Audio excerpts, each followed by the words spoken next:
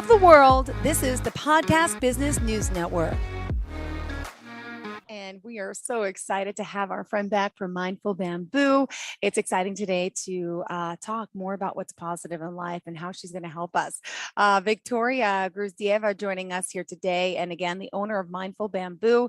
She's based out of Harrison, New Jersey, but she's working with people all over the world. Welcome to the show today. How are you? Hey, hi Jill, hi everyone. Thanks for having me today. Yeah, I'm doing great. It's a nice, really warm day in the area. So yeah, great mood and really excited to be here today and to speak to you on a very important topic for our wellness and mindfulness. I cannot wait to hear about it. And just to confirm, Mindful Bamboo, they provide so many different services to really improve your wellness. And let's point out the website to start. Right, so the website is mindfulbamboo.com. You will see it's more of a blog, so you will see a lot of information there. There's a contact form and links to my social pages, social media. Also, there is an email address, info.mindful.bamboo@gmail.com. That's the best way to contact me with any questions you have or anything you're looking to get. Great. So coaching, tarot, mindset, there's a lot to you. And today I know you wanted to talk a little bit about the life calling, right? And finding the most synergetic occupation. Could you talk a little bit about that and give us the background on it and why it's really relevant, Victoria? Yes, so I feel this is something that could be of interest to many people and on many different levels, because we'll approach these kind of questions, more seriously sometimes, and sometimes more of a kind of like, I want to spruce my life up, I want to try something different. But the more, and especially the more I get this with my clients and with people I coach, that the more you kind of expand your horizons and your consciousness, the more you're trying to improve the quality of your life, the more the question comes up of, is whatever I'm doing and I'm spending my time on, is that the good use of my time? Is that something that I'm excited about, that makes me happy? And then the questions start come up of like, well, if it's not, what is it? Or maybe I could add something to what I'm currently doing, because whether we like it or not, we often focus our life around our careers, our jobs. We move around the country or in different places because of a good job opportunity. It's not as much of a case these days, but it's still a big deal. And we want to succeed, we want to have some recognition. That takes a lot of energy and a lot of time. So you might as well spend that on, that time and effort on something that you truly believe in and something that excites you day after day. Otherwise, with time, it's going to become a burden.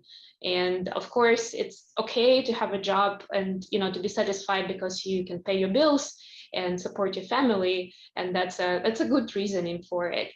But even if you don't want to change your life drastically, at least you probably would want to look out for something that you can do in your spare time or outside of the job that will provide you that, potential fulfillment and just overall emotional fulfillment that you may not necessarily have at work. Or a lot of people go under a lot of stress at work because of all the pressure, because of how important it is. Even in psychology and the Maslow pyramid, job is actually has very high importance because it provides a lot of all these kind of basic needs. It provides a sense of security and so on so many levels. So it's not just about being content with, being able to buy what you want. It's on a psychological level, it's something that we care about a lot. So that's why it becomes a point of stress and pressure a lot of times. And if you add to it the nature of work, where you have a lot of responsibility, for example, or you're in an executive position, it becomes even harder.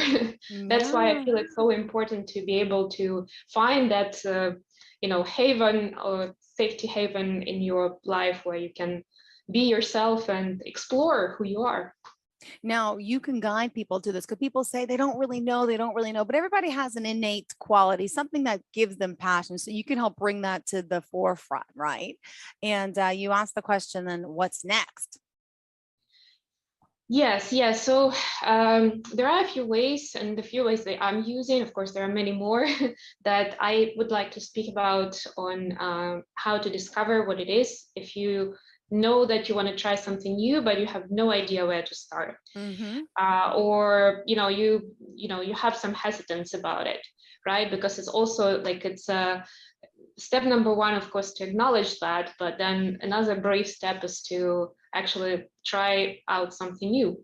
And it's a little bit easier if you already know some people who are doing it. Like for example, you have a friend that is into, I don't know, paragliding, and you're like, yeah, I really want to try that. It sounds Mm-hmm. amazing. And you at least have somebody who you can share that with and who can support you with it. But if it's something completely different that nobody in your surrounding is doing, or it's something very different from what you are used to, which I think is even more exciting to a certain extent, but that's where it gets a little bit harder to move on your own. And that's where those additional tools may be of help. Got it. And also, a lot of us are fearful, have anxiety, and how do you get through that part of it all, and that whole fear and negativity, negative self-talk even.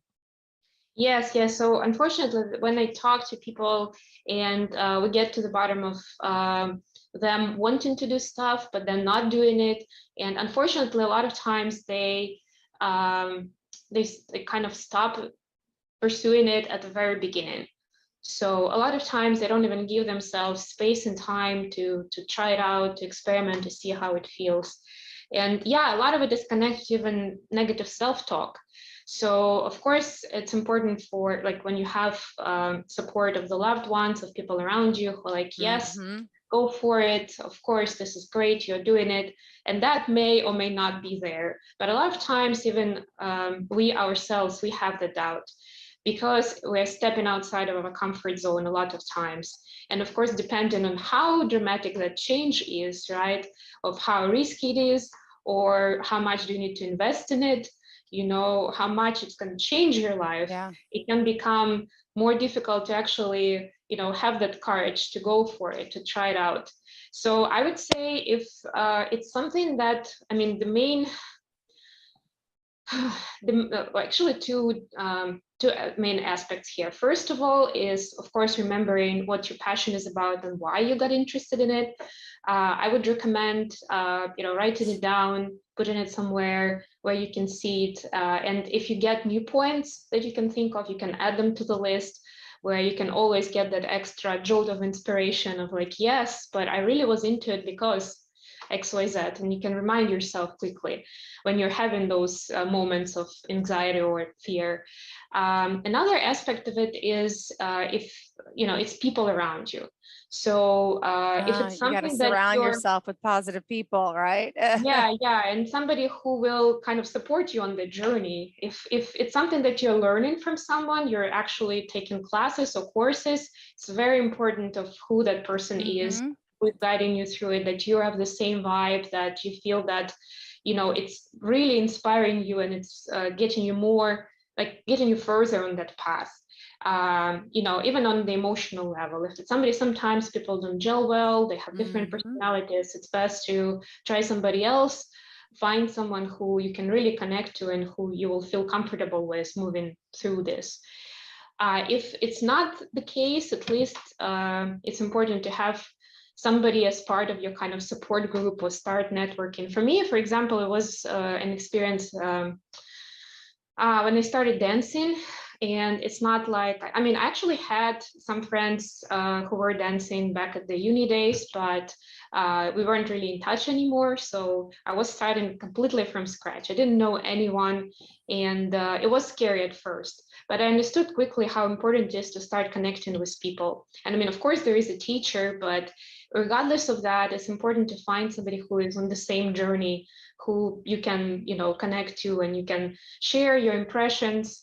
I don't know, complain even about some things, but you can kind of hold each other accountable, but also keep it more interesting when you have that and you're not feeling like you're just moving through it alone. Because we are social creatures, right? So Yep. it's important to have that someone who you will be making it exciting for the both of you mutually, and that's really important, I find. And Of we course, haven't, right? With COVID, we've been unsocial. We've been so tricked and trained with our mask and to stay away from people and distance. And how has that affected us, our mentality and our mindset, Victoria? yeah, I would say that yes, it was. It shifted our perspective a lot into like more of introspective vision, and kind of like not relying as much on like physical communication with people, face-to-face communication. But I would say that from my experience, my own experience, and people I'm talking to, is still created. It was like a kind of like a quiet time for a while, and now it created even more hunger for being connected, for creating that community, even if it's online, if it's virtual. But it's still important to kind of have that network of people around you, so that you don't otherwise it's basically it creates a more of kind of narrow-minded vision, I would say, especially if you're pursuing something completely new for yourself, because there's obviously a lot of things you don't necessarily know, or you don't understand at first. So it's so much, it means so much to be able to share that experience and to kind of connect on those points where you may be struggling, or you want to kind of validate what's happening with you with somebody else. Got it. Wow. And could you talk a little bit about some of the things you can do to help people, some techniques help you find your calling? You mentioned astrology, natal chart, major placements. Can you talk about that? Yes, yes. So I have a few ideas for different people depending on what you're leaning towards. Astrology, I find it is a very powerful tool, actually. The natal chart, yes, the major placements that basically tell us. So that's, in a nutshell, it's the placement of planets and main planetary bodies at the time when you were born. And that kind of predefines certain inclinations, certain skills, and even certain lessons that we're learning in this life, or we should be learning. And I would point out two major items here. So first is the north and south node of the moon. They're mathematical points, actually not planets as such, but it is something that's calculated, and it's a fascinating topic, and I'm sure you can look it up online, a lot more in it. But in a nutshell, basically the North Node, it's like the connection of this concept of the North Star. Basically, it's like a guidance star to where you're going. It's and astrologers believe that it's really your mission. It's something that you're pursuing in this life that's going to give you the most benefit, the most outcome, the most content and realization, that self-actualization that psychologists talk about. That's like the most of it. But the problem, of course, in finding what that is. Some of us are luckier than others. And that's why this Yeah. information is very useful, because it's giving you some direction and some guidance. And this spoiler alert, it's not going to be something that you're necessarily that is easy for you. It may not be something that you can think of like the first thing on your mind. A lot of times it's something like I was saying, outside of your comfort zone, and something that you're supposed to discover for yourself, but eventually will become that success for you personally, and socially, and even globally.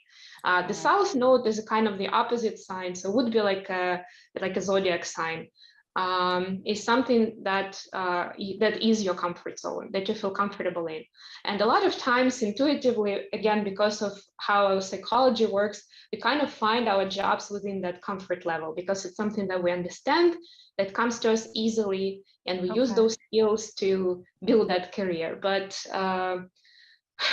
and I mean, everybody can analyze it for themselves, of course, but I find that from astrology point of view, though, that's a really important point. Another one is a Chiron, so it's like an asteroid, and there is also, like, if you look up at your natal chart on the websites, usually they give you Chiron placement, and that is like your weakness. This is the point where you may have experienced some painful experiences, some trauma, but that's in essence, and that's another idea for, food for thought really is the hardships and the challenges that we overcome eventually become our strengths, because that's usually the Wow. topics that we become experts in, True. that we dive deeper into to overcome those challenges. And that's eventually a lot of times is what the world basically needs you to share, because if you've learned something useful and valuable, then of course there are people out there that want to know more and that you can help. Let me ask you this. Now, just a little bit about yourself for new listeners out there today and viewers. Tell me a little bit about how you got involved in this and just about your childhood, because you've always had this intuitive gift in a sense, right? Yes, I did. And I mean, my family wasn't, I wouldn't say that they were particularly supportive of this. So it was almost like my own learning experience and journey of, just, for example, being very intuitive, being able to read on what's going on with people around me. And you can see it even more promptly when people are trying to hide it. And it could be for a good reason, but it's almost like sometimes you like can feel this wall, that the real person is out there, but you cannot really connect with them. On the other hand, I also felt I was really into teaching and spreading knowledge, and a lot of games that I played were about that. So at least my parents knew that I would want to do something with teaching for my career. So they kind of supported me that way, and that was good. But in terms of all this kind of more of a spiritual and esoteric side of it, I didn't get too much into it until my teens and until I started taking up philosophy and psychology, and I kind of like fell into it, and I found so many answers in my life to what I was going through, both the good and the bad, of course. Mm-hmm. And I kind of started digging deeper into that. And then there was another, I don't know, 5 to 10 years where it was more of my self-discovery journey. And I mean, it was still a different time where we didn't have as much information and didn't have as many opportunities to really make it into a career, make it into something that you can do full time. So it was definitely beneficial for myself. And I would say for anyone who is interested, if you're only interested to do it for yourself, that's already a big deal, right? Because that's our priority, no matter what, is to heal ourselves, to help ourselves be happy. And only then you can truly do the same for other people, with the love and kindness that you will have in your heart, because that's how you're going to feel. So that was still valid, but I'm so glad that I came around and there was another cycle of like, challenges and healing that brought me closer to this, and kind of got more into tarot. Wow. And astrology and mentoring side of it. And I realized that, I mean, I would say the main reason of how you know that it's something that's your calling is that you're really curious, you're really excited about it. And that's why in one of our previous conversations, I mentioned the childhood memories and things you like to do as a child, because as children, we don't have as many society filters on top Yeah. of like, is it Just go something for what you want. You just yeah. do it without even thinking. And what people are going to say, worry about. It's just an innocent way of thinking and just so pure. Yeah, absolutely. So it's very important to be able to kind of go back into the journey and see more into it. And even now, I mean, I've done a lot of that going back, but even now I'm still remembering certain specific episodes where there was something exciting that I tried doing or I wanted to do. And I'm like, well, now it makes so much sense Yeah. how it kind of translated into my life.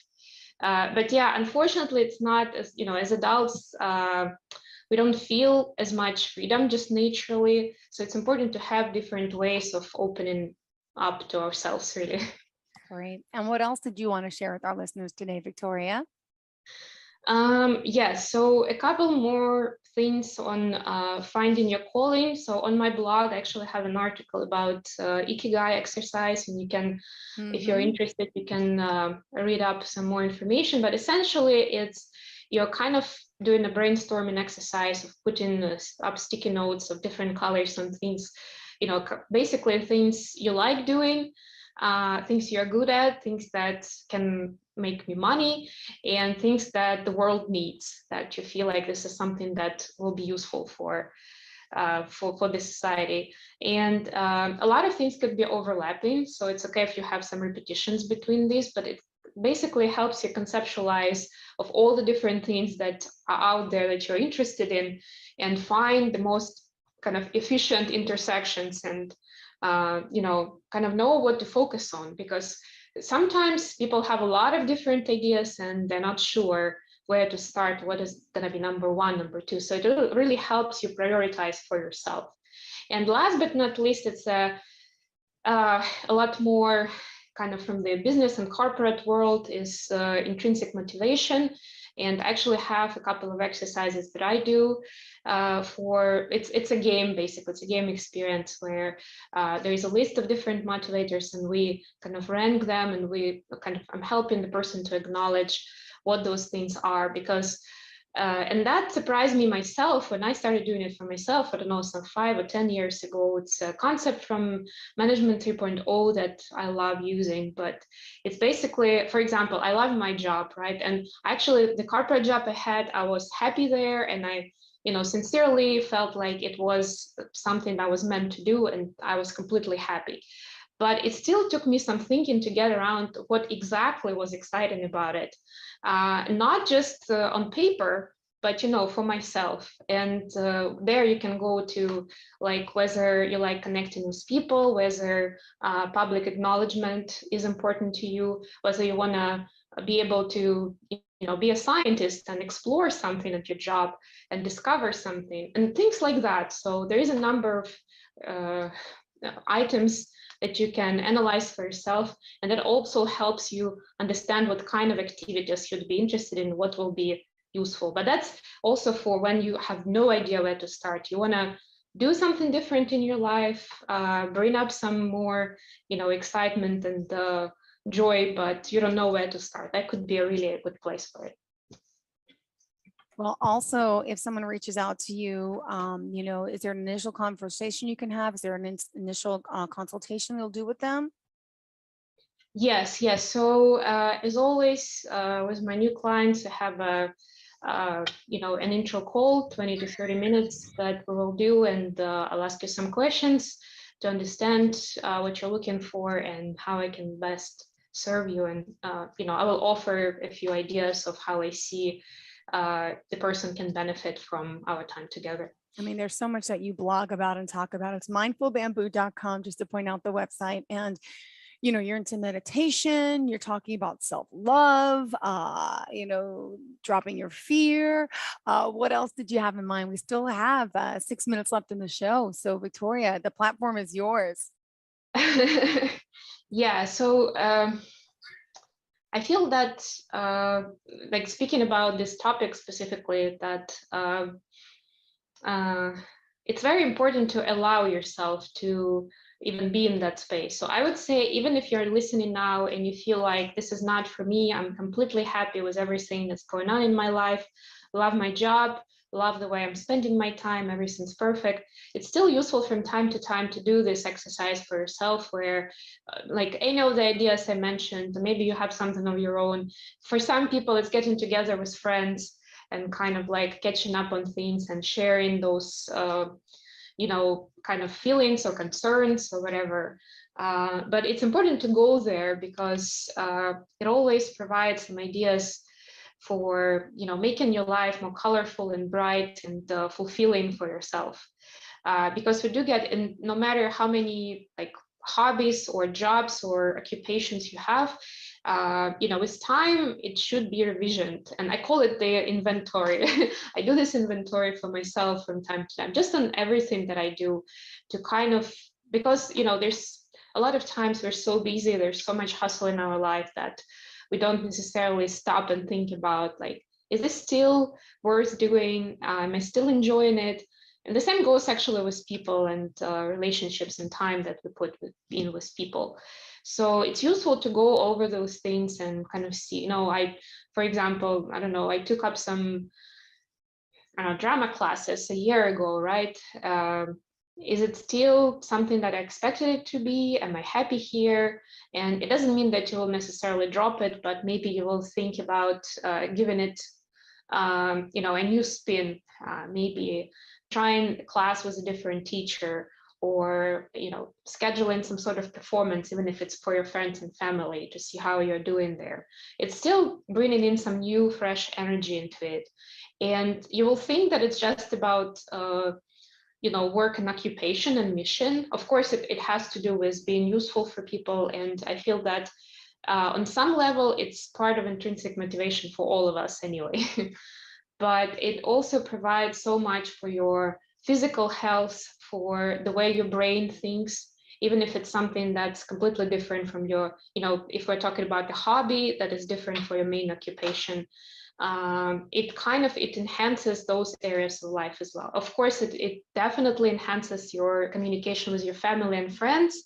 And I can guarantee that if you start pursuing those ideas and dreams, that they will see a difference as well. Hopefully they'll be supportive of that.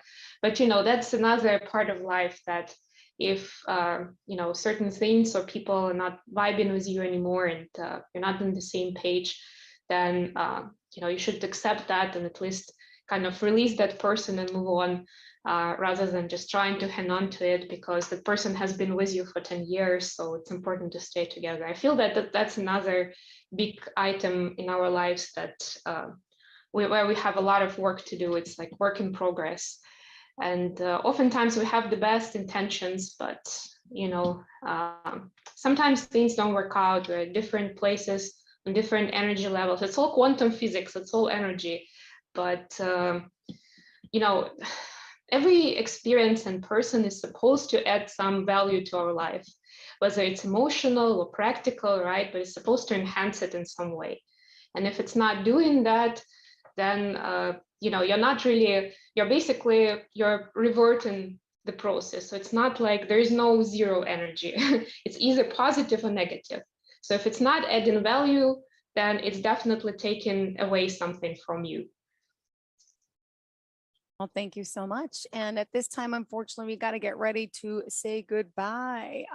Tell us how we can reach out to you, please. Right, so the best way to reach out is through my email address, which is info.mindful.bamboo@gmail.com. There's also a phone number, 646-8844-209. There's a contact us form on my website. There are also links to my social media pages. Among the social media, I would recommend my Facebook page. It's called Mindful Bamboo Wisdom. Of course, you can contact me through that page as well. And yeah, you can follow me. You can follow my YouTube channel for new content, for the updates. And I always welcome any feedback from listeners and viewers, and we can create that content together. Great. So mindfulbamboo.com. How do we find you on social media? So my Facebook page is Mindful Bamboo Wisdom.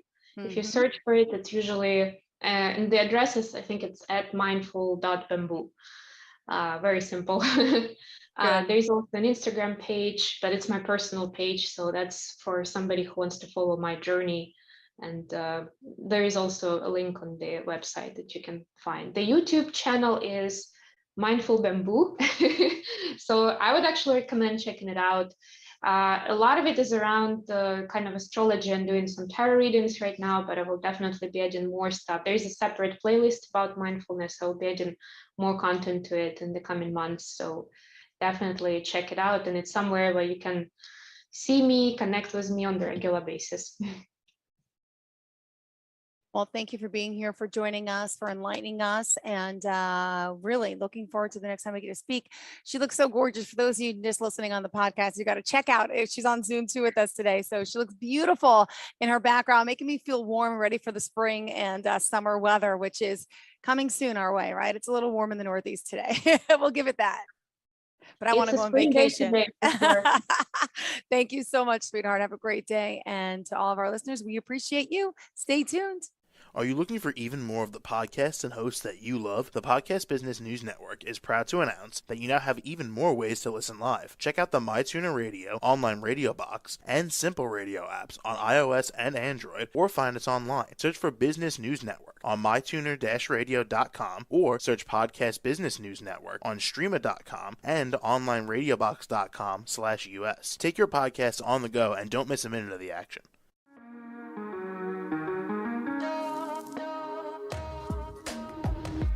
Broadcasting from the business capital of the world, this is the Podcast Business News Network.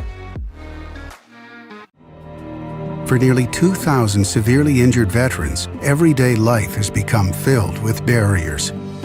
Day-to-day simple tasks can become pretty daunting. I have to carry my chair up 2 flights of steps or have somebody do it for me. What scares me the most is just the falling.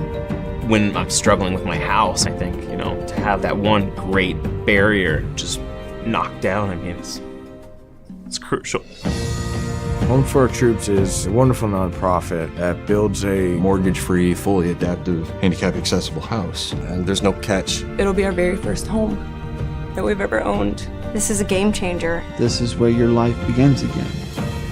We need you to join us in completing this important mission. Please visit hfotusa.org and help build homes and rebuild lives. Because of you, everything's going to be okay.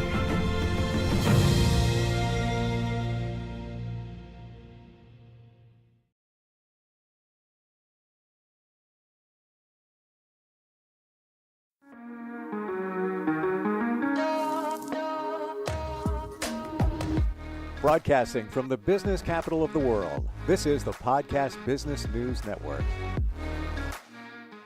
Hey, welcome everybody. This is Walking Between the Raindrops. And in that you find yourself in many ways when you go in between those raindrops and what life is all about and where you want to go with life. And sometimes you need a little bit of help with that. And with that comes hypnotherapy and so much more. And she's a master alchemist. She is Debbie Unterman, and she joins us again. Hi, Debbie. How you doing? Hey, Steve. I'm very refreshed. Just got back from a trip to Florida, so I'm feeling good.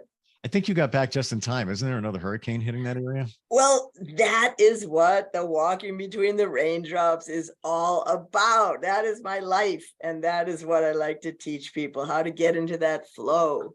And literally, that happens to me all the time, including today when I just went out shopping. Windshield wiper flaps. I get home, it stops. I get my groceries in. The rain starts again. That's my life. That's the way I like it. You ever do this? You ever go into a parking lot, crowded village, city, whatever it might be, and just throw out to the universe like, I'd like to have a spot. Can I? Yes. I'm going to find a spot. I'm going to find it, and it's going to be right over there. I'm going to make that car turn right there, and I'm going to find the spot I need. And more times than not, I throw it out there. I get that spot. It just works. I don't know how it works, but I know putting it out there. My family for a while used to call it pulling a Debbie. Pulling it. Oh, I love that. That's fantastic. Wow. They saw it happen so many times. So you're a certified hypnotherapist, correct? Totally. Clinical hypnotherapist. I've been doing it for 40 years. That's why I changed the name to Master Alchemist, because it's alchemical hypnotherapy and it's very different.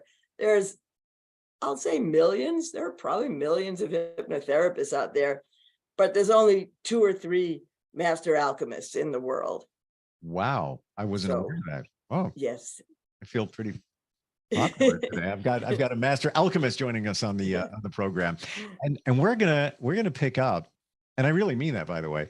We're gonna pick up where we left off the last couple of times we got together, and it's 10 ways to realize that everything is perfect. Yep, and that's getting into the flow, like I like to call walking between the raindrops. Because what's better? That's what I keep trying to explain, that stuff's going to happen. We've talked about that.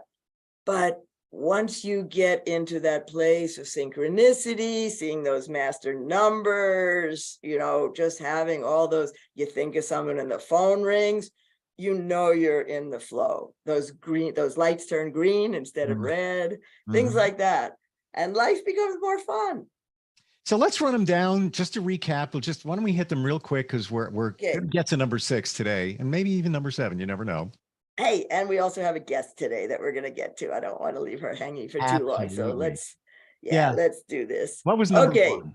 Number 1 was to go within. It is the most important one, is that we stay so cerebral, so much in our head, that it's really important for us to get out of that place and into that peace, that place inside where that monkey mind slows down and things start bubbling up. And a lot of people like to go work out, run, push it down, drink, smoke, do something to not have to get into the stuff that starts coming up. But I'm saying, no, you have to.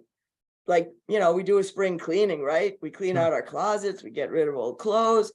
We have to do the same thing inside. So the going within helps you do that. Then the next one we talked about is to face it.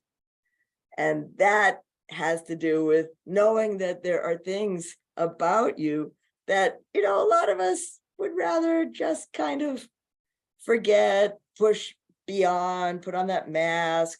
But sometimes we have to be able to face who we really are, what's really going on in life.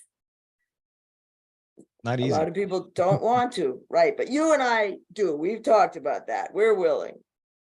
Once you've done that, you want to be able to feel your real feelings, not throw it all out there and project all that stuff onto other people, but realize what is yours. And some of those feelings are not really pleasant, but it's important to feel them anyway. I was just, I think I was listening to one of your podcasts. As a matter of fact, it might have been. And I'm like, who did I hear say this about crying, about the need to cry? It might have been something else, but I listened to so many of your podcasts that. I think I talked about that, even coming from a guy, that it's okay to cry because you need to purge. You need to get that emotion out. And if you're not feeling everything from happiness to sadness to crying, all of it, you're not living. You're just kind of in a, vacuum, a bubble, a protected space. It's not living. Right. And I think there's science about it now, too. I think they have come to the point where they're saying, oops, we were wrong in the 60s, 70s, 80s, all this macho man thing about being the big, strong man. No, it is really important to feel feelings, and everyone needs to cry and forget about all that. You're a baby. You're too sensitive. I hate that line. Ooh, how many of you out there hate to be called sensitive? Like, what's wrong with being sensitive? I don't know about you, but I embrace it. I tell every girl I meet, I'm a sensitive guy. I'm telling you right now. Hey, I hope they like that. Yeah. You know what? It's because I'm being honest and I'm in tune with feelings and other people's feelings. I try to be, it's because it's important. It's life. It is. It is. So we need to feel all our feelings. Sure. And then we get to that part about forgiving ourselves for being powerless, weak, stupid, gullible, lonely, imperfect. And also forgiving yourself for when you do, break something, or, you really were the cause of something. Now there's sometimes more. We need to maybe apologize and atone for those things too. But we also can't just live with it forever and blame ourselves. How many people have survivor's guilt? For sure. How many people come back from war and the PTSD is all about the fact that they're still here and their buddy's not? There's a reason you're still here. Karma is real. We all have different amounts that we're meant to do on earth. So the last one is to empower yourself, to feel the power of being here and not having to kind of apologize all the time for it. People who are always saying, oh, I'm sorry I said that, I'm sorry I did that. No, be right out there. Feel your power. Be a powerful person. It's okay. But in order to get through all these steps, you have to climb through them and do them all. Otherwise, you're a bully. You know what? I get a visual, Debbie, of a horse in a ring, and You ever see the barriers? They jump over it. They jump over another one. Yes. Another. It's almost like these 10 steps. You need to go through all of these, over all of them, to realize that everything is perfect. But if things are out of balance, like you said, use your power, which was number 5 on our list. So many of us are afraid to bring it. Like we're afraid that, I'm going to be perceived to be like I have an ego or I'm kind of cocky about something. No, you're you. Embrace it. You're unique. Nobody else is like you. So bring that on. It's okay. Yep. And the people that don't like it are probably the people that haven't gone through all their stuff and they're projecting on you that you think you're something. Yep, absolutely. And you're not. They're making you feel guilty. You're you. Don't allow it to happen. So we're up to number 6. Should we bring in our guest before we? Yes, let's go ahead and bring her in because she's been through my classes and sessions and right. So she knows all this. Let's bring her in. And she's somebody who has worked with you quite a bit, right? She went through a whole, when my class was 100 hours, it is now 200 hours. And I've not been teaching it much since then, but she has gone. This is Sherry Eisenman. She's been through the whole 100-hour training. So she knows all about alchemical hypnotherapy, what I do. She, in order to go through the class, you've got to go through it yourself. Welcome, Sherry. How are you? I'm doing great. Now that your class is 200, I probably still qualify just for all the sessions that I've had over the years. If they would let you do that, yeah. Good luck with that. I have to talk with the boss. How are y'all? Yeah. Doing great here. And I didn't know when Debbie had said that we would have a guest here. I thought it was somebody who you've worked with and got hypnotized and went through things, which is the case. I didn't know that you went through the classes and the training as well. Wow. Okay. That's awesome. Hey, I can also say that when I was writing my book, she was one of my kind of editors, chapter by chapter. Love it. Yeah. Proofreaders. Yep. She read it. It's interesting. I'm gonna jump in and if you don't mind, without prompting, and just tell you what even led me to Debbie in the first place, because in a way, it's a kind of fascinating story. I've never been a really spontaneous person in my life. I'm a massage therapist also, and I was teaching. I had a teaching partner who was a friend of Debbie's, and after working with him for a while, he said, I have someone you need to meet. And at the time, I was in really deep psychotherapy. My father was a concentration camp survivor, and except my teaching life, my life seemed to be quite miserable and a lot of suffering. And I really just thought that being born as a child of a concentration camp survivor, that part of my journey was just kind of suffering. And I met Debbie and she offered me a session. And I had one session and I've never been back to a psychotherapist. Wow. Since then, it changed my life so much that first day. And I've come to find out that I'm this kind of person where when something works for me and I'm really fascinated by it, I have to know everything about it I can. And so I immediately stepped in to get certified in Debbie's work. Amazing. And it goes right back to what we said. And thank you for sharing your story, Sherry, and being honest about it and transparent. It goes back to what we said even a couple of podcasts ago, that those things that happen in your childhood, and same thing for Sherry, that, she was aware where her father was, what he went through, but it impacted her at such a young age. And then you carry it through your adult years, right? Absolutely. Absolutely. And I grew up in Birmingham, Alabama, which is a very nice place to be born and to grow up, maybe. And there just were not many people that I felt had anything in common with me as far as how they grew up. And so I didn't really understand the importance of that early childhood learning and the epigenetics of coming from that kind of a family. And I really learned that in my work with Debbie and taking Debbie's class and really diving deeply into this work. Pretty much, took me through, Debbie was reminding me the stages of being a butterfly, from realizing that I was living my life in this chrysalis where I was just pounding on the edges, trying to figure out how to get out, into really blossoming into my true self and really recognizing the different subpersonalities that had been walking me through an existence where I really suffered a lot, a lot, and changed it into an amazing life of self-actualization and discovery. And I'll self-profess that I went in as a very deep skeptic.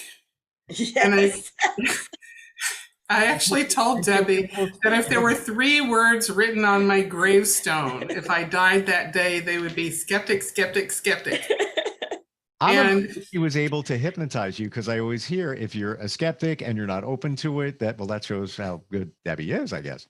And that once again, it shows that alchemical hypnotherapy is so different. Yeah, it's not TikTok hypnotherapy at all.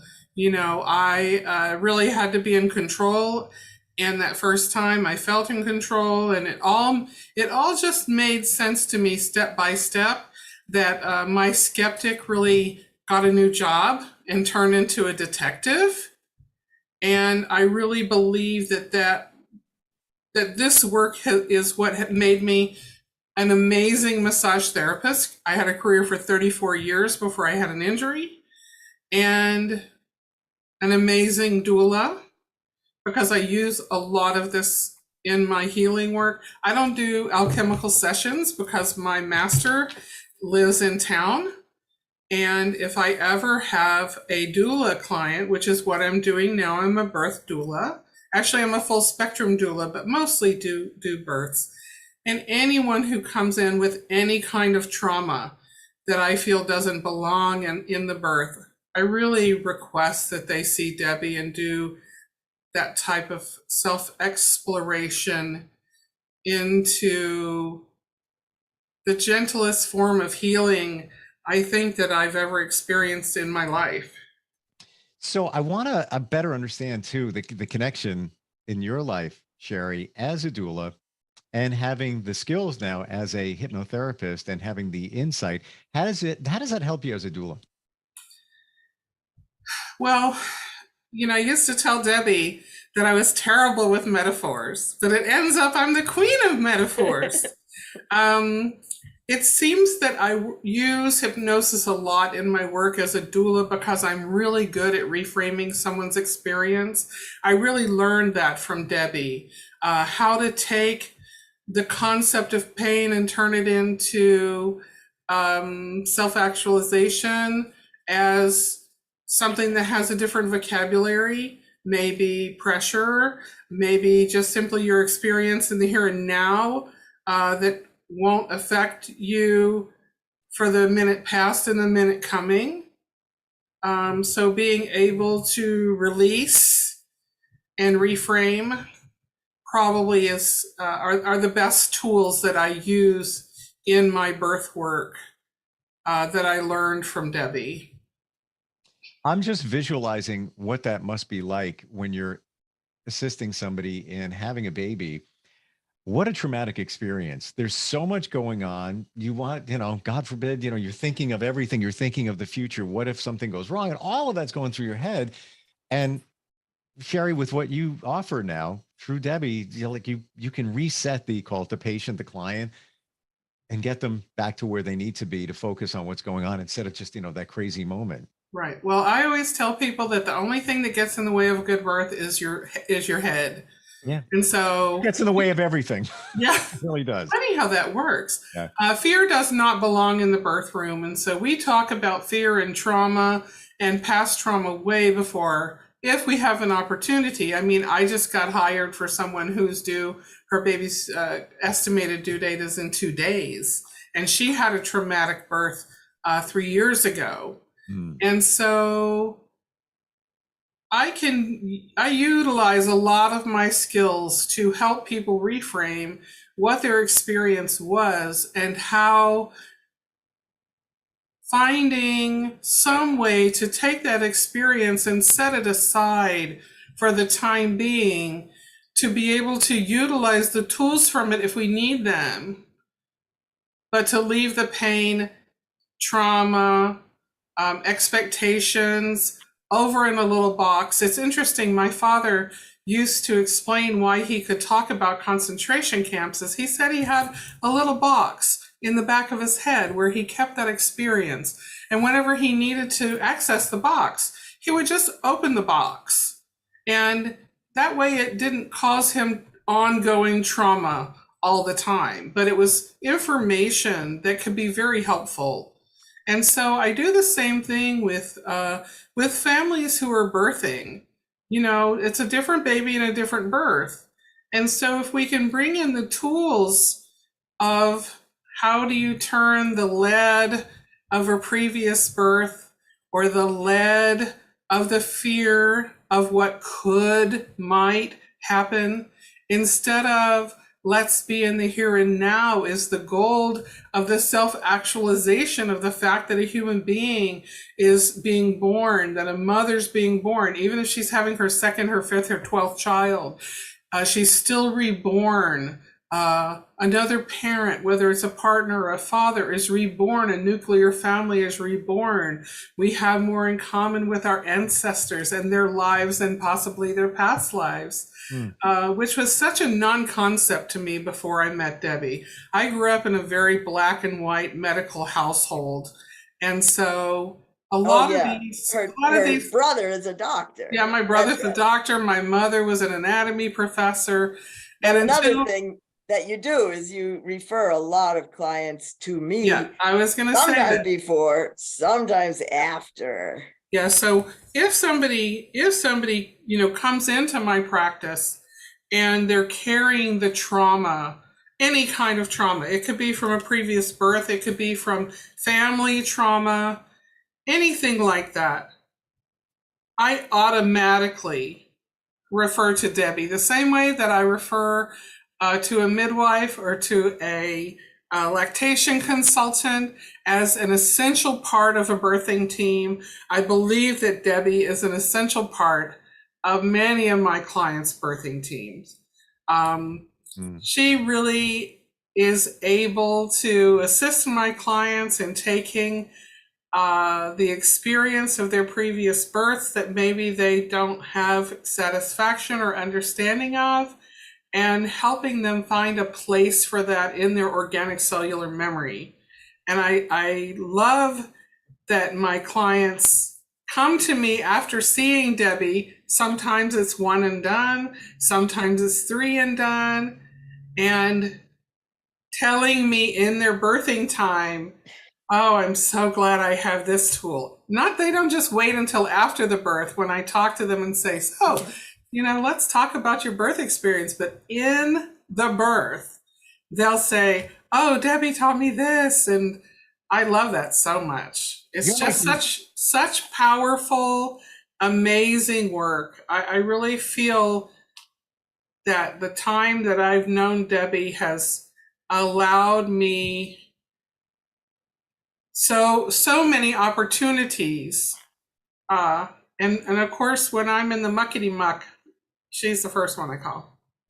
You are like the secret birthing weapon, because you're not only just that, you really are. You're not only just a doula, you're armed with all these other skills that you got from Debbie. And we have a couple of minutes left here, and we left off at number 6 on the list of top 10 things to realize that everything's perfect. Can we pick up at number 6? Okay, let me say something very quickly. It is about realizing your connection to spirit, God, nature, all that is, whatever you want to call it. And also, our relatives who have passed are also with us. And so I wanted to show this feather it's big, if you can see how big it is, Mhm. that I found as I started my trip to Florida. And I know that this was left by my mother. I was driving down with my brother. We stopped at a restaurant, and it was really funny too, because I was driving, I got out, he was standing right by the driver's seat, and I looked down. He was right there. He didn't see it. I did. I said, look at this feather, because I'm always finding them and I know they're Mom. And he hadn't seen it. So that is part of the magic and the fun. And there were more times, we went right to the condo she lived at, that she walked the beach, for 10 years before she died of Alzheimer's. And I felt her a lot, but right from the beginning of that trip. You know I what? know that's about all I can say today about it. We'll have to continue next time. I just want to share with you, Debbie, I'm so on your page that the signs are there if you look for them. And my mom, same exact thing. I pray to her, I call on her, and she sends me signs. And Sherry, biggest skeptic right over here, but there's no way to punch a hole in what I experience. And just what you said, and your brother, Debbie, I was going through something very major, had a very important appointment, life-changing potential. Thought about my mom the night before. That morning, just like vibed her big time. I'm driving into the parking lot and I'm like, I hope this goes good, Mom. I hope it goes well. And look down and I look at an energy drink I had in the console, and it was my mom's birthday. And that was good enough for me. And my friend said to me, and I'm bringing this up because of what you just said with that feather. My friend said to me, yeah, all right, that's good. And he believes it, 1 in 365 chance. And you're asking for the sign and you got that sign at the moment. But then he said, you know what? What are the chances that you looked and saw that expiration date on that carton of protein drink? And it's the same thing. You could have missed that feather. Your brother did, but you saw it. Yep. So that just reinforces the fact that if you're open to signs and signals, you're going to see them. And I believe they're legit. I really do. Okay, so I have a confession. I was walking, and I recently lost my husband.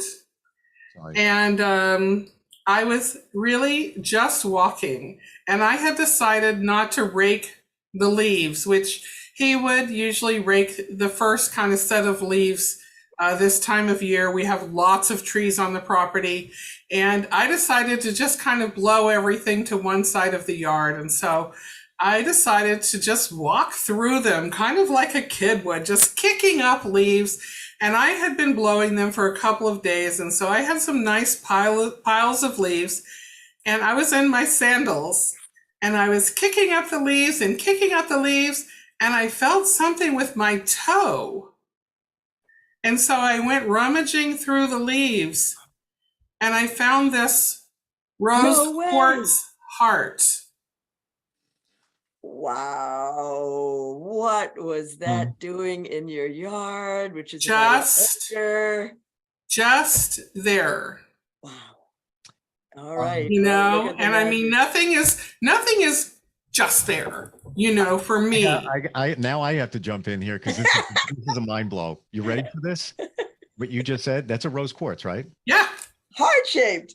A heart-shaped rose quartz. You ready? Which is my healing stone. Are you ready? Ready. My mom's name is Rose. Ah. And there you go. Thanks, Mom. You can't make that up. And that's my the rose quartz is my new thing now. I have one hanging from my rear view mirror of my car. Yeah, that's really amazing. And it's amazing that you found it, because literally needle in a haystack. Needle in a haystack. You're not going to. It really. I'm talking piles of leaves, and so on an acre of land. Yeah, I'm not surprised, because I'm not a person who believes in coincidences. I believe in the fact of matter, not the matter of fact. Yep, agreed. And yeah, a lot. I'll say that a lot of that, I'm going to bring back to Debbie, having been not a spiritual leader for me, but a good wake-up call in my life. I'll never forget the day that I realized that anger had a meaning and a purpose and a voice of its own. And I've brought that into my healing work for years and into my birth work. When I tell moms that labor has a voice of its own, it has a language of its own. And if we allow those voices inside our heads to speak, then we learn how to listen to them. And it's been the greatest tool that's probably been spoken in my entire life. The work that Debbie does is amazingly powerful. I don't know anyone else who does it the way Debbie does it. I mean, I tell my clients, I'm certified in the work, but there's no reason for me to do that because Debbie is truly the master alchemist. And even though I can utilize the tools in our work together, Debbie is the healer for that type work. And I'm grateful she's here in Atlanta.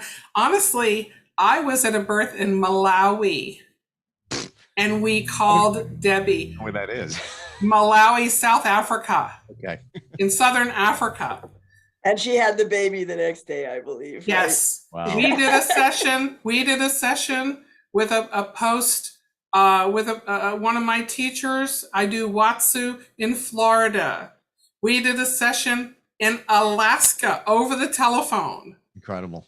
This powerful. I could do it, but there's no reason for me to do it because Debbie's work is so amazing. So I want to just go on for another half hour, but they're going to cut us off. I know we've All gone right. way up. I'm going to add just one thing because we talked about boys should be able to cry. We also say girls should be able to get angry. So I'm glad you brought that up before you were on. We were talking about emotions, and we have to have access to all of them. There's no bad emotions if they're not hurting anybody. 100%. We don't want to be hurting anybody, but the emotion itself is okay. To cry, to get angry, we need to get it out. Yep. I call it the emotional bucket, and it's just going to keep filling up unless you let some of it out, because you got to let the good stuff back in. I want to tell everybody the website, gobeyondbeliefs.com. Gobeyondbeliefs.com. Debbie, great having you on. Sherry, thanks for joining us and all your insight and honesty and transparency about everything. Wow, good stuff today. Really good stuff. Thank you. I don't even know I don't know how to end. I want to begin again. We don't have any time. I know it went fast. It went fast. Yeah. Looking forward next time we get together. Thank you so much, both of you. All right. Take care. All right. We'll be right Bye, back. Steve.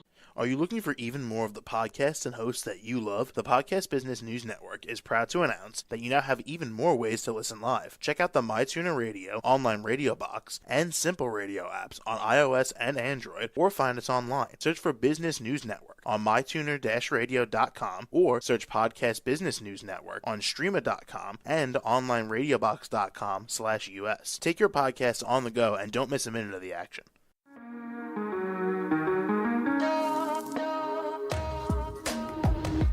Broadcasting from the business capital of the world, this is the Podcast Business News Network. For nearly 2,000 severely injured veterans, everyday life has become filled with barriers. Day-to-day simple tasks can become pretty daunting. I have to carry my chair up 2 flights of steps or have somebody do it for me. What scares me the most is just the falling. When I'm struggling with my house, I think, to have that one great barrier just knocked down, I mean, it's crucial. Home for Our Troops is a wonderful nonprofit that builds a Mortgage-free, fully adaptive, handicap-accessible house. And there's no catch. It'll be our very first home that we've ever owned. This is a game changer. This is where your life begins again. We need you to join us in completing this important mission. Please visit hfotusa.org and help build homes and rebuild lives. Because of you, everything's going to be okay.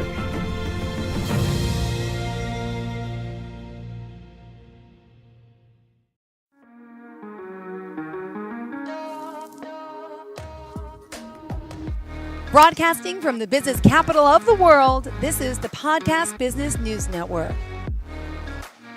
We are back with the Family Collective, yes, helping people worldwide. And we're here with Diane Arnold, who's from Charleston, South Carolina. Presently, I think she's away, but she's a licensed professional counselor and specializes in mental health, relationships. And again, the name of her company, thefamilycollective.co, is helping so many people in so many places. So welcome back today. How are you? I'm doing well. How are you? I'm doing great. Physically not so well, but okay. Oh, what's going on?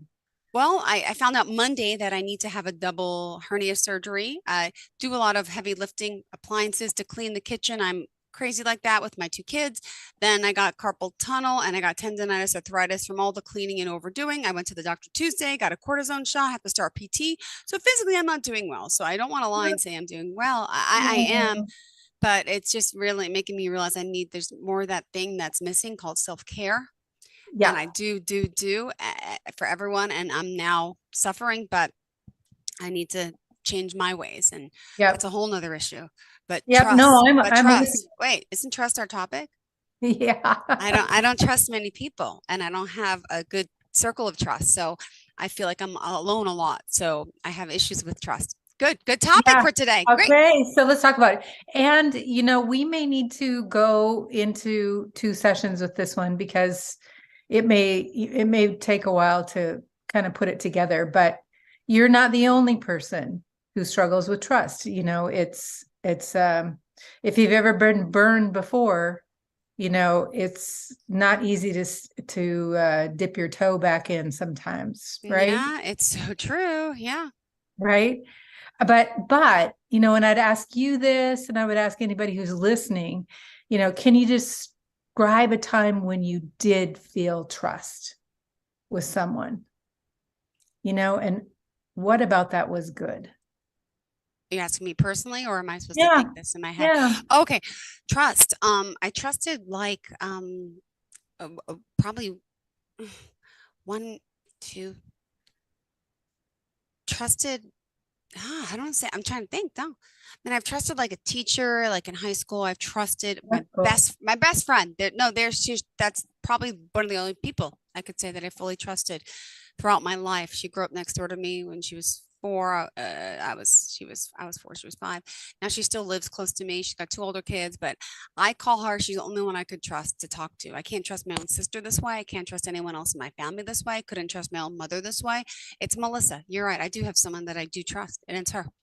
So what is it about that? So I'm just kind of asking that in general, but you can answer that, what is it about that relationship that feels good? Understanding, no pressure, no. So they don't feel like no they judge judgment. Yeah. Okay. Like you can come to them with anything and everything. And I think like a lot of times it feels like they're on your team. Yeah. Right. So even though you've done something horrifically stupid and you come to them and you want to talk about it, they're on your team. They may not agree with what you did or what you said, or a decision you made, but they've got your back, right? 100%. Yeah. 100. I would 100% agree. But when I ask the opposite of that, if you can think of a time, or if, like I said, if anybody out there can think of time, that you did feel mistrust or betrayed, what made that feel bad? There's so many times. My gosh. Even recently, what is it? I feel horrible, but I also feel, I knew it. Like, okay, I'm used to this, like to the point where it's okay, but it's not okay. But you kind of get numb to it. Yeah. You're like, you can't let people in that far. Right. Never do. Yeah. So I think it boils down, at least for me, to, seems to be like a lack of understanding. And what they didn't get what I needed. They didn't get, what was important to me, or worse yet, they ran over that. you know, yeah, they didn't think about me. Right. That's kind of what it feels like. And one of the things that I would like to talk about today is a lot of us say what you and I have just said, Jill, is like, okay, I don't trust that person. But then when I think about naming why they're not trustworthy, I can't quite put it into words. It's like this big concept, you know? So at the Family Collective, one of the things that I've taught on, one of the things we do well is in the nonprofit is talk about relationships, you know, not just how to build them, but you know, how to restore them and how to walk healthy in them. And so with this topic, with trust, I think it's important for us to know what's the anatomy of trust. What in the world, you know, are the dynamics of that? So I know which cog is off. Yeah. Does that make sense? Yeah, totally. Yeah.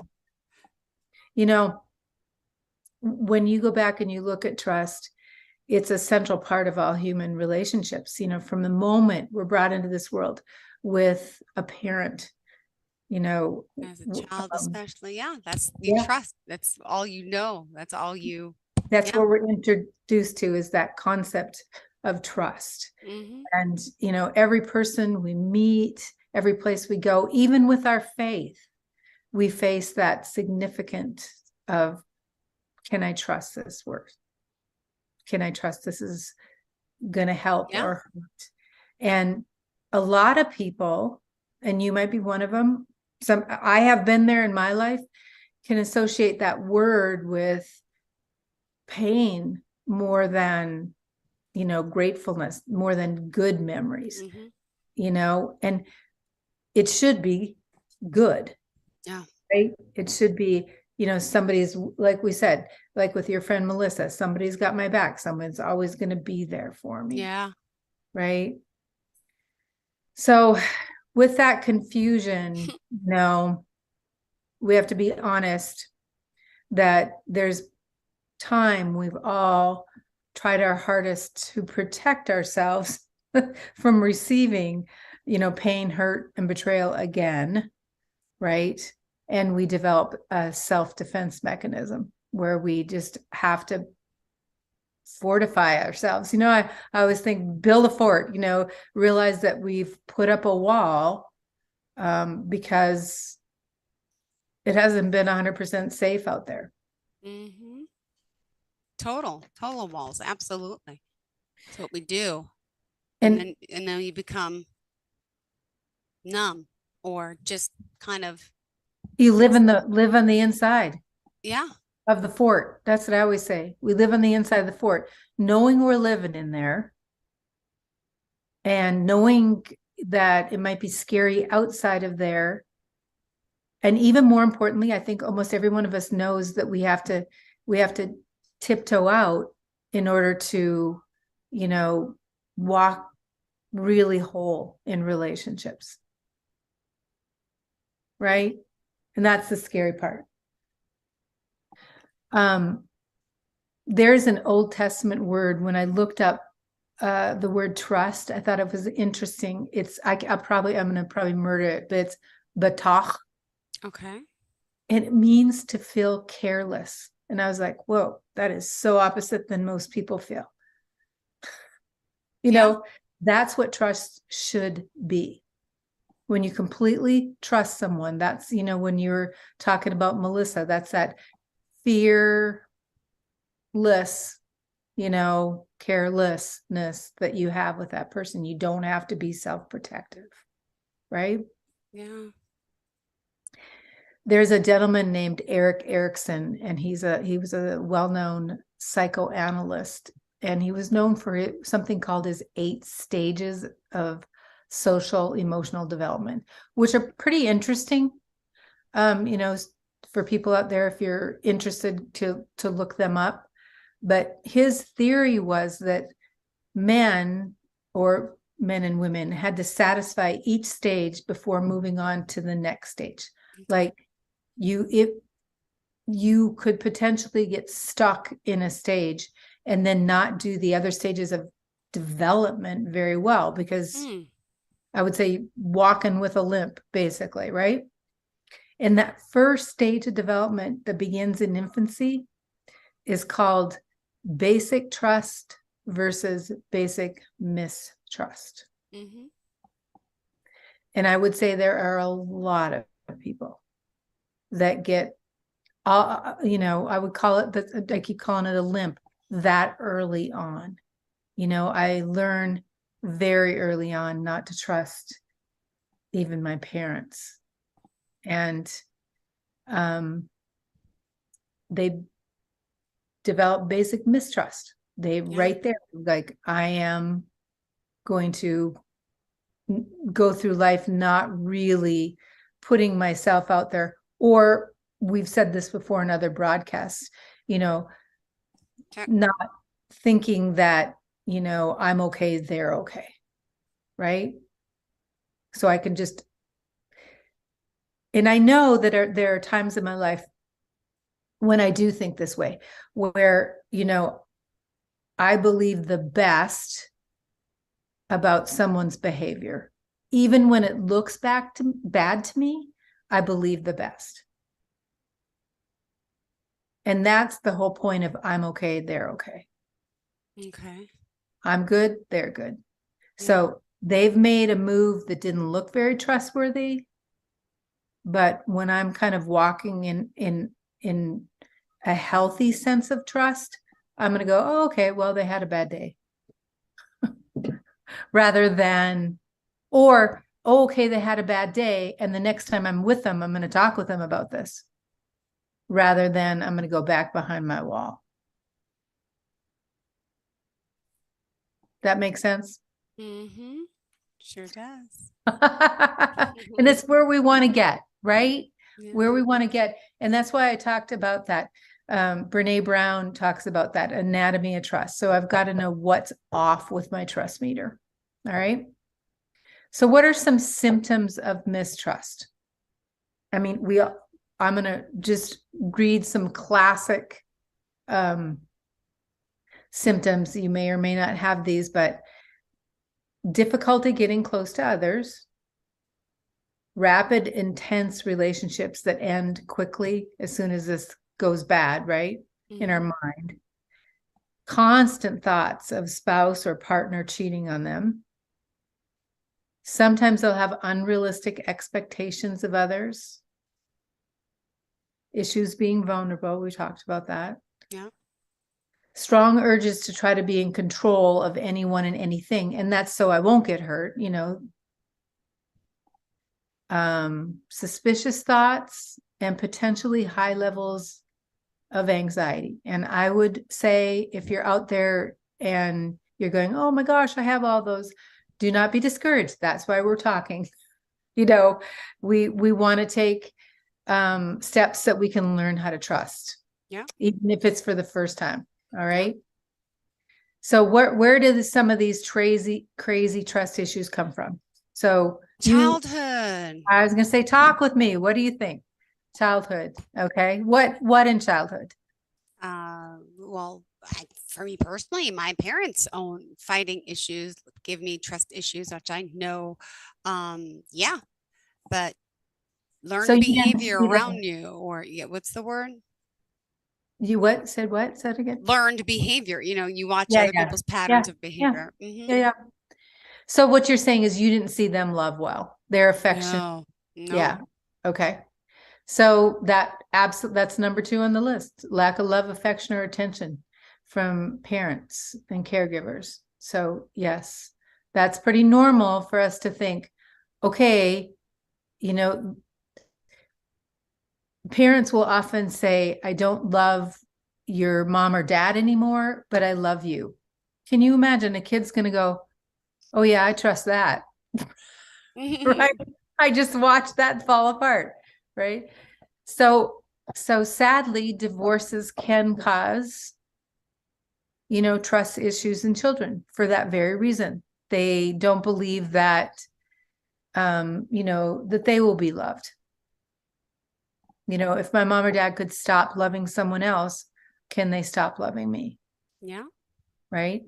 And, as a child gets older, that, that understanding, can get better, but little children, don't really know how to perceive that very well.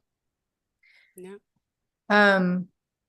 Another big one is when someone loses a significant person, it's hard because the bottom falls out, a friend, a spouse, who do I trust anymore? Can I even trust God? Right? Adoption can cause issues of feeling abandonment or mistrust. Yeah. Definitely abuse. Definitely addictions. We've talked about that before. Mm-hmm. And of course, affairs. But what this all boils down to is I get afraid that I'm going to get hurt. Yeah. And those trust issues dictate how I'm going to respond to others. Mm-hmm. Right? We're going to maybe potentially protect our heart. We talked about that from, going forward. In my training, I was taught trust is the result of trustworthy actions. And I would say, if you are listening out there, that is 100% true. Yeah. You're missing on trustworthy actions from someone else. Mm-hmm. But if you're not providing trustworthy actions, someone else is not going to be able to trust you. Yeah. So the obvious question is, what's a trustworthy action? True. Right.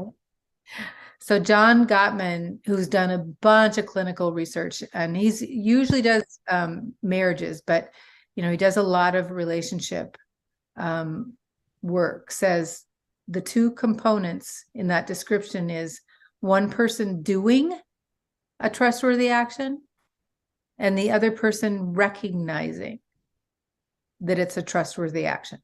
Yep. Both are important to rebuild trust. Right? For instance, if I came over to your house, I borrowed your blender and I didn't return it. And then I came to your house and I borrowed a cake pan and I didn't return it. Yep. Then your food processor and I didn't return it. What would you tell me if I wanted you to borrow your coffee maker? Right? That's a trustworthy. I've not been trustworthy in my actions. So what research is trying to tell us is understand what trust is so I know how to build trust. So I'm going to talk about a little bit today about the research of Brene Brown and John Gottman. And what they said is trust is built in the small, insignificant moments of our life, not the huge ones. And I think most of us, or at least I do, I don't know about you, Jill, you remember the big ones. But trust is built, when I go back to your example of Melissa, Yes. in the little things, right? It's built in those small moments, and we kind of call them penny jar moments. You can dump a penny jar out in one action and you lose everything. And in order to rebuild, it takes putting those pennies in one at a time. Yeah. Right? If you've ever seen someone struggle with sobriety, it's like that. If they fall off the wagon, it's like they start all over again. Right? It's true. One of the things that I thought was really interesting, when people look at research, they said things like, I trust my boss because they asked me how I was feeling. I trust my neighbors because my kids were going through something, they brought me a meal. You know, the number one thing, Jill, that people said builds trust. What do you think that is? The bill of trust? What that builds trust? Huh. Well, that you can rely on someone. What builds trust is, it's like actions speak louder than words. Like they have to trust, to me, builds trust. Do you know what I'm saying? Yeah. Seeing is believing. Like it's one of those like hatched to me. That's I have to see it to believe it. I have to try trusting someone with someone. And then and if it goes well and I trust them, then I could trust again. Does that make sense? Yep, absolutely. The thing that showed up in research, that thing that you're talking about, the builds, was showing up at someone's funeral. Oh, yes. So, you know, if you'd lost someone and someone took the time, which I would have like never come up with that, but that's what showed up in research. Is the number one things that helps build trust in you is that they would take time to mourn with you, you know, in hard feelings. I was like, wow, okay. So I remember that. That's an important thing to remember. That is. But here's what Brene Brown tells us, and this was really important because, you know, I struggle with this. I think a lot of people do. I trust somebody because they'll ask for help when they need it. Yeah. Meaning they are vulnerable enough to say they need help. Yeah. So how many of us out there are better at giving help than asking for help? Yeah. True. Right? Mm-hmm. We don't really want to get that vulnerable with somebody. And yeah. Because it's hard. And it is actually one of those small penny jar moments that you're talking about. Yeah.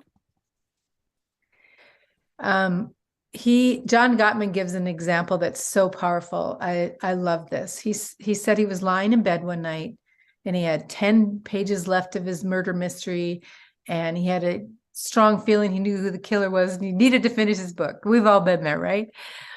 So he said, I didn't even want to get up and brush my teeth, but I knew I should. So he was in a hurry. He gets up, he gets into the bathroom, and his wife is sitting in the bathroom. And she's brushing her hair, and he can see the look in her eyes. You know, you can just picture it. She's like, oh, you know, something's wrong, right? And most of us have faced that very same moment. Exactly what you said, Jill. It's my first thought is just keep walking. Don't make eye contact because I will have to stop. Right? And it's no different than when your phone rings and you see a name on there and you go, oh yeah, no, not today. You're right. I can't do this, right? Yeah, right. And that's exactly it. It's those moments of trust with someone. So important. It really is. Yeah. Because we would want them to pick up. But we're out of time. Oh my gosh. I'm so sorry. Okay. Wow. It happens. Okay. We started a little late. Yes. So, all right. So what we want to do the next time we're together is start up from here and talk about those things that create the anatomy of trust. What we said is, you know, what exactly do I need to do to understand, right? You know, what's off in a trusting relationship and how I can help make it better. So what are those penny jar moments? So you can find this actually entire teaching at thefamilycollective.co, or reach out to us at info@thefamilycollective.co. And if you can't wait, go find it. It's out there. And thank you, Jill. You've been very helpful. Ditto. Thank you so much. And we'll talk soon. And whatever time it is, we'll figure it out. Thank you. We'll figure it out next time. Okay. Perfect. Thank you, Bye, Jill. Sarah. Thank you. Are you looking for even more of the podcasts and hosts that you love? The Podcast Business News Network is proud to announce that you now have even more ways to listen live. Check out the MyTuner Radio, online radio box, and Simple Radio apps on iOS and Android, or find us online. Search for Business News Network on mytuner-radio.com, or search Podcast Business News Network on streama.com and onlineradiobox.com/US. Take your podcast on the go and don't miss a minute of the action.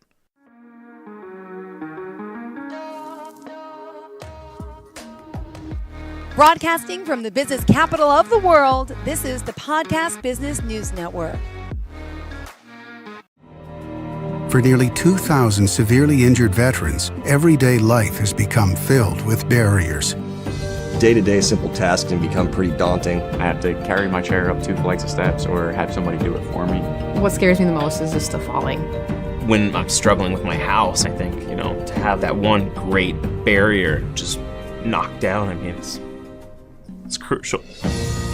Home for Our Troops is a wonderful nonprofit that builds a Mortgage-free, fully adaptive, handicap-accessible house. And there's no catch. It'll be our very first home that we've ever owned. This is a game changer. This is where your life begins again. We need you to join us in completing this important mission. Please visit hfotusa.org and help build homes and rebuild lives. Because of you, everything's going to be okay.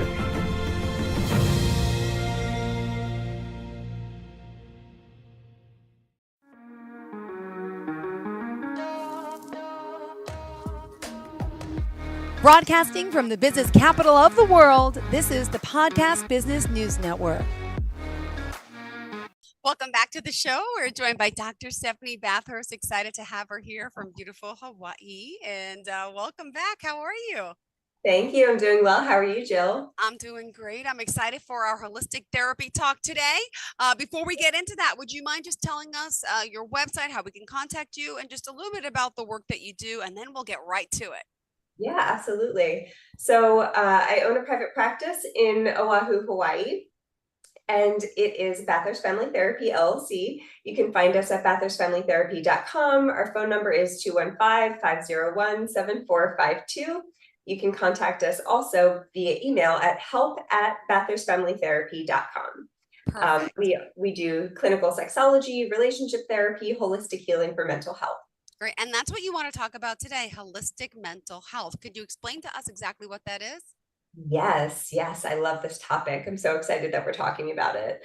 So holistic mental health is a particular field of therapy or medical treatment that uses natural or non-pharmaceutical methods to treat mental health difficulties. So people come to me looking to naturally treat ADHD, mood disorders, anxiety, insomnia, brain fog, irritability, low sex drive, things like that. And the focus tends to be on healing the root issue or the root problem rather than on alleviating or lessening the secondary symptoms of the problem. And sometimes the root isn't always seen, so we have to do a little bit of investigative work. Got it. Okay, perfect. So you mentioned lifestyle changes. You recommend that, right? Some exercises for clients.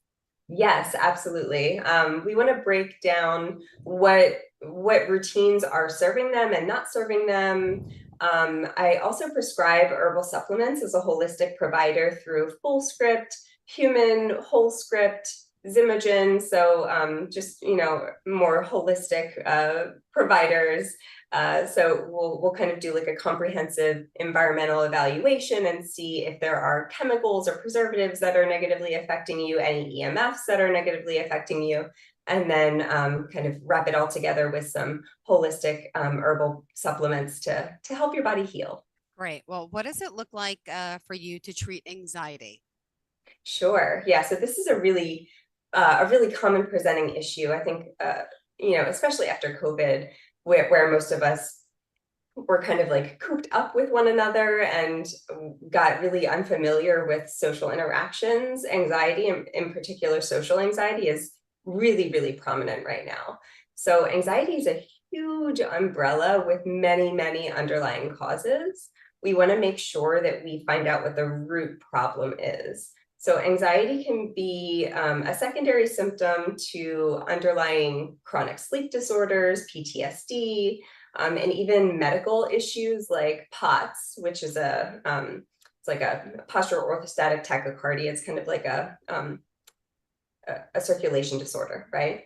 So when I'm meeting with a new client, I would like to ask things like, are you feeling wired and tired, to kind of evaluate if we have some adrenal fatigue that's playing a role in the anxiety. If you're having some imbalances in stress hormones, if you have GI issues, because that might mean that maybe we're having some microbiome or gut imbalances. And we know that most of our neurotransmitters are actually produced in the gut, not in the brain. So things like that. We discuss psychological barriers like negative self-talk, future predictions, or dysregulated mouth breathing, all of which can reinforce anxiety. So there's a lot to talk about when we're treating anxiety. And what would you offer for treatments to anxiety?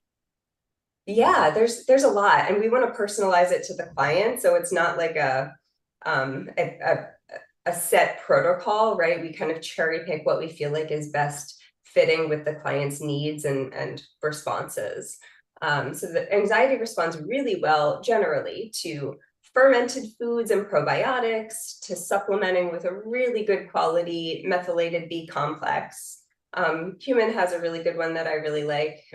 It's a melty, it kind of tastes like cotton candy, which is lovely. Vitamin D, glutamic acid, inositol, really good omega-3s. And Formula 303 actually has a fantastic compound. It's a concoction of hops, passion flower, and valerian, which are 3 herbal supplements that are recommended for treatment of anxiety. So if you want to just kind of take Formula 303, it's a great additive to your daily routine. Awesome. And speaking of daily routine, is there certain foods that maybe we should be eating that could help us treat anxiety? Yeah, definitely.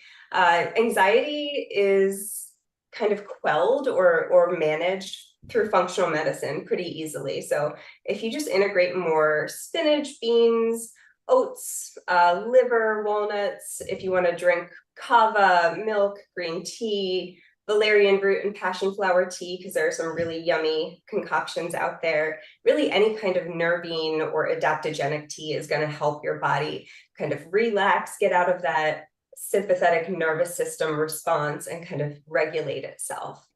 So those would be the integrations that I recommend for anxiety. Awesome. And what do you do when a client comes in requesting to manage their ADHD naturally? Is that something we could do? Yeah, 100%. So first, we again want to rule out any underlying causes. So complex PTSD, which, if we're not familiar, is essentially like many small T traumas over an extended duration of time. So not like a car event, which is a traditional PTSD moment, a very big T trauma, but many concurrent small T traumas over an extended period of time is complex PTSD. Any circadian rhythm disorders, any food issues like allergies or hypoglycemia, all of them can manifest ADHD presentations, and the treatment for each of those totally different, right? So we want to figure out what's actually going on that is manifesting the ADHD first, because the treatment's going to be unique depending on that outcome. So a secondary form of ADHD can also manifest after a TBI. So that's kind of the rule out process as well. If we've had, if I have a veteran that's in my office, that's going to be certainly part of our evaluation. If there were any traumatic brain injuries that are part of their history, because again, that protocol, that treatment, totally different. Yeah. Dr. Mark Gordon has a really fantastic protocol for healing TBI, even if it's years later. And that can be really helpful in addition to more of the traditional and holistic ADHD protocols as well. Did you want to share some of them or some recommendations in general for ADHD presentations? Yeah, sure. So we usually recommend a higher than average dose of fish oil or krill oil just to get your omega-3s like up and in an optimal rather than functional level. So like between 1 and 5 grams of really good quality fish oil Especially in the US, our supplements aren't regulated very well. So we want to be very mindful about the brands of supplements that we are purchasing. So when we're talking about omega-3s, I would strongly encourage somebody look at Carlson Labs, Nordic Naturals, Life Extension, Thorne. For ADHD, liposomal L-theanine is also recommended. And there are certain essential oils that can really help, whether it's through a diffuser in a room, or if you probably have one of these, right? Like the little beads that have clay beads and you can drop essential oils on them. No, what is that? I don't even know what that is. Thank you Oh, for they're, sharing. they're so great. You can get like lava beads and you just drop essential oils on them and they diffuse the essential oil throughout the day. They have necklace pendants as well, but they're really beautiful and they do the job. So you're not having to wear it on your skin and apply it frequently. The beads hold the essential oil for longer durations of time. They're pretty awesome. Oh, cool. Where can I get them from? I think anywhere. Etsy definitely sells them. Okay, cool. A lot of the crystal shops will have them. So just look around. I'm sure Amazon has them as well. Yeah. All right. So is there certain foods for ADHD that we should be eating? Yeah. So for ADHD, we definitely recommend high fat and high protein diet, low sugar, low carb diet. So think like keto Atkins kind of protocols, right? And L-theanine that we had mentioned earlier can actually be taken with some level of caffeine if you're wanting a synergistic effect. They kind of blend really nicely together and amplify each other when taken at the same time. For ADHD, we can also integrate red light therapy techniques to help calibrate any underlying sleep disorders.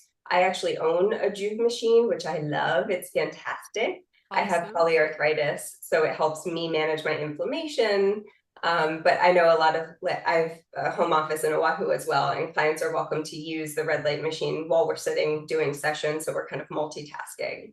It's fantastic. Yeah, it improves circulation, reduces inflammation, helps activate the light sensors in our body to get our circadian rhythms back in order. Oh, it's so cool. All right. What about some next steps you want to share with us?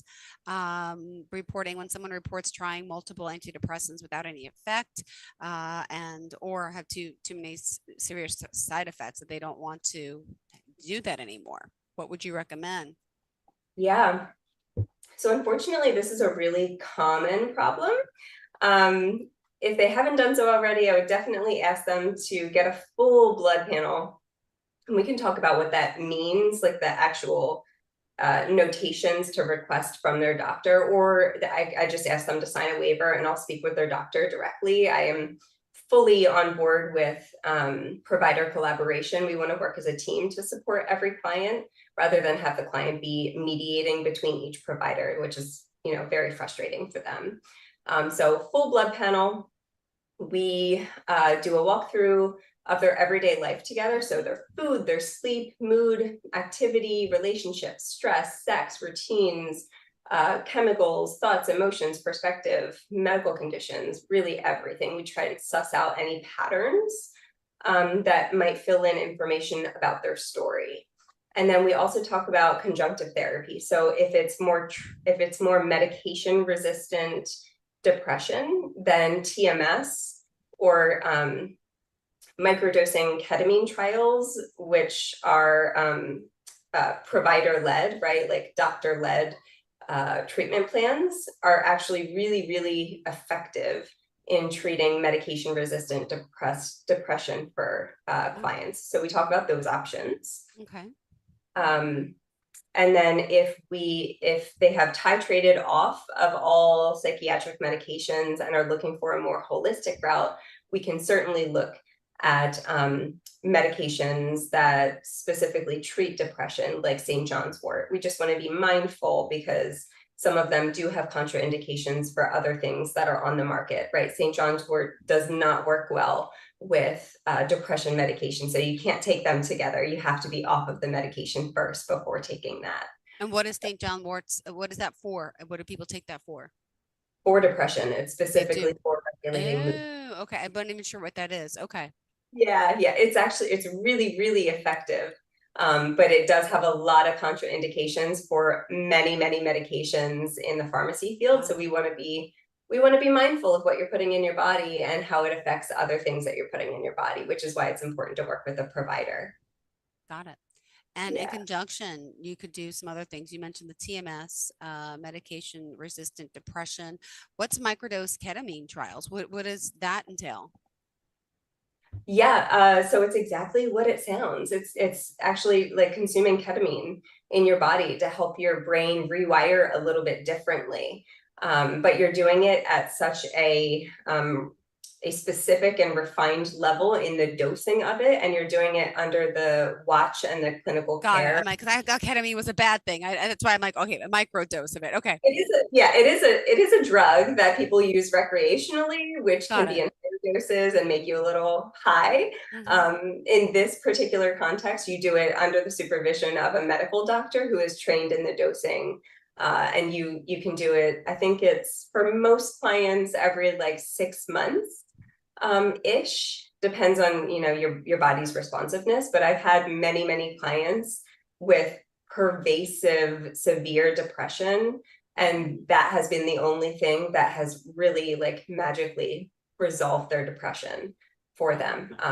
We're grateful for that. Yeah. Awesome. Now you also help those with sexual medicine, right? And that's one of your specialties. Could you share a little bit about that and that part of your practice? Yeah, absolutely. So my scope of practice, we support sexual health and rejuvenation, and it can look like so many different paths. So helping sex hormones get to optimal levels rather than just functional levels. And what that means is I don't look at somebody's age and say that their sex hormone levels are normal because of their age, right? So if I have a 65-year-old woman sitting in front of me and her sex hormone levels are fairly low, right, in comparison to the optimal levels for youthfulness, for sexual satisfaction, for high energy, all the things that she's wanting to do with her body. Just because it's normal for her body at this age to be at that level of hormone, it doesn't mean that we want it to be there, right? We want it to be in an optimal level so that she's feeling better and can enjoy her quality of life. And that can be fixed? Yeah, absolutely. 100%. Unless there's an anatomical reason, like a pituitary tumor, right? That would be something that we can't fix. We just have to adapt to. Okay.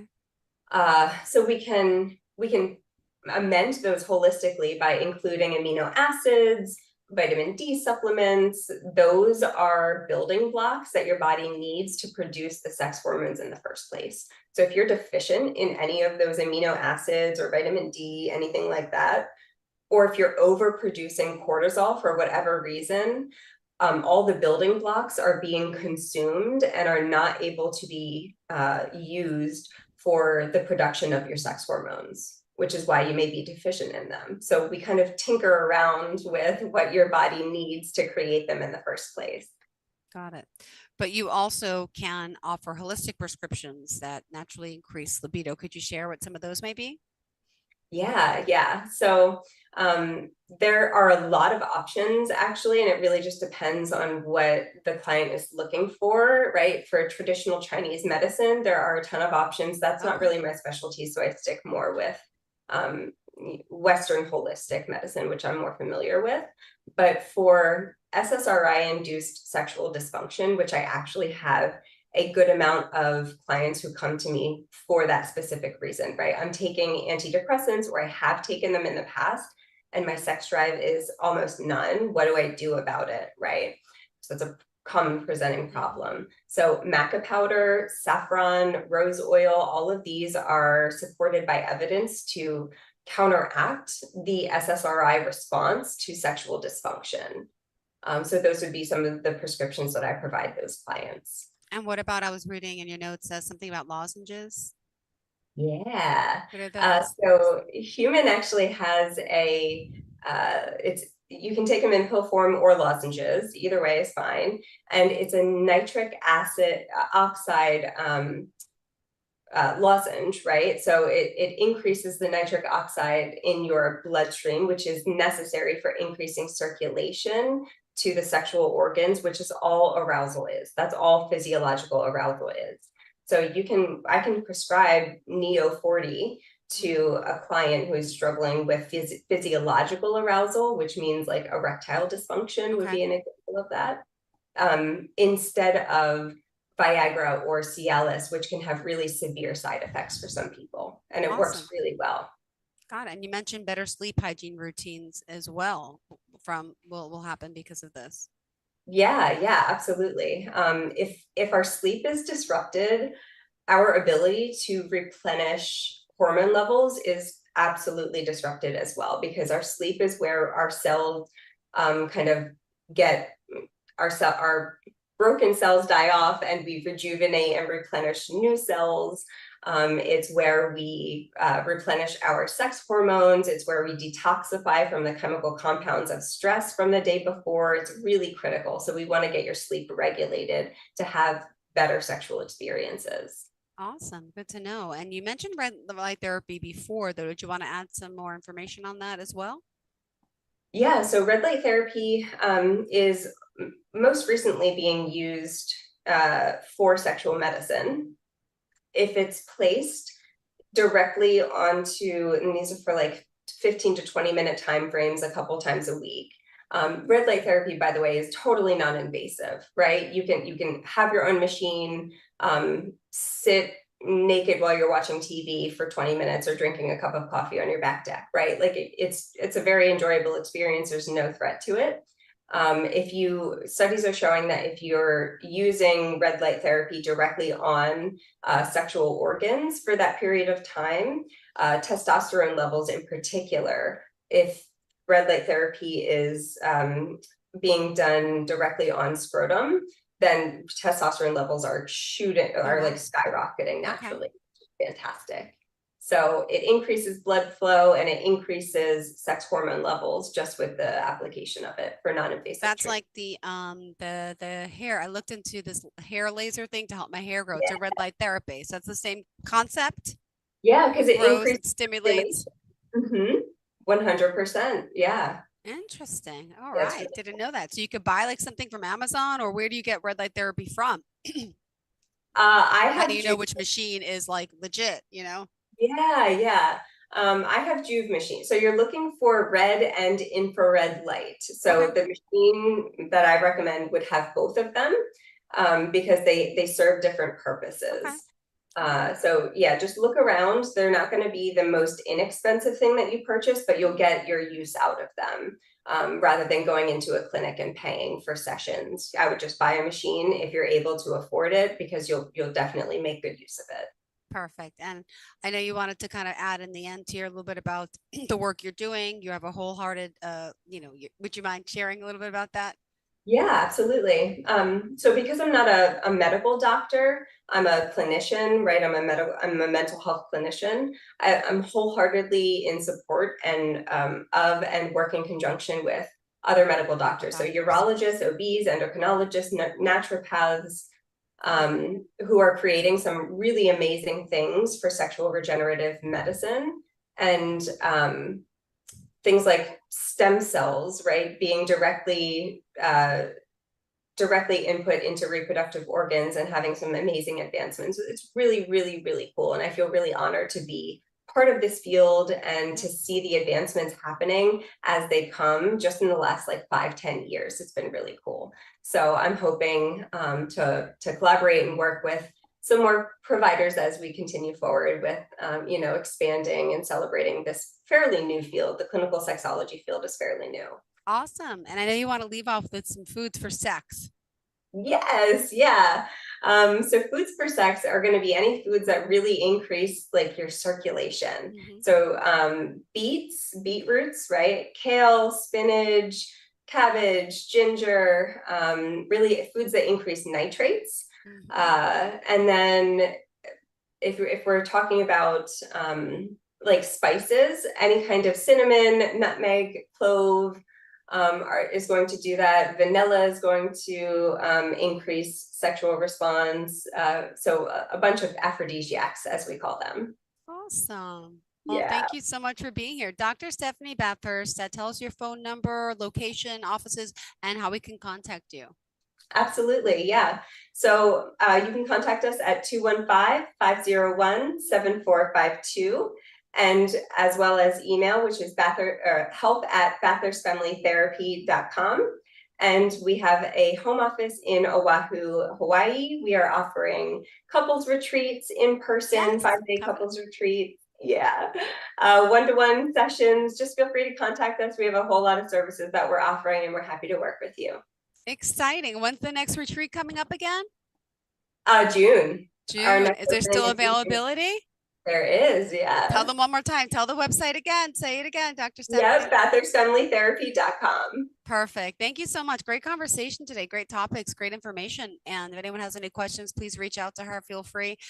She'll be there for you, and she'll take that call, and she can work with you on an initial consultation. Thank you again, Dr. Bathurst. Have a fantastic day and enjoy your weekend. Thank you, Jill. You too. Are you going to the beach? Oh, of course, every day. Jealous. All right. Soon, one of these days. Bye, sweetheart. Thank you.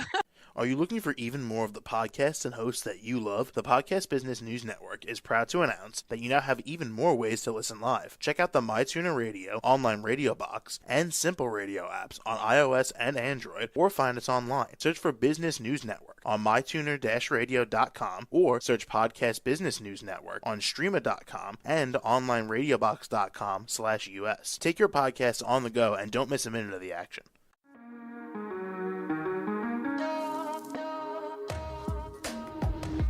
Broadcasting from the business capital of the world, this is the Podcast Business News Network. For nearly 2,000 severely injured veterans, everyday life has become filled with barriers. Day-to-day simple tasks can become pretty daunting. I have to carry my chair up 2 flights of steps or have somebody do it for me. What scares me the most is just the falling. When I'm struggling with my house, I think, to have that one great barrier just knocked down, it's crucial. Home for Our Troops is a wonderful nonprofit that builds a mortgage-free, fully adaptive, handicap-accessible house. And there's no catch. It'll be our very first home that we've ever owned. This is a game changer. This is where your life begins again. We need you to join us in completing this important mission. Please visit hfotusa.org and help build homes and rebuild lives. Because of you, everything's going to be okay.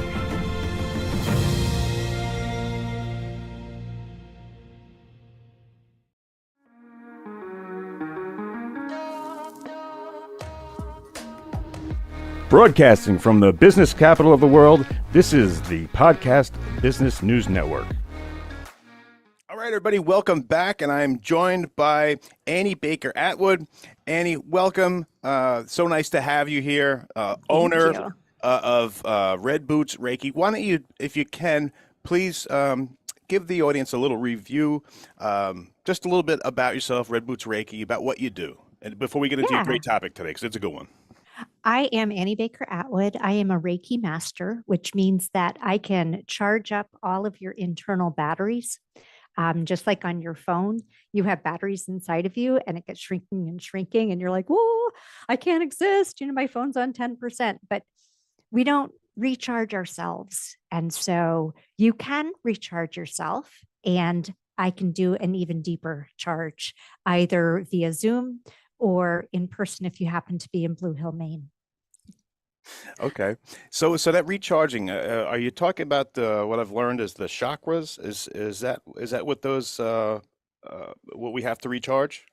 Yes, and in addition to, I think of the little cells as cars on the highway, and the chakras as where you fill up with gas on the New Jersey Turnpike.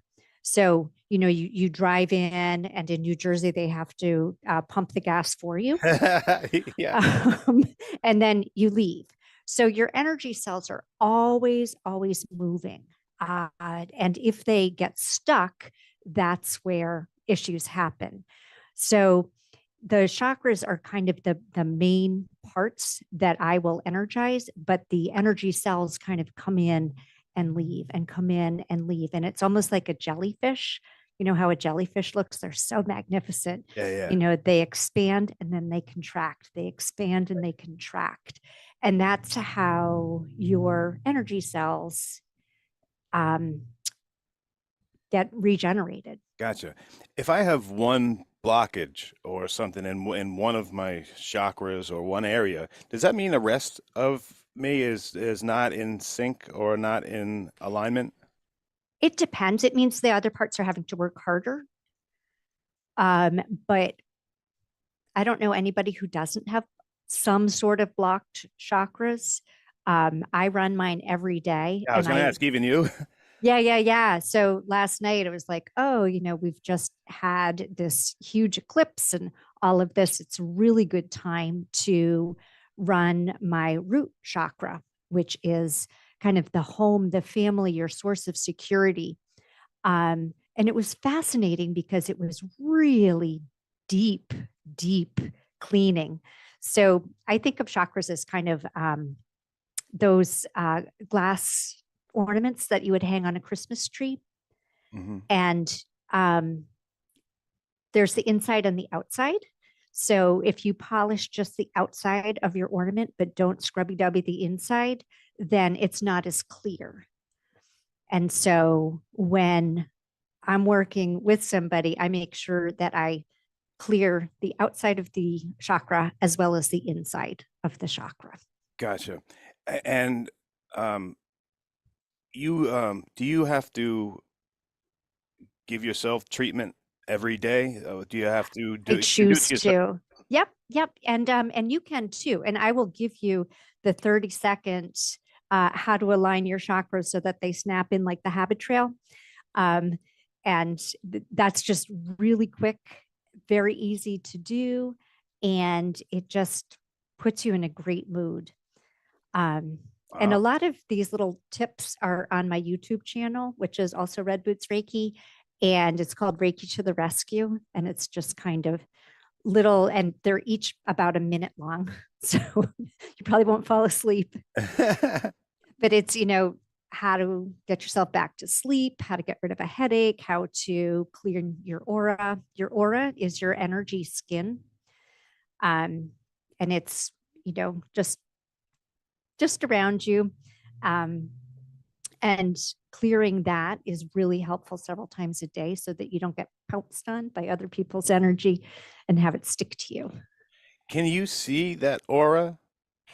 I can. I typically feel it more.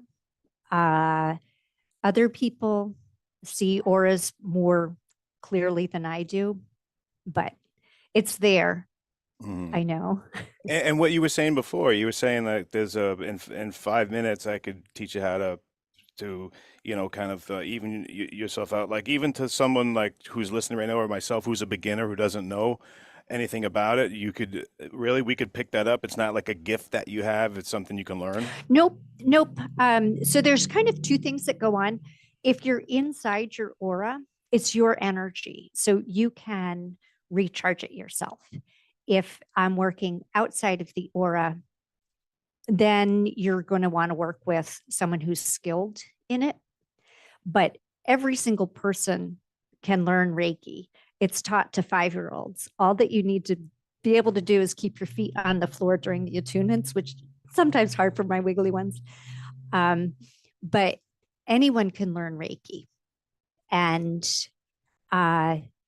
depending on how much training you've had and how many attunements you have, kind of increases the level of skill. Is an attunement a lesson? It is kind of opening your channel.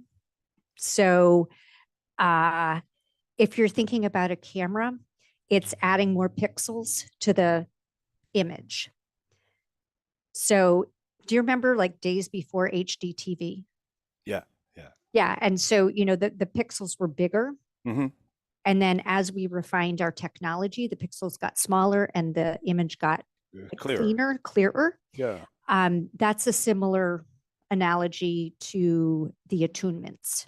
Okay. All right. Thanks. I got a million questions for you, but I want to get to your topic. I don't want to skip over that because it's one that's awesome. Let me have you introduce it because it's something that everyone can. Oh my gosh. relate to. We are going to talk about gratitude. And it being, November, a lot of people are talking about gratitude. And the best way to have gratitude is have a gratitude journal and write down your gratitude every day, all over Facebook, gratitude challenges, etc.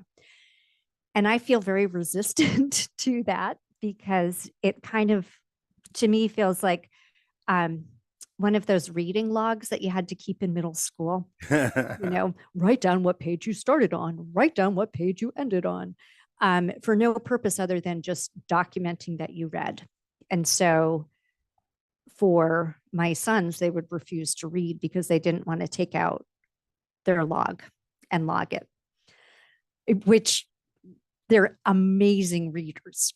So I was kind of, and that's sometimes how I feel about gratitude journals. You can have gratitude, which is an expression of joy. Let's just define what it is. And joy is an inside job. Joy is an inside job, and gratitude is the external way that you are showing that you are in the state of joy. And it's kind of, a lot of people get that backwards. They're like, oh, if I express gratitude, I'll be joyful. And it doesn't always work that way. So if you can be in joy, which is, and I'm going to talk about how you can kind of feel that in the different chakras, but if you can be in joy, you respond differently than if you are in defense. So if I'm in a place of joy and I'm coming up on a lot of meetings, my response is going to be, oh, this is amazing. Look at all the people I get to meet. I am going to really be open to what they say, and this is going to be fantastic. If you go into it with a feeling of guardedness, well, what are they going to say to me? You think they're not going to like my idea? It's a very different feeling. And this goes for business folks, it goes for parents, it goes for college kids. I know that a lot of college kids are coming home after their freshman year for the first time. And I just would really strongly, if you can choose joy, it's going to go a lot, you're going to have a better time. And I'm not saying that every parent was perfect. A lot of college kids come home and they feel very out of sorts because they've now been exposed to something really different, and they're coming home and they feel like they don't fit anymore because they outgrew that container. But if you can choose joy and say, okay, yeah, I've grown. That used to fit me and now it doesn't. And I can send it off and release it. And gee, what else can I bring in? Because if you try to hold on to too many things, you end up with a really crammed closet. Good way to put it. Yeah. So in order to expand, you really need to donate a lot of stuff. And those can be feelings, those can be old patterns. So maybe you were the one who got the laugh because you were sarcastic. And maybe you weren't always really kind to others, but it got you the attention that you wanted. You can decide not to do that anymore. And you can choose joy and say, oh, yeah, that person has a really different opinion than I do. I don't have to agree with it, but I'm going to speak kindly to myself and others. And in speaking kindly to yourself and others, you're feeling joy. So there's two chakras that this is talking about. One is your voice chakra, and that's right here. And your mantra for your voice chakra is I speak kindly to myself and others. And it's a great reset. Your heart chakra is I choose joy. And the way I explain it, especially to my sons, is joy means you feel neither superior nor inferior to someone. And it's a great way to go into a networking event because you're just showing a lot of openness of, oh, hey, I like me. Let's see if we have a good conversation going on. And sometimes you don't. And then you say, wow, it was really great to meet you. And you exit. It's not difficult. But if you go in wanting to prove a point, then if somebody doesn't want to hear that point, you stick to it and you're like, nope, I'm going to get this point across before people are leaving. And then at that point, you really want to say, I choose joy and I speak kindly to myself and others. And just take a breath, realign yourself, and move on because not everybody's going to agree with you. Right. You should say it out loud and touch the chakra when you do it. Yeah. You can. You don't have to. But you could say it in your head. You can Yeah. just, Or you can just, know that just by doing this, you're saying, okay, I'm going to speak kindly to myself and others. And it can be, sometimes it's harder for us to speak kindly to ourselves than it is to others. Yeah. And so we can have a lot of old scripts, running through our head of, oh, wow, I don't like X, Y, and Z. And they can kind of be pretty loud in your head. And so by rewriting those scripts and speaking kindly to yourself, you are just going to feel more relaxed because you're not walking into every situation defensive. And when you walk into situations and you're kind of feeling like, oh, I got to prove myself. If I don't, if I'm not perfect, if I'm not, the main contributor in a meeting, they're not going to like me. Which then you're always looking for that. You're always looking, do they like me? Do they not like me? And you're allocating your response by somebody else. And when I got to do, I called them my TV landers, teaching kindergarten via Zoom. I had to remember I was always on camera and I always needed to be smiling because they're 5. And if they look up and they have me pinned, and there I am, they want to see a smile because if a grown-up is not smiling, a child starts to think, what did I do wrong? Oh.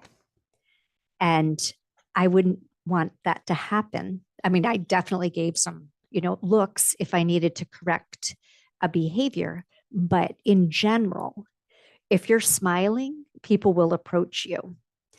And keeping that in mind. And if you're smiling at yourself by speaking kindly to yourself and others, it just makes it a lot more fun. Which the other part of gratitude that people forget, it's supposed to be fun.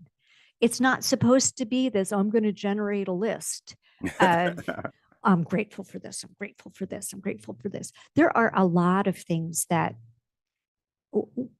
we're inherently grateful for. And that's kind of like big gratitude. I am very grateful that I have a place to live and that I have hot water and I'm not being hit by hurricanes. I am definitely grateful for that. My house brings me joy. Every time I walk in, I get what I call a house hug. It just has this fantastic energy. And every single Reiki client who comes to my studio, which is in my house, feels it.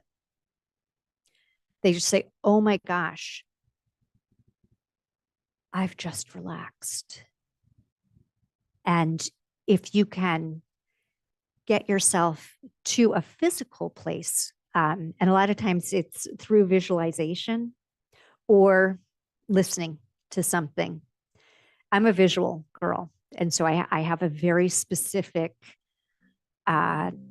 shoreline view that I always think of when I need happiness and if I need to reset, because everybody needs to reset. Yeah. So one of the things that I want to talk about is when you are feeling joy, whether it's through your heart chakra, your voice chakra, or any of your other energy centers, it's kind of, going on a road trip with a full tank of gas, that glorious feeling of walking into a really clean house. You just feel it, and it feels very supportive and loving. And kind of, you put your shoulders back and you just, that feels so good. And if you can bring in that feeling before any interaction, it just calms everything down. And your meetings go better, whether it's, seeing relatives that maybe you were a little hesitant to be around. And it's going to be interesting. I still don't know where we're going to be with COVID and with it running around. So you might be in person, you might not. Hard to tell, right? Right. So having your scripts, which, practice them, wow, grandma, I am so excited to see you. I appreciate being here. Often college kids come home and they're on a really different sleep schedule. But you know what? Even if you're going to bed at 2 a.m, leave a sticky note right by the coffee maker where your mom or dad is going to see it in the morning. And, you can just draw a smiley face, a heart, just something to show, one, that you're alive, and two, that you're happy to be home, even if you can't express it. Because remember, gratitude is the expression of joy. And so a lot of people feel it, but don't know what it is. And then they don't have the vocabulary to express. And so I'm just going to let you know that feeling is the most important thing, because joy is an inside job. And it's that moment where you say, oh, that went well. That makes me happy. And sometimes it can be really little things. When my children all went to boarding school, and so Thanksgiving was often the first time they were home. And what they missed most were their dogs and the kitchen. And I would, kind of wake up in the morning and there would be, pots, pans, dishes all over the place and a big pile of cookies. So somebody had a good time. And it was just this, I can create in the kitchen. This feels good. I would wake up and they'd be, cuddling the dog, and it just felt right. And so, they wouldn't have said, I have gratitude for my dog, but you could see it. You could really sense that ability to cuddle the dog or two, depending on how many we had, was just so restorative for them. And that's the part of joy that you're going to feel, and you're going to feel it just as a relaxation and a big breath in, and it makes you smile. Those are all great things, especially, coming up with the holidays. And I'm sure that a lot of people out there are waiting for that feeling that you're talking about, just that feeling of, yes, this is good. Yeah. And I don't have to prove anything. I am accepted and loved with joy exactly how I am. So let's run through the chakras and do your little alignment here. So you're going to take either hand and you put it in between your hip bones. And you say, I am fully present. I'm fully present. Underneath your belly button, I use all my senses. I use all my senses. Above your belly button, I trust my gut. I trust my gut. On your heart, I choose joy. I choose joy. On your throat, I speak kindly to myself and others. I speak kindly to myself and others. In between your eyebrows, I use my knowledge. I use my knowledge. And then above your head, I let light shine through me. I let light shine through me. And what that's done is it has aligned all of your chakras, and you are now grounded so that you can accept energy from the sky and energy from below, kind of like a tree. So all your leaves are now activated and your roots are activated and you are getting what you need. Thank you. And as I said, it takes very little time to do that. And you don't even have to say it. You can just kind of like push the buttons. Okay. Well, thank you for that. And that's pretty awesome. Hey, we're about out of time, but let me give you the last word here. Anything that you want to leave the audience with, let us think about. You got the floor, my friend. Yes. So if you are still trying to prove something, maybe, you weren't the favorite child growing up or whatever, or you're having a lot of scripts that don't show you in a positive light. I'm always like, hey, we can reshoot that scene and have you the main event instead of somebody else. But call me because I can help with that. And it takes less than an hour to really unwire some stuff and to kind of put you on the right track. So whether it's a business, because sometimes businesses are outgrowing, their original design, or athletes, maybe you're bursting into a new level of competition, or just personal stuff. I can help a lot with that. And how do we get there? Like the website and the phone number? Phone number's on the website, and it's www.redbootsreiki.com. As well as there are a lot of videos, Reiki to the Rescue, on my YouTube. So subscribe, because those come out once a week. And and if you need something addressed, email me, because I'll address it. If you need information on something, they're fun to do. All right. Annie, thank you so much. It's always a pleasure. If I don't see you, have a happy Thanksgiving, you and your family. Thank you so much. Thank you. And we will be right back, guys. Are you looking for even more of the podcasts and hosts that you love? The Podcast Business News Network is proud to announce that you now have even more ways to listen live. Check out the MyTuner Radio, online radio box, and Simple Radio apps on iOS and Android, or find us online. Search for Business News Network on mytuner-radio.com, or search Podcast Business News Network on streama.com and onlineradiobox.com/US. Take your podcast on the go and don't miss a minute of the action.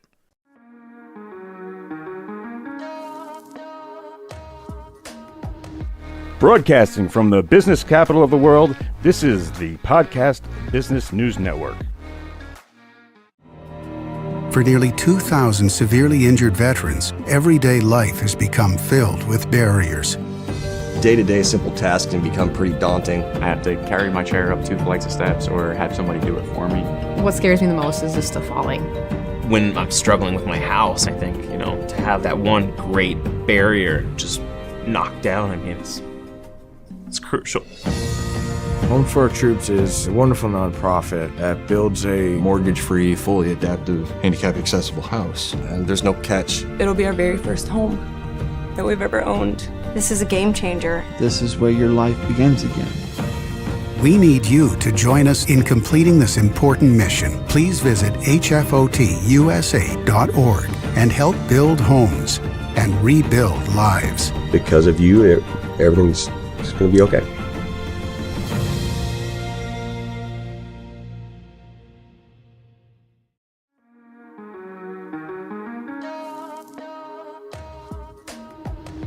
Broadcasting from the business capital of the world, this is the Podcast Business News Network.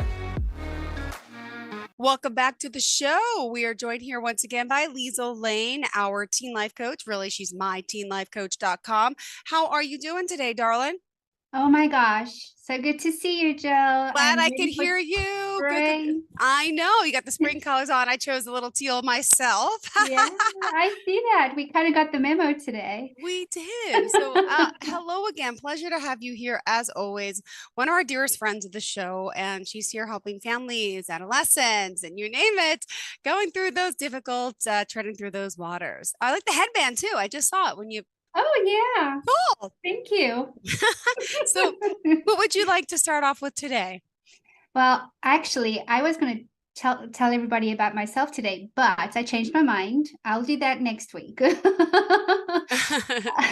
I found myself in an interesting position with my own youngest daughter today. This weekend, she is 17 years old. And I found myself being in a position where I was being mentored by her. Yeah. So that got me thinking, having done organizational development in corporate America in the past, mentoring has always been part of like the human resources function. And so I was just kind of, reading a little bit about like what are the new mentoring type of strategies that are happening in the workplace today. And a lot of the things that were coming up was this concept called reverse mentoring.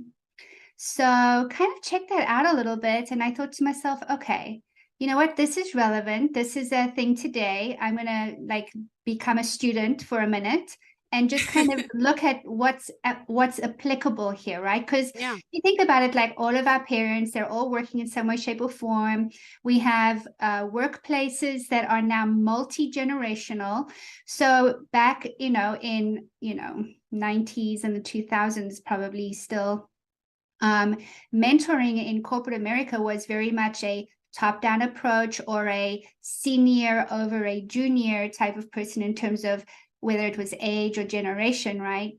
But that was because we didn't have many generations in the workplace. It was, typically 2, maybe 3 maximum. Now, because people are retiring much later, there's a lot more entrepreneurship happening. So people are coming up, the younger generations are coming up a lot more quickly. So now in some cases, we've got like 4 generations in the workplace, which makes sense because if we're mentoring top down, well, our older generation boomer peoples, they're just not,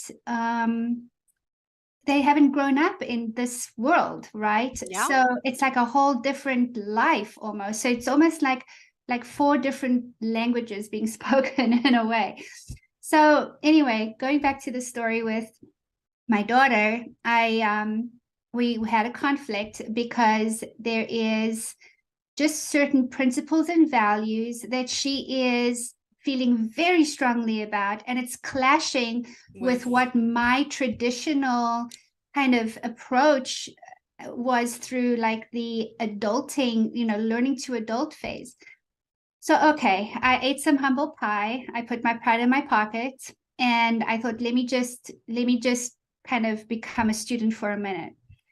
So if you take the corporate side of this and you say, okay, we're going to do this thing called reverse mentoring. So right now what they will do is they will partner a younger employee or a more junior employee with a more senior employee and reverse mentor them on something that is the superpower of the younger generation, right? So let's say I have a Gen Z 21, 22-year-old is now mentoring a boomer on like maybe what the newest fintech trends are, because that is mostly technology driven. And this is the technology tribe of the planet.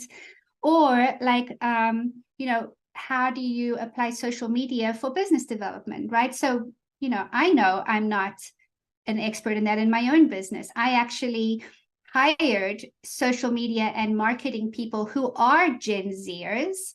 They are junior and less experienced than I am, but they have a superpower in this other way of being with technology and work. And so I thought, okay, let me just take this little page out of the learning book. And I thought, let me figure out what I need to learn about this generation and what their superpowers are. What can I learn from this generation? So I basically put myself on the block and said, I'm going to challenge my own traditional parenting behaviors. So I did a little survey. Of course, you know me, I'm going to do a survey. Yeah. So 12 things came up that were pretty interesting. And then I drew some conclusions from it. Okay. Some of them are kind of fun. Like I wish, I was kind of more like that. So you and I have probably already guessed, like the kids or the young adults or the teenagers of today, they shop for a cause. They don't care if it's Gucci real, if it's the absolute like mecca of the brand. They want to shop for a cause. So more and more, it's more trendy to shop at Goodwill now than anywhere else, right? And I'll like say, well, let's just get you like something new for a change. No, Mom, why should I? Why should I support big box retail when I can go support this little thrift store on the corner of the neighborhood, right? So definitely a thrifting / repurposing generation. And in fact, they pass their stuff down to me from Goodwill. They're like, Mom, we think this will suit you. We think this will suit you. So they're quite determined around those kinds of things, right? So that was kind of an interesting learning point for me from, like, okay, I'm going to challenge myself here a little bit. The second one was that technology for them ignites social change. True. Black Lives Matter, all of the stuff that has come up socially, that's their platform to speak up. And going with that is that speaking up does not mean disrespect. And that's where my daughter and I kind of conflicted out on that this weekend, because I came with this particular mindset on the situation. They were like, no, you're being old school thinking about it that way, and you're not allowing me to be the person that I am trying to be when I turn 18 years old. So I had to actually shut up and listen to, okay, what is it then? What is it that I need to pay attention to, right? So speaking up for something that really matters to them. I mean, there's blatant like meanness and disrespect. And I'm not talking about the outlier type of stuff. I'm just talking in general. They have important things to say, but because we grew up saying, children are to be seen and not heard.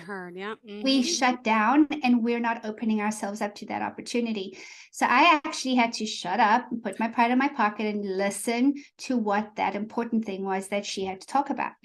So technology does ignite social change. And when I do speak up, it's not because I'm being disrespectful. So that was interesting. The other one was, I will only do what I love. I will not do a job just because. I will not go do a career just because everybody else before me did that. For me, it matters more about my mental health, the fact that I actually want a social life while I'm working, the fact that maybe I'll take up welding and not go to college for a bit. It doesn't matter. I don't have to fit into this whole cookie cutter thing. So that do what they love, like they won't settle. And that was nice to hear, but it's hard because, as a parent, I'm like, oh, we got to get this done. We got to meet the deadline. We got to do the thing. We got to do the ACT, the SAT. We got to get you prepped for college. And they're like, no, that's just not where I'm at. Right. So so that was like, do what you love. Everything is about mental health. A lot of the articles I was reading, people will actually not take a job because their therapist will say, this is not good for my mental health. Wow.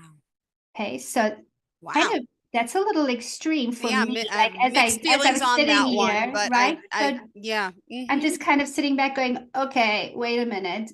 But I think it's not so much about, you know, copping out or finding the easy way. It's about I think when I spoke with my daughter about this, it's really understanding and knowing what it is, the lifestyle that they want to live, and being true to that, and not getting sucked into the big capitalism cogwheel thing, which is not a bad thing, but they want to do it on their terms. So I'm still trying to understand that one. I'm still trying to feel comfortable with that, because for them, it's about being pragmatic. It's about not living up to this theoretical version of what society needs to look like. It's what works for me. So I think there's a balancing act that needs to go with that, right? And that was kind of the other part. She was talking about defining my own success. Well, okay, what does defining my success look like?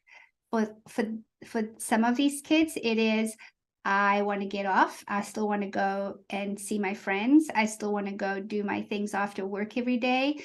If I can get it all done in 40 minutes, why do I need to spend 4 hours here? Right. So that was kind of another interesting thing, is it was around efficiency and flexibility. In one of the articles that I read, they were saying that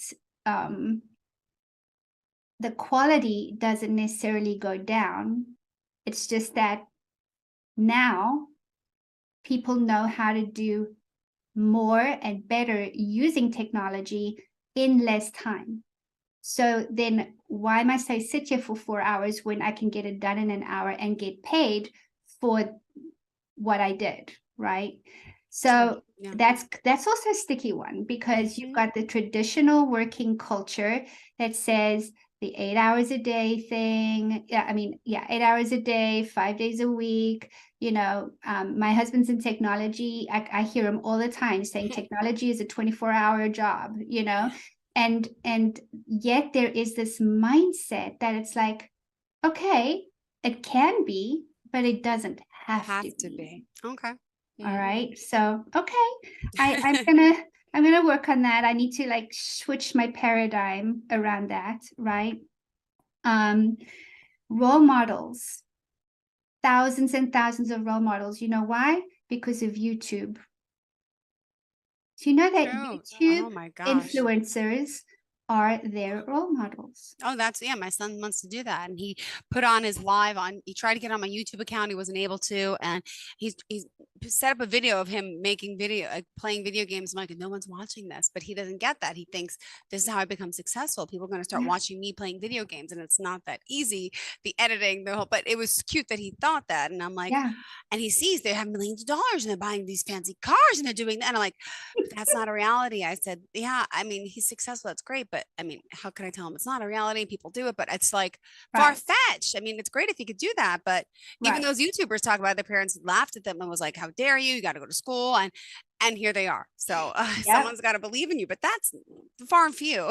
It is. It's definitely that like top percentage part, right? Yeah. And then on the flip side of that is, you know, like in my day, I would not have been able to access an Elon Musk type person, because I would have had to read about it in the newspaper or something that was tangible. Now you just you can just tweet on it, or go on YouTube and go, I want to listen to the TEDx talk by X, Y, and Z, and then I'm going to go and apply those principles and, you know, use that personality as my role model because of what they're posting on YouTube, right? Yeah. So it's like, you know, my family was challenging me to start learning how to play piano, And instead of my go-to was, okay, call the local piano academy in the neighborhood.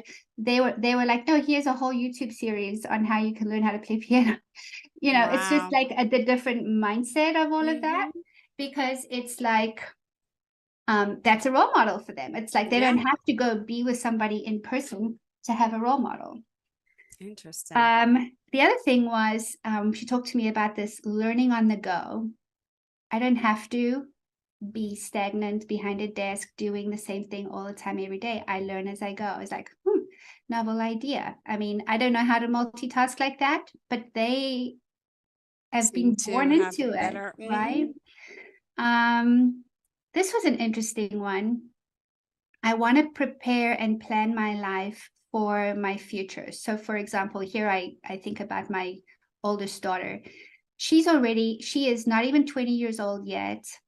And she'll be 20 in June. And she already has $30,000 saved in the bank. How old? She's 22? No, she's 19. What? Yeah. I thought she was older. What? All her own money. And you know what it is? And it's not to spend. It is because I need to start investing. Wow. We have the funds and stuff. I started saving, but not that much yet for my 6 and 8-year-old. But it's like, I'm thinking about buying their car. But nowadays, look, most parents buy their kids cars, but I want them to work for it like I did. But interesting to invest. She's saving to invest. And then I was like, okay, she's the only one. I know. I was like, is she the only one? No. Kids are doing that. Like they're taking their lunch money and putting it aside and saving it for in case I need to invest in something. A 12-year-old. I read about a 12-year-old doing that. Oh my God. I got to teach my kids now because all they want to do is spend. But this is great. So they are pragmatic. They're conservative. And they're planful, right? So I was like, okay, so now you're telling me that you may not want to go straight to college. You want to learn how to do welding so that you can start making money right off the bat. It pays well. You then can create your own work-life balance, be healthy. I'm like, wow, now I'm beginning to understand. So, so that was like, okay, that was a pretty, there's research, there's evidence-based, there's all these things. Yes, we put all these things, but in like planning and like in the model of everything. But when I was thinking about myself as how do I show up as a parent for this generation in a way that doesn't shut you out, that actually invites you into the conversation, it is very much about that reverse mentoring, sitting down, being quiet, and asking them some pertinent questions that you can actually learn from as a different generation.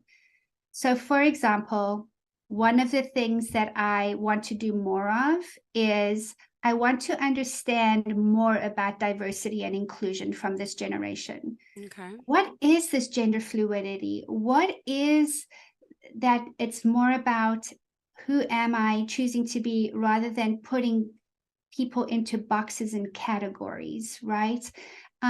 What is it about not being only interested in yourself, but working in a team environment, in a community environment? These kids have built this sense of community that is very non-traditional to the way we grew up. Well, how does that work? What does it mean? How do they use it to create positive change for themselves? So that's like 1 out of 5 things that I want to investigate more. The second thing is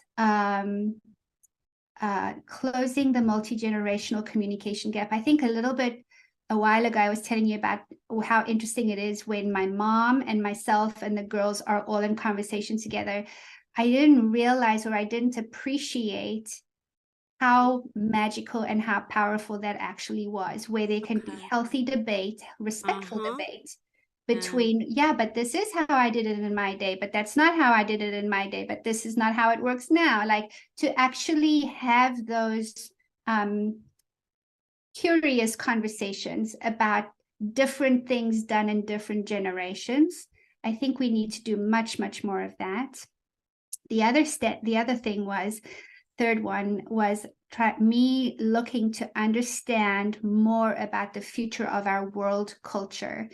And when I say that, it is like they are communicating with people in Asia Pacific, in Europe, in Australia, in Africa. We never had that, right? So our worlds were so much smaller and the cultures were much more distinct.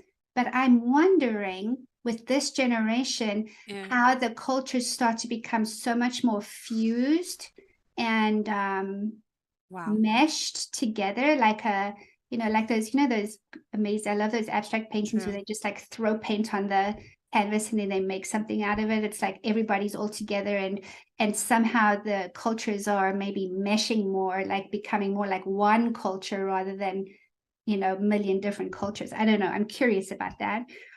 And the other thing that I love, this is the part that I love the most, is the emerging leadership, because they are so in touch with what their future world is going to be or not be. And they are willing to fight for it. They are willing to stand up for it. So I love to watch and see and talk to them about what does the emerging leadership look like for this generation going forward, right? And then go and partnering with that. And the fifth one is, what do they see as creativity and innovation? Because that's how they think all the time. They're constantly in an entrepreneurial mindset. They're constantly thinking about, well, it doesn't have to be that way. They're always challenging the status quo. They're always saying, well, what if I challenge this assumption? So I'm trying to be open to answering and having more conversations around those like 5 questions, right? So in a nutshell, I want to challenge parents to consider moments of reverse mentorship at home, where you put away your parent hat for a minute and you have these kinds of conversations, you ask these kinds of questions and try to see if you can learn from somebody who is a whole generation or 2 younger than yourself. Yeah. So it's kind of like it's interesting because as a professional, you are in your mojo, you're in your zone. And every now and again, something will happen that will make you challenge your own thinking, your own way of arriving, being present, and being part of that conversation.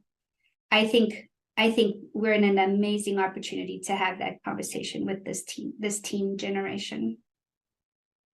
Yeah.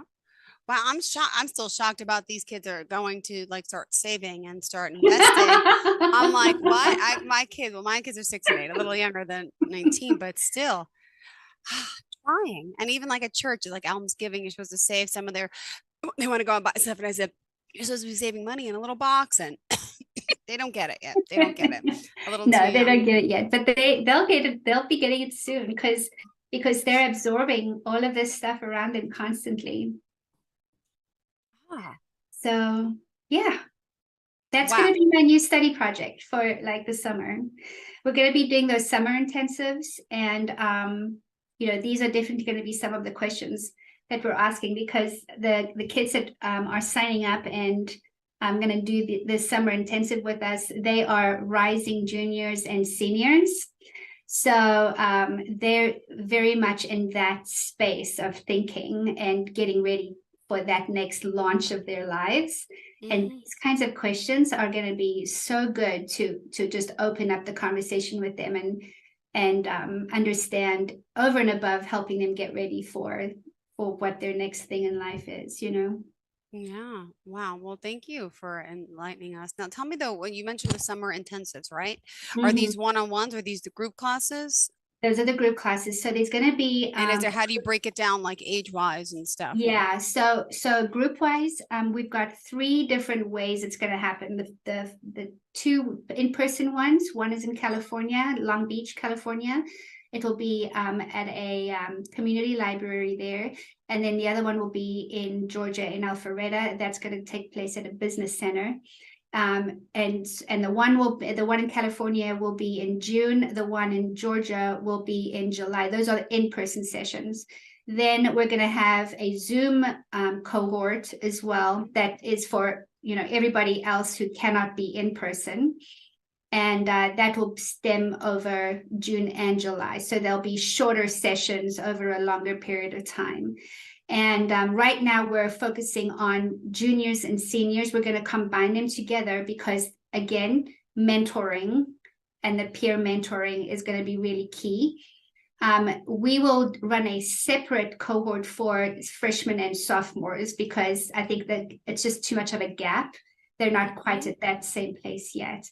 And so they get 17 hours of coaching, group coaching, and then at the same time, included in that is one-on-one coaching with them as well. So every week they get 30 to 45 minutes with each coach to actually talk about specific things that are not discussed in the group session. So super excited for it. I think it's going to be a lot of fun, and it won't take away from their summer. Because it's 2 hours a week, or if you're doing it on Zoom, it will be 1 hour a week. But it will really help fuel them up for the fall semester in 2023. Wow. All right. Awesome. Good to know. And in closing today, if we want to reach out to you, it's myteenlifecoach.com. You can also text 770-235-8202. Thank goodness I could see it. And I don't have my glasses on. I'm looking at your glasses today. I just got my first pair of glasses. Oh, congratulations. And are those teal? They are, yes. What brand are they? I think I might have the same ones. I think it's Salt. Okay. I'm going to I look. use Salt. Well, I'm going to try to bring them out next time. I don't wear them. I got reading glasses, and then I got for distance, which is like super, it's a tiny drop, but I got both in the teal color because I love the teal color, and yeah, I don't even wear them. I need to start wearing them. I know. I'm going to play with it. I always have different colors for different things just to dress it up a little bit more and make it fun. Well, it matches your headband, your outfit, and everything. How did you want to end off today? What did you want to leave with everyone, Liesl? Yeah, so in particular for this summer intensive, if anyone is interested, they can just shoot me a text at 770-235-8202, or just go to the website. We'll have a link on there for the interest form.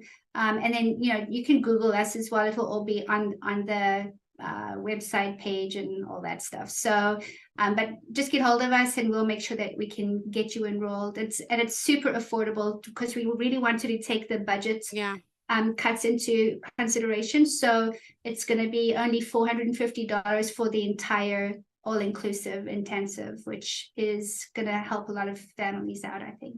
All right, good. Thank you so much, Liesl. Thanks for today. As always, pleasure having you. myteenlifecoach.com, 770-235-8202. Call or text. Have a fantastic day and hope to see you soon. Are you looking for even more of the podcasts and hosts that you love? The Podcast Business News Network is proud to announce that you now have even more ways to listen live. Check out the MyTuner Radio, online radio box, and Simple Radio apps on iOS and Android, or find us online. Search for Business News Network on mytuner-radio.com, or search Podcast Business News Network on streama.com and onlineradiobox.com/US. Take your podcast on the go and don't miss a minute of the action.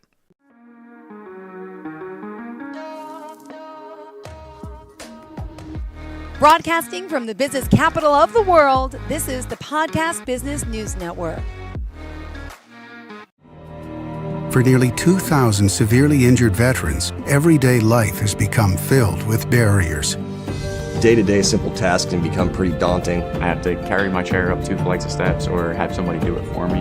What scares me the most is just the falling. When I'm struggling with my house, I think, to have that one great barrier just knocked down, it's crucial. Home for Our Troops is a wonderful nonprofit that builds a mortgage-free, fully adaptive, handicap-accessible house. And there's no catch. It'll be our very first home that we've ever owned. This is a game changer. This is where your life begins again.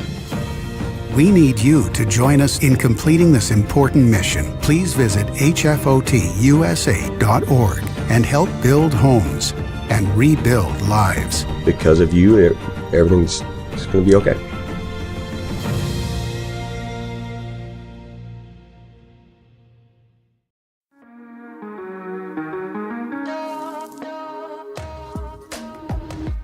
Broadcasting from the business capital of the world, this is the Podcast Business News Network.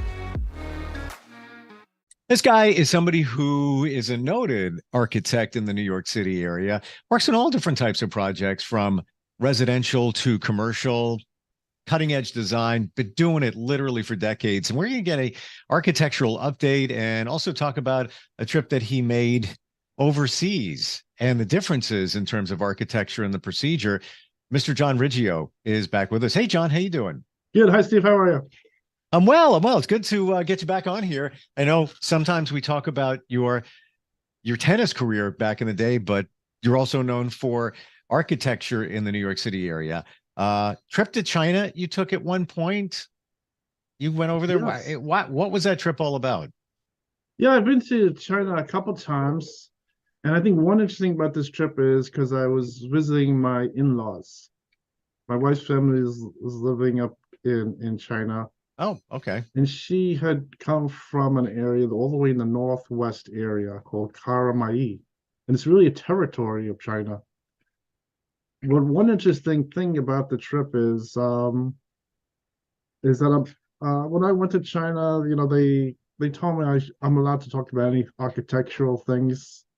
And there were a lot of interesting things when I visited there. Just as far as visiting there, I think as far as if you were just an everyday person, there was a few interesting things that I discovered there, and they were telling me about all kinds of different things about architect work. And in that particular city where she lived and her family is that was city planned in a cooperation between China and some other countries, they told me, in the Middle East. And so the design of the city is very interesting, and it's somewhat newly built over. And so when I went there was some interesting things. I mean, one interesting thing that I saw there compared to just living here in the US is they had this toilet that's on the floor. I think people that come from different parts of the world, they might have seen these toilets, but this is a toilet that I haven't really seen before. But it was very interesting because the only toilet I've seen like that was like when I was on vacation to like Pompeii.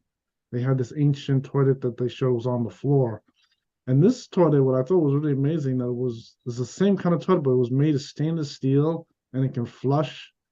And it turns out, I think years later here, some people are interested to even install that kind of toilet in their houses here in the U.S. Tell me, I'm trying to get a visual. They'd like that toilet. They're interested in using it here. Describe it. I'm trying to get It's a good toilet. It works the same as like any toilet, just on the floor instead. It's very interesting. All right, let's get detailed here. Is it something you sit on? It isn't. You just stand up. I thought it was very interesting type of thing there. Wow. I think because here in the U.S. they don't have any kind of toilets like that. But yeah, that was it's a common thing there. It isn't a big deal. It was just one little item I picked up. Yeah. One interesting item when I was there in China was some basic things I think that you don't see on TV. But I think when I was there, just like looking around, and they pointed out to me that they have a lot of single-family detached houses, neighborhoods just look like in the U.S. And I think a lot of the buildings are also low rises. They have a lot of low rise. I think the newer buildings, they have those high-rise apartment buildings. Mm-hmm. I think that is like a newer construction they have. But I think most of the areas in the city, they weren't the high-rise apartments. I think you see on television, usually they are showing the high-rise apartment buildings. But I think most of the area in the city, they're usually low rises. And they even have those regular detached neighborhoods like they have here in the U.S., regular suburban detached neighborhoods. They look exactly the same, which is another very interesting point there. Huh. And I think talking to them in China, there's always a possibility of maybe I'd be interested in maybe going there and maybe getting some jobs there, designing any kind of architectural work they have available. But I think one interesting thing there uh was really getting a stamp. I mean, it's like it's as complex as like getting a stamp here in the USA. You would have to have show all your education. It would have to be compatible with China. Then you'd have to have experience, and they'd have to give you your stamp at some point.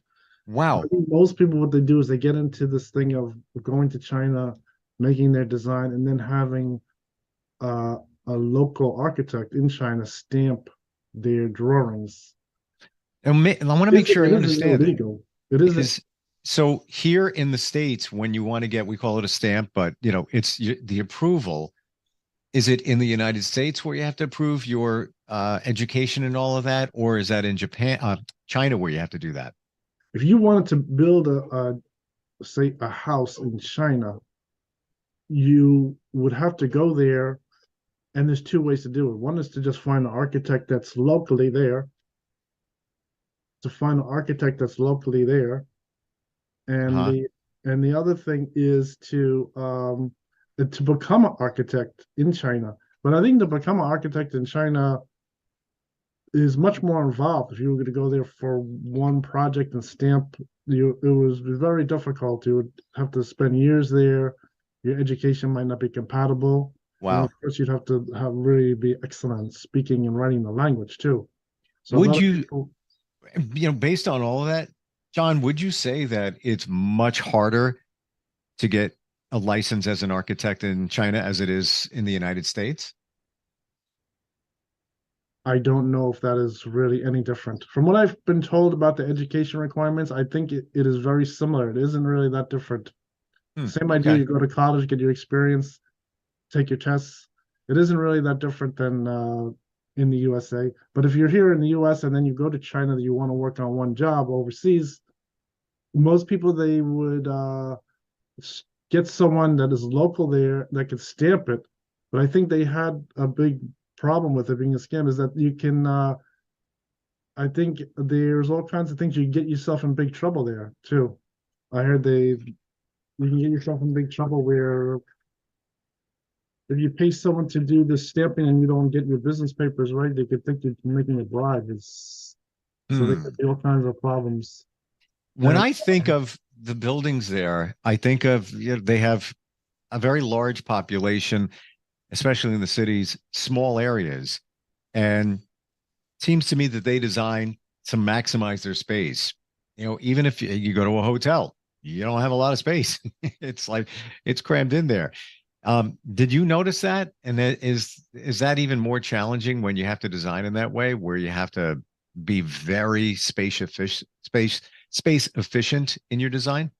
There is a lot of things about space efficient. I can talk about it in 2 seconds. But one thing about of getting the whole thing, like having someone stamp your drawings there, I think initially is very similar to like any type of business venture someone would get involved with in the US. Like say you want to just do any kind of business and you just go into the business, but you have no technical knowledge, no knowledge of licenses, permits, any kind of things like that, insurance.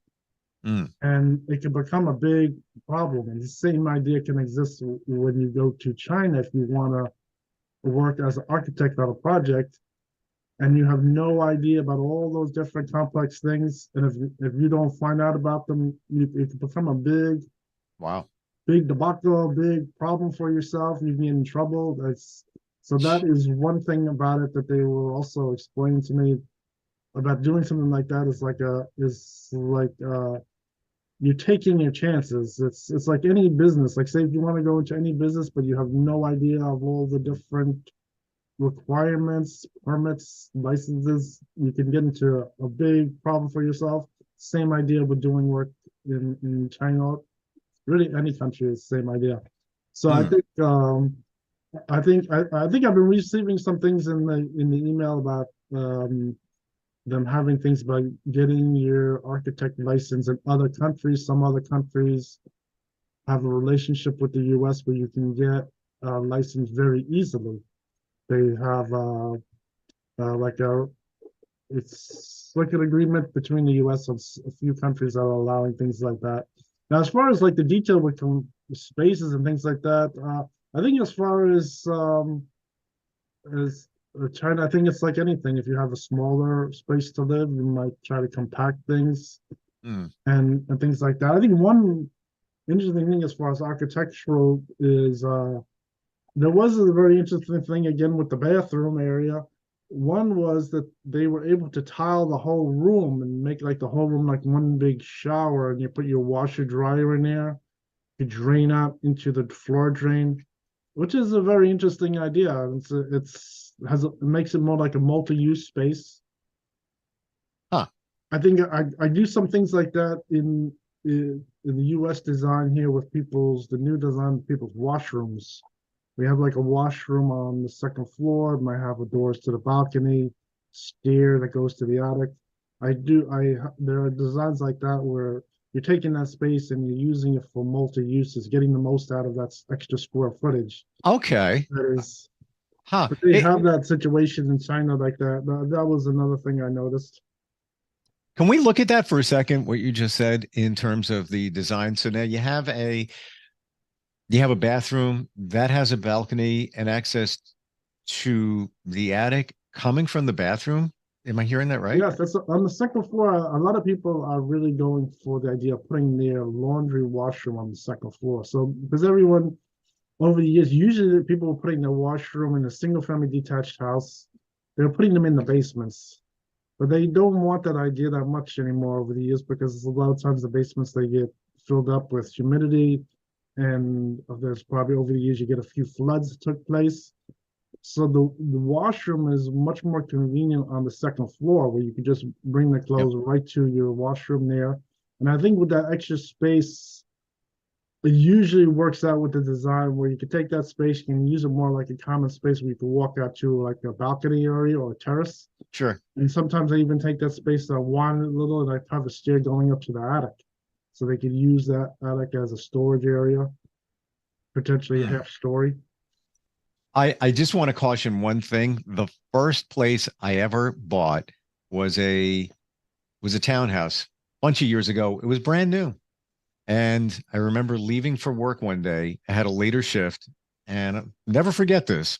It's about 11:45, and I'm walking through the living room, and there's a waterfall coming out of a light in the ceiling. And I'm like, what?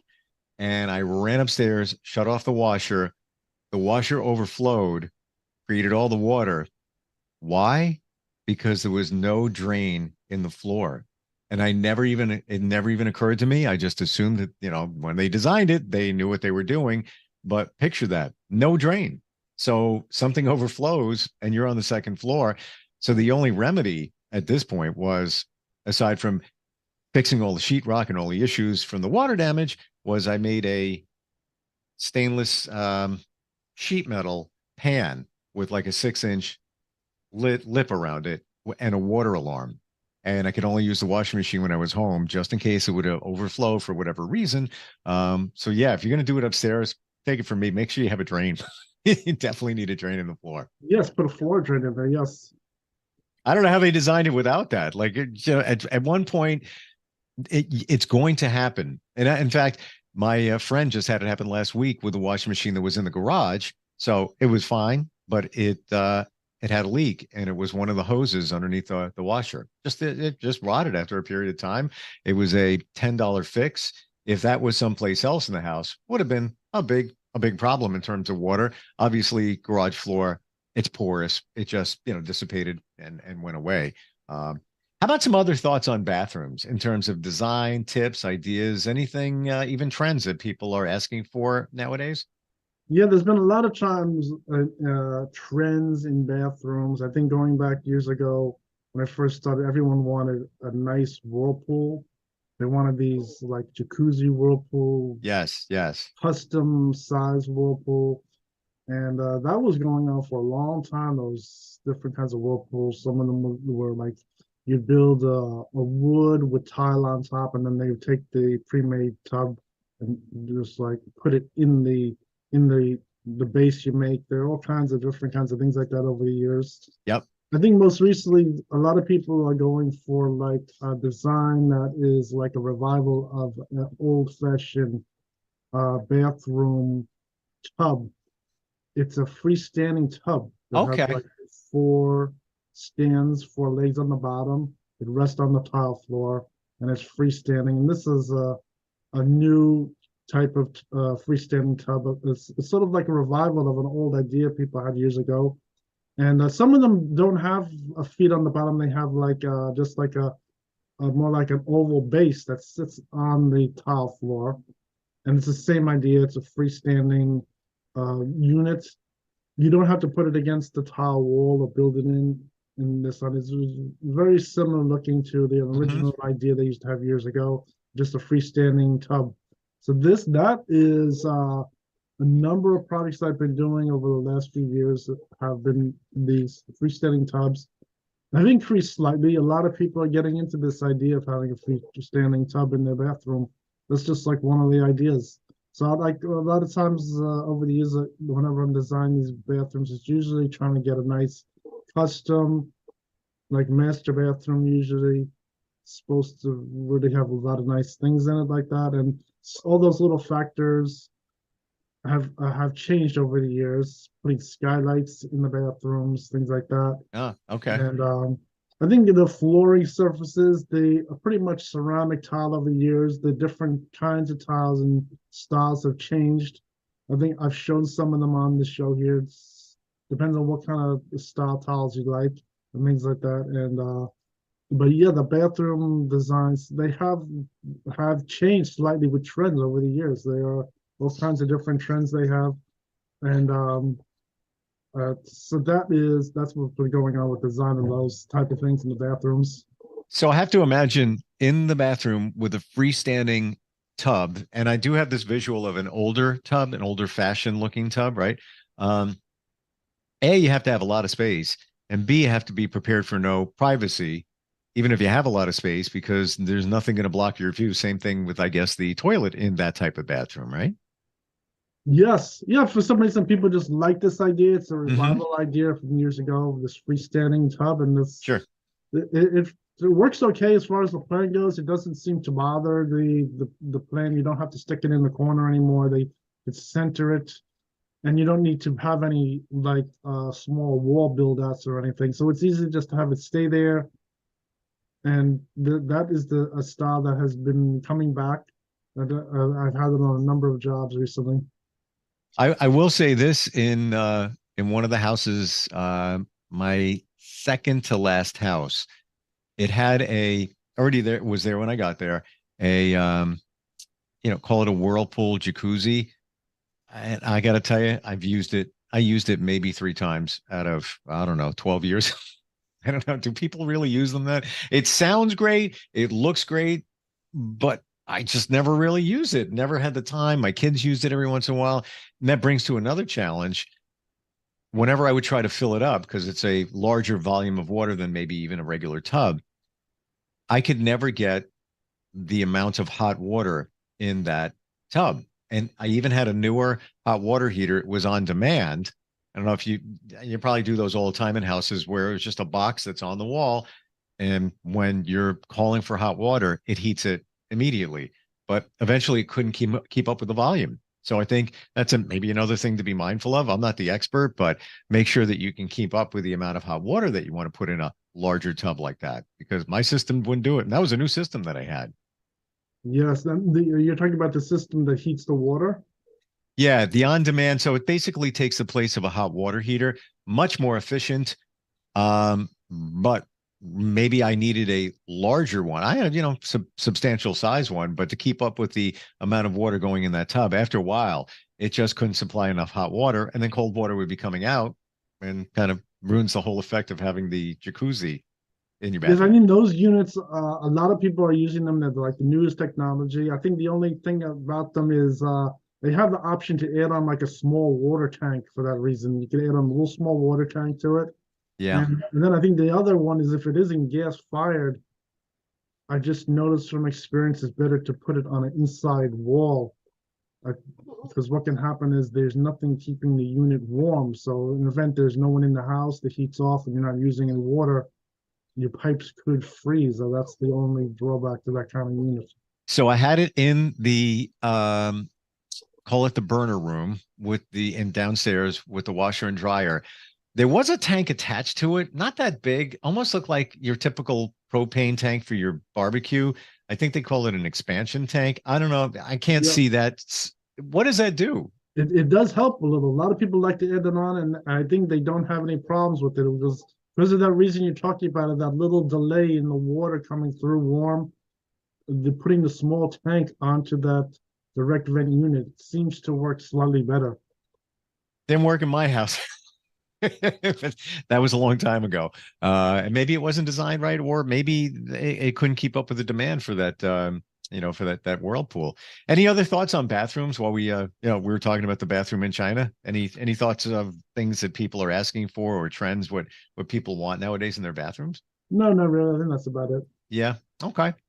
Yeah. I mean, one interesting thing about China, with the same story, was when I was there, they were already telling me about this whole thing with SARS that they have there, which is very interesting, and the whole thing with keeping supplies in their home. And I think the thing with this 3 month they have a 3 month shutdown like every 3 years on average. And so everyone is required to keep 3 months worth of supplies of toilet paper, paper towels, any other kind of supplies you might need, with food supplies, things like that.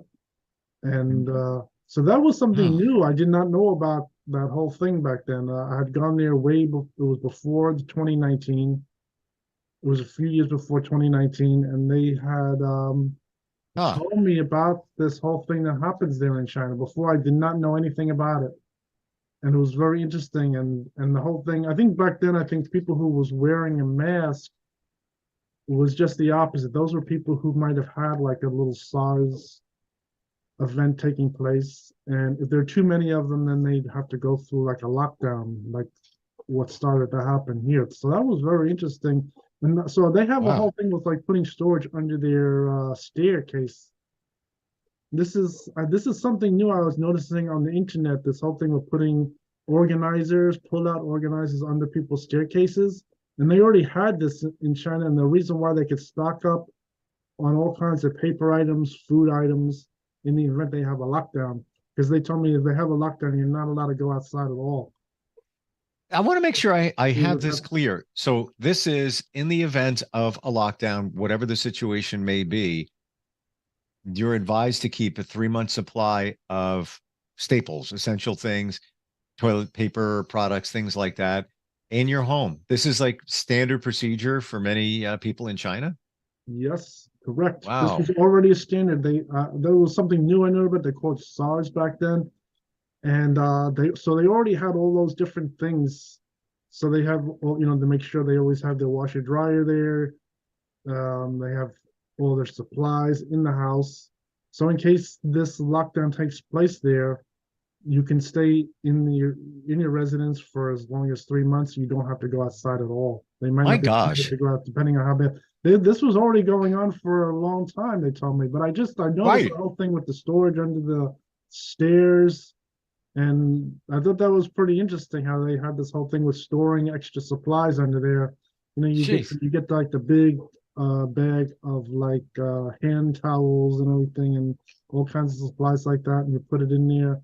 And that is, oh my gosh, it's already happening. Yeah, they told me about that. That was very interesting that was happening because I think something like that really didn't take place here in the U.S. So I think that was a very interesting of events they were telling me, and they said that usually every 3 years they have these shutdowns in China, so they were already used to this.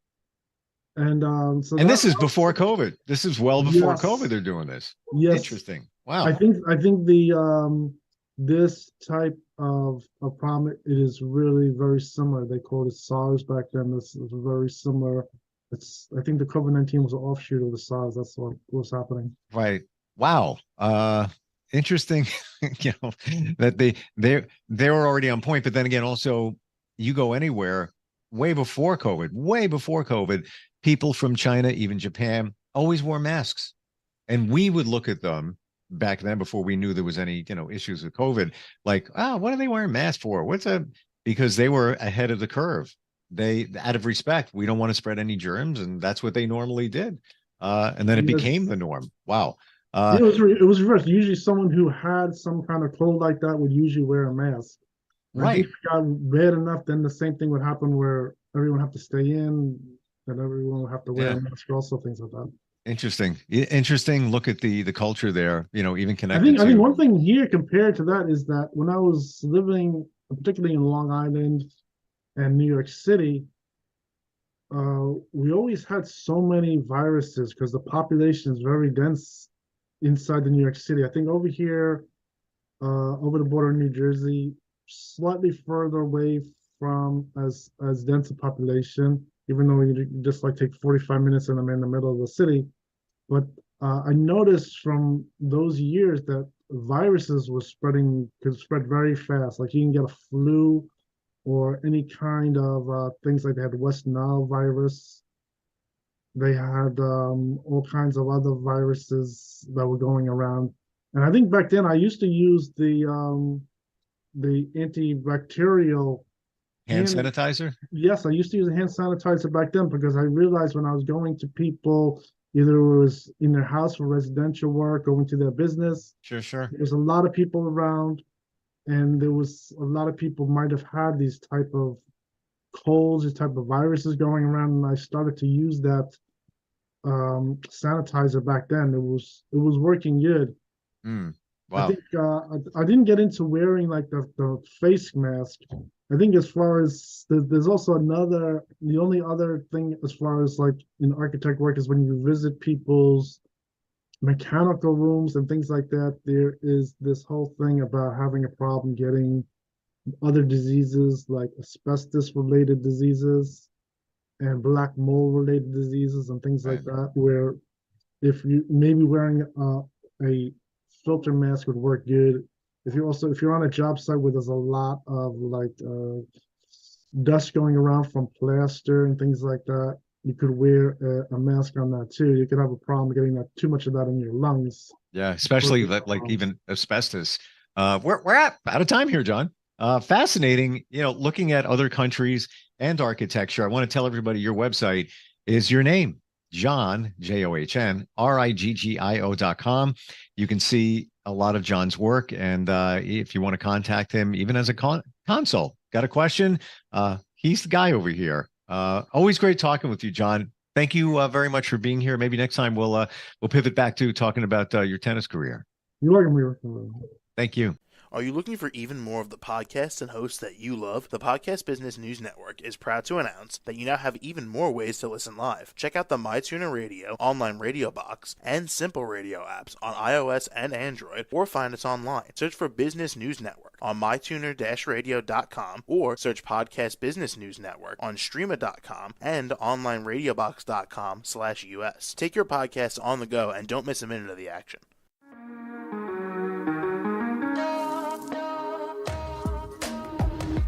Broadcasting from the business capital of the world, this is the Podcast Business News Network. For nearly 2,000 severely injured veterans, everyday life has become filled with barriers. Day-to-day simple tasks can become pretty daunting. I have to carry my chair up 2 flights of steps or have somebody do it for me. What scares me the most is just the falling. When I'm struggling with my house, I think, to have that one great barrier just knocked down, it's crucial. Home for Our Troops is a wonderful nonprofit that builds a mortgage-free, fully adaptive, handicap-accessible house. And there's no catch. It'll be our very first home that we've ever owned. This is a game changer. This is where your life begins again. We need you to join us in completing this important mission. Please visit hfotusa.org and help build homes and rebuild lives. Because of you, everything's going to be okay.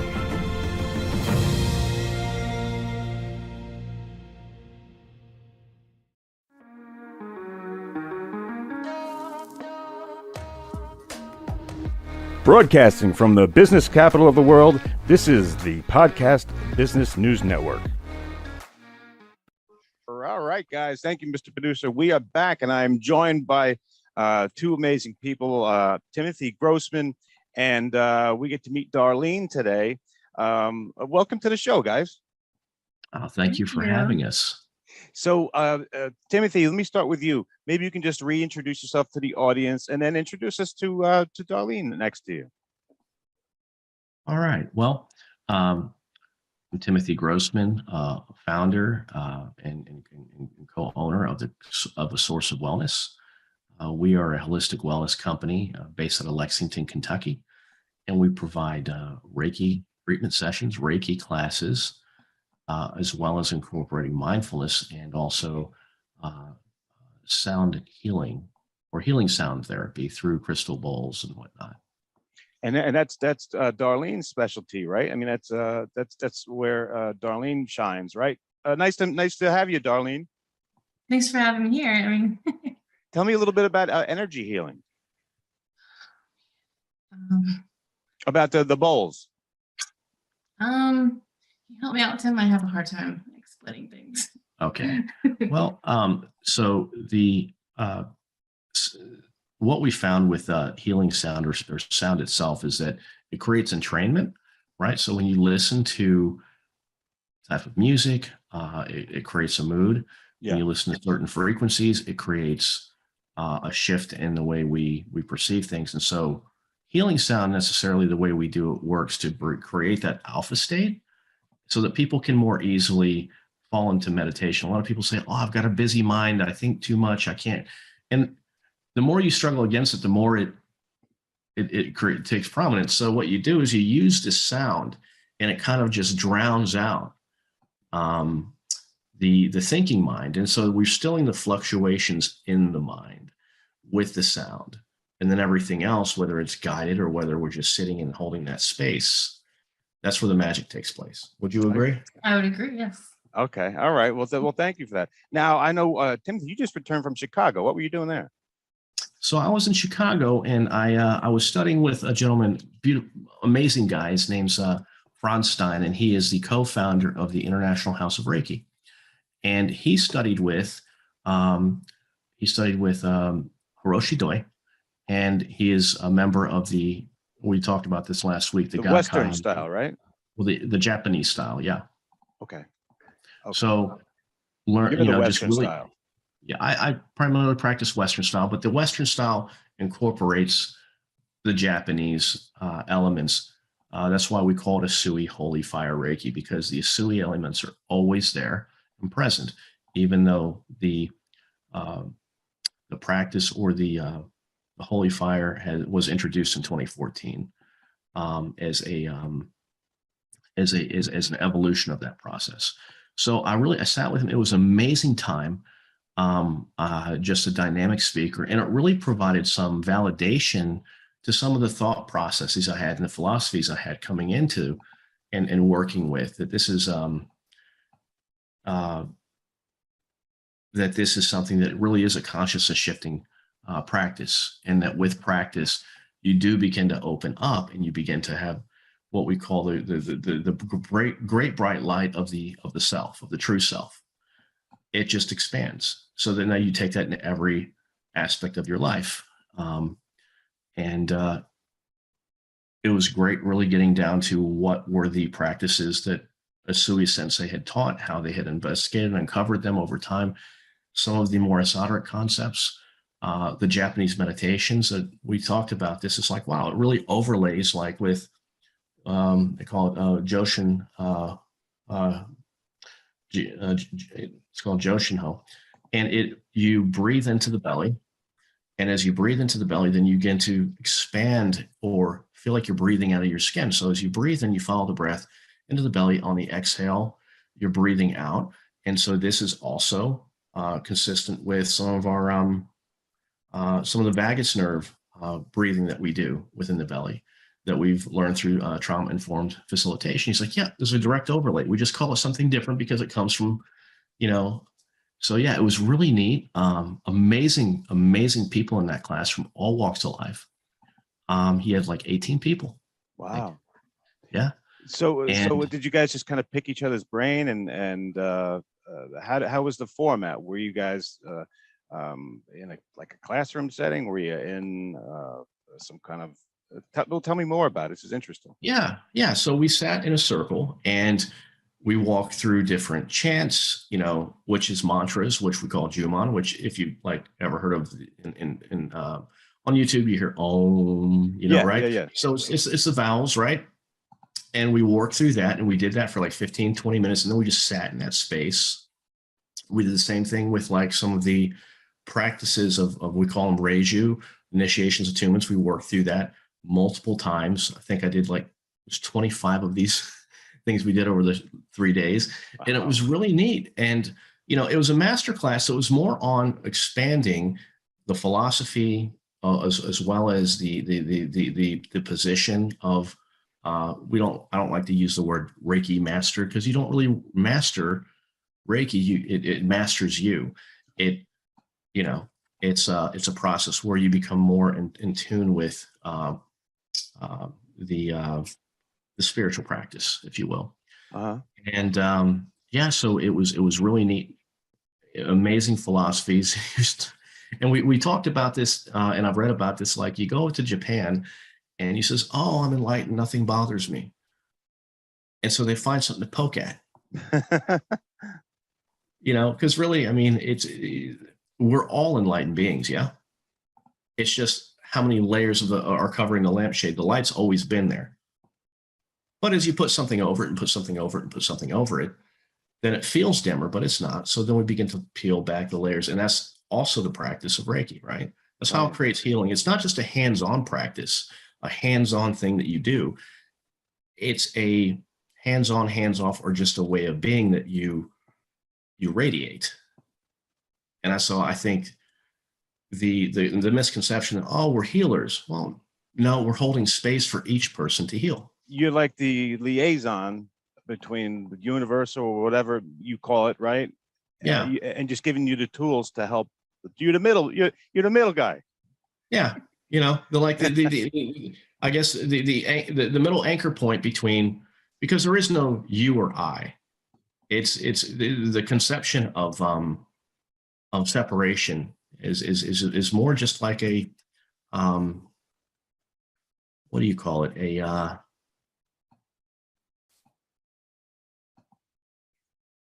I won't say it's an illusion because it seems very real, but it's we're all interconnected. And then when we talk about interconnected, interdependent, the next step is interbeing. Okay, what's the difference between that? So if you're interdependent, we all depend on each other through various systems, yeah? Mm-hmm. And, this creates a interdependency on, and you can look at this in the macro, the micro, macro, or meso levels of society, even in your family systems. And then when you talk about, interdependent, we have certain dependencies, then interconnected is the connectedness, even with people that we're not dependent on. And that what Thich Nhat Hanh said was that, there's a sense of inner beingness where there is no separation. There is no you or I. Everything is one. Energy's all throughout existence. You're breathing what you think is just air. It's clear, you can't see it, but there are molecules within that are energy. Consciousness is energy. The body is made up of molecules and quantum particles and atoms that is energy. So the idea of separation is only kind of like an illusion based off of our five senses. I see. Okay. Yeah, that's a good explanation. And as we talked about distance last time, it's like what happens over here happens over there. So there is no distance really. It's the idea that and we were talking about this, that time is not linear. It feels linear, but it's more like it's cyclic. Rotations around the sun, rotations each day. The sun does this thing around the moon the moon does this thing around the earth each month, which creates a cycle. So everything is really just a cycle.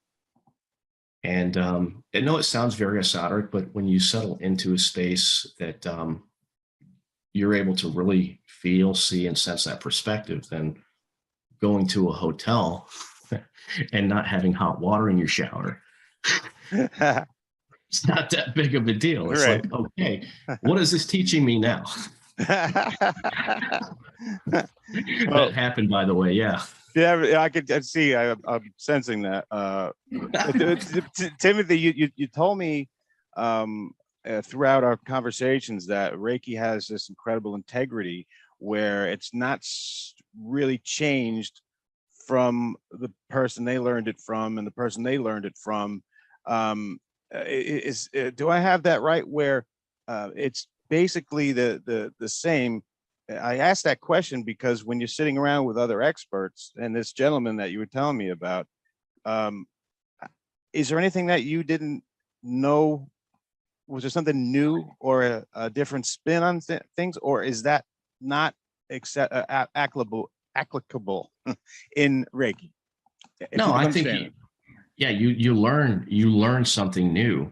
So each teacher is going to teach their level of training, but also they're going to teach based off of their lived experience and philosophy and how it has worked within their space.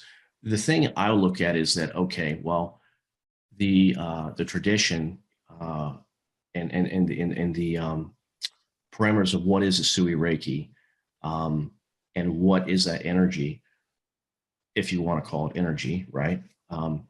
That has stayed very consistent. Now, there are some things that have been added, in the West, or things that, like the chakra system. That was never a part of the Japanese system.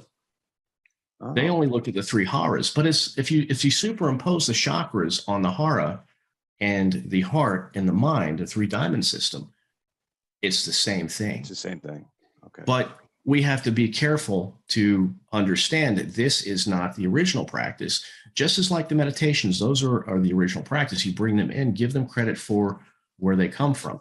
Also, be truthful about how things have evolved and where that comes from. And so I'll say that I think there's an expansion of the energy of Reiki. Like there is a more profound sort of effect that's coming through.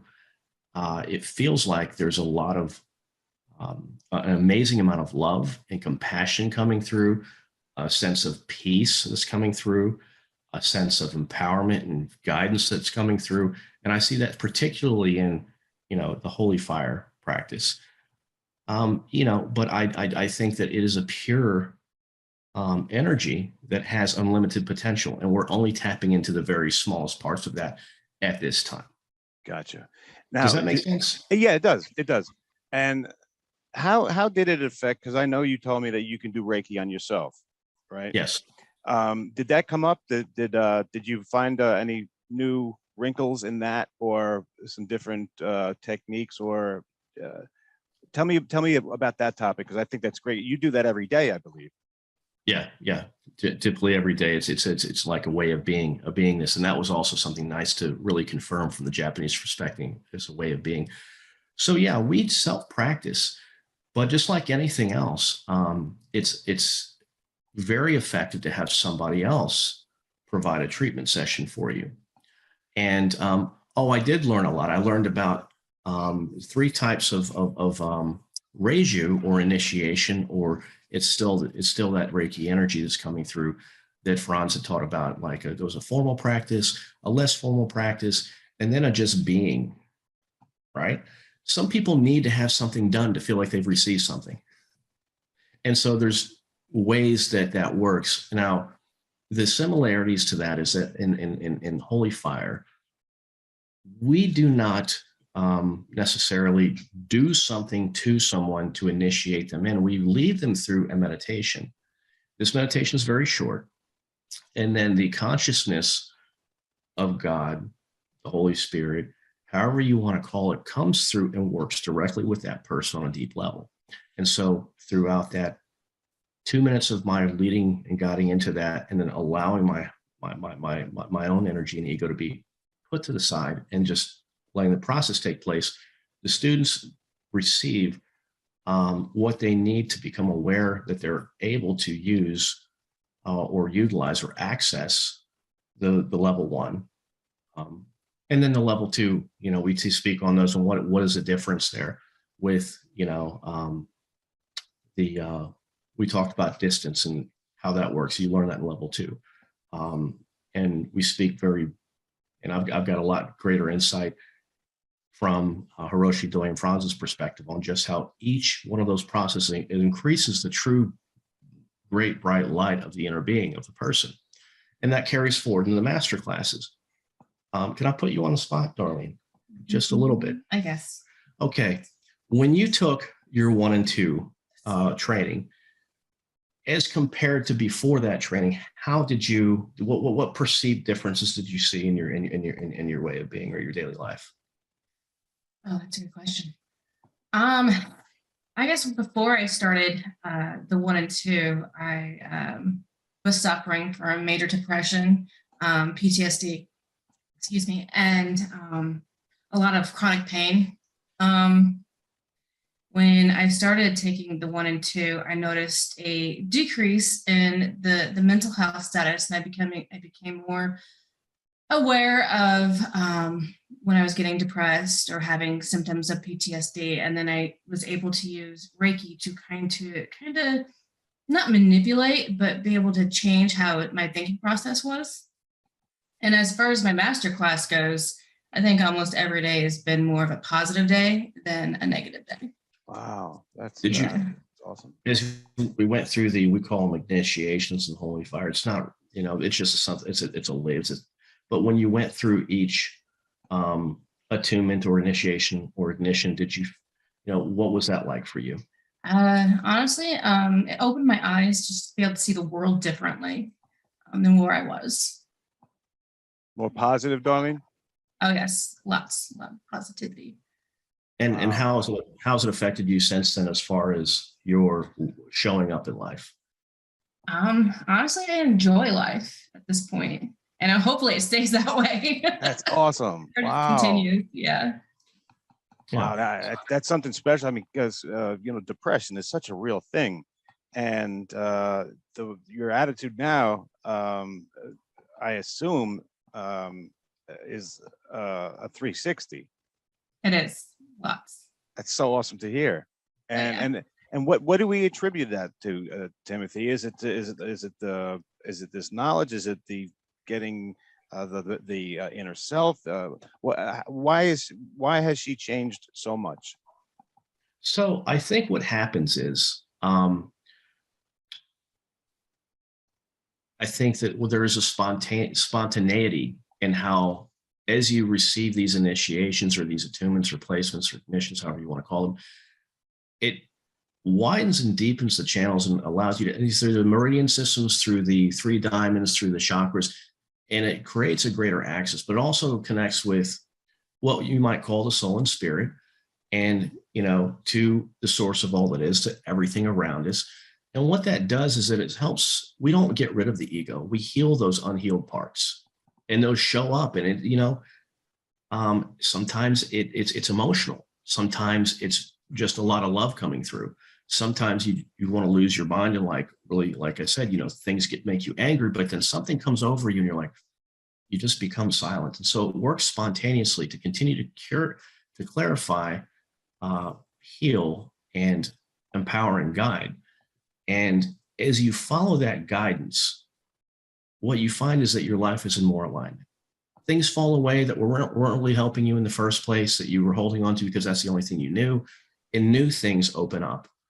And that's why we say you don't master Reiki, you allow the practice to master you, not what you do, but you have to practice, right? You have to commit yourself on some level to wanting to, embrace this way of being.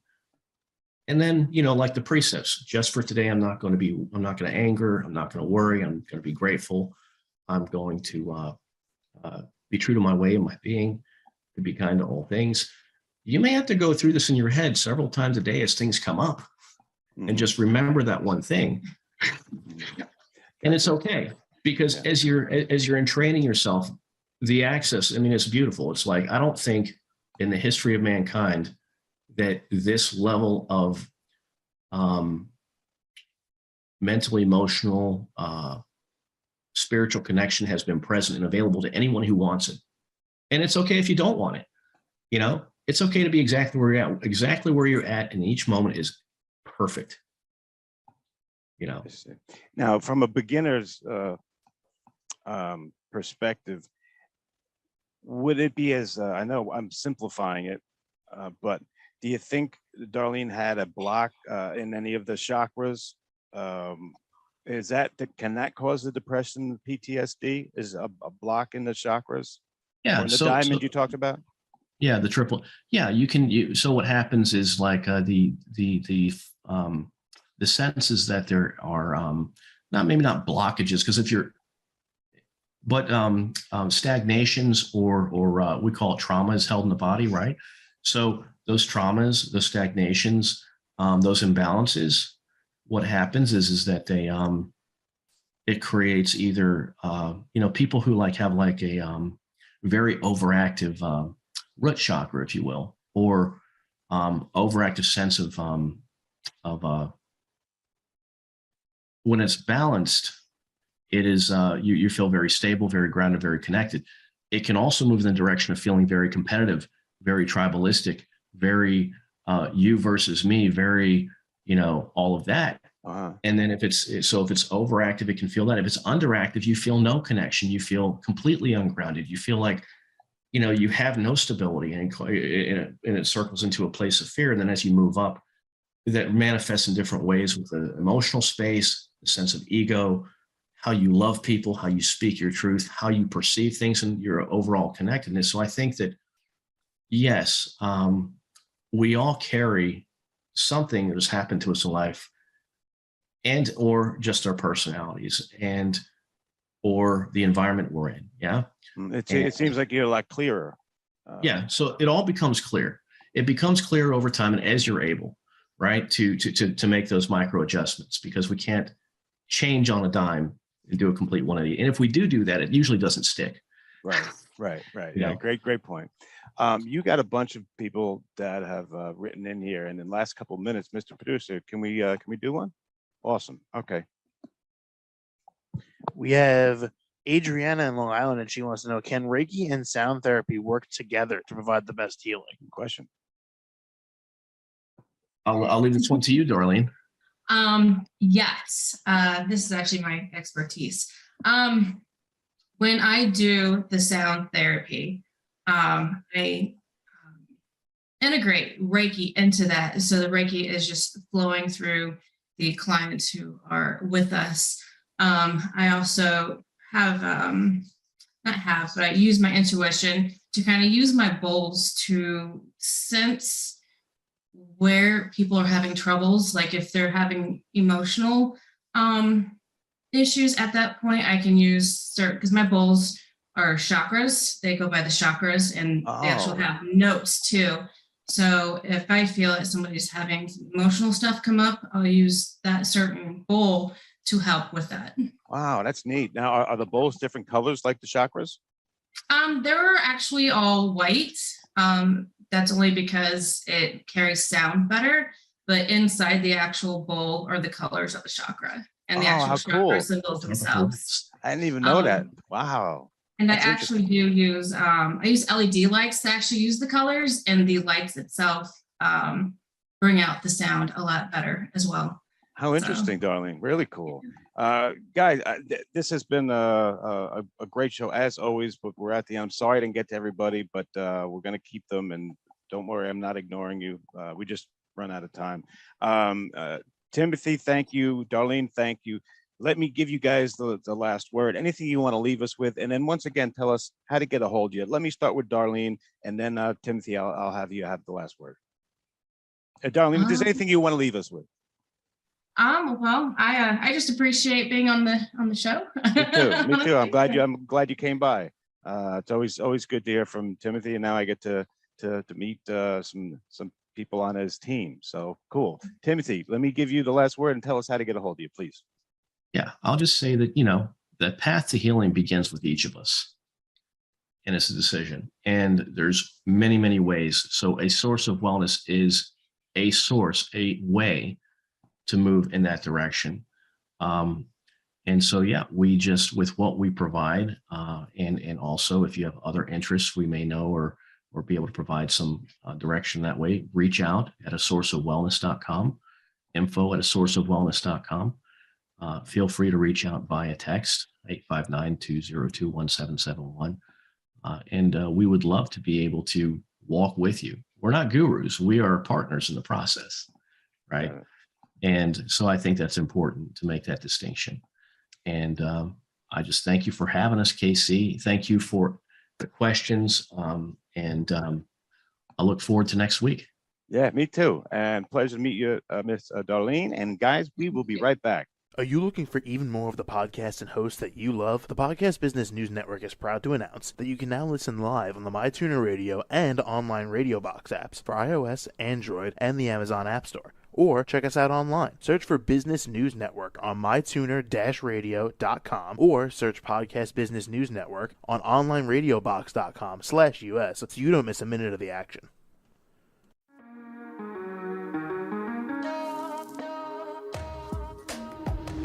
Broadcasting from the business capital of the world, this is the Podcast Business News Network. For nearly 2,000 severely injured veterans, everyday life has become filled with barriers. Day-to-day simple tasks can become pretty daunting. I have to carry my chair up 2 flights of steps or have somebody do it for me. What scares me the most is just the falling. When I'm struggling with my house, I think, to have that one great barrier just knocked down, I mean, it's crucial. Home for Our Troops is a wonderful nonprofit that builds a Mortgage-free, fully adaptive, handicap-accessible house. And there's no catch. It'll be our very first home that we've ever owned. This is a game changer. This is where your life begins again. We need you to join us in completing this important mission. Please visit hfotusa.org and help build homes and rebuild lives. Because of you, everything's going to be okay.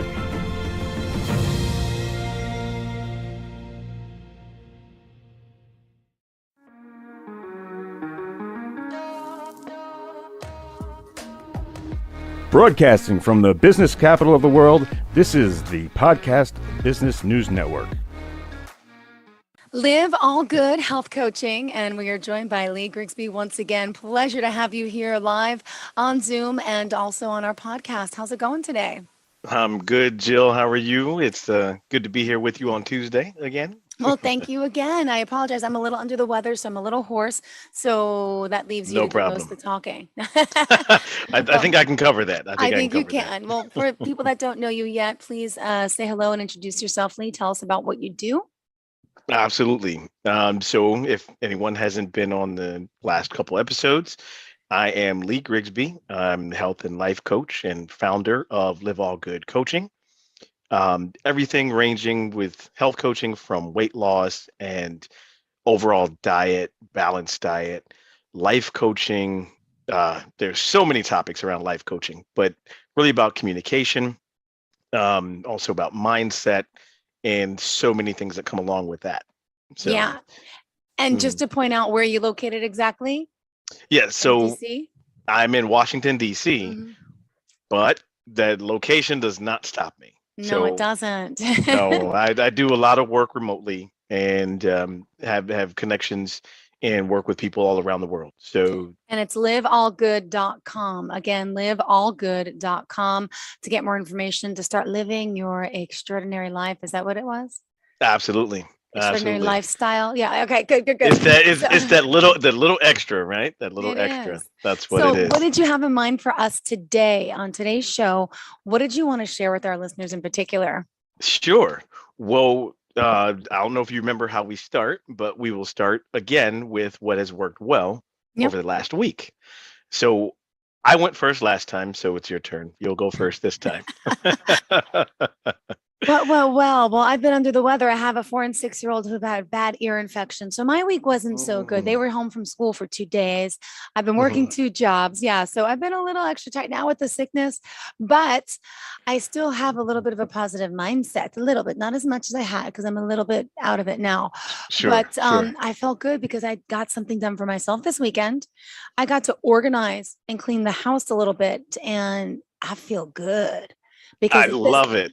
it's like the weight is lifted after, the week and not be able to go Sure. and clean the kids' rooms and organize and put laundry away. it feels good. I don't know if it's a girl thing, but it's just an organizational thing that makes me feel better. And so I take that away from my weekend, and I feel accomplished that I got to organize the house. Really. That is amazing.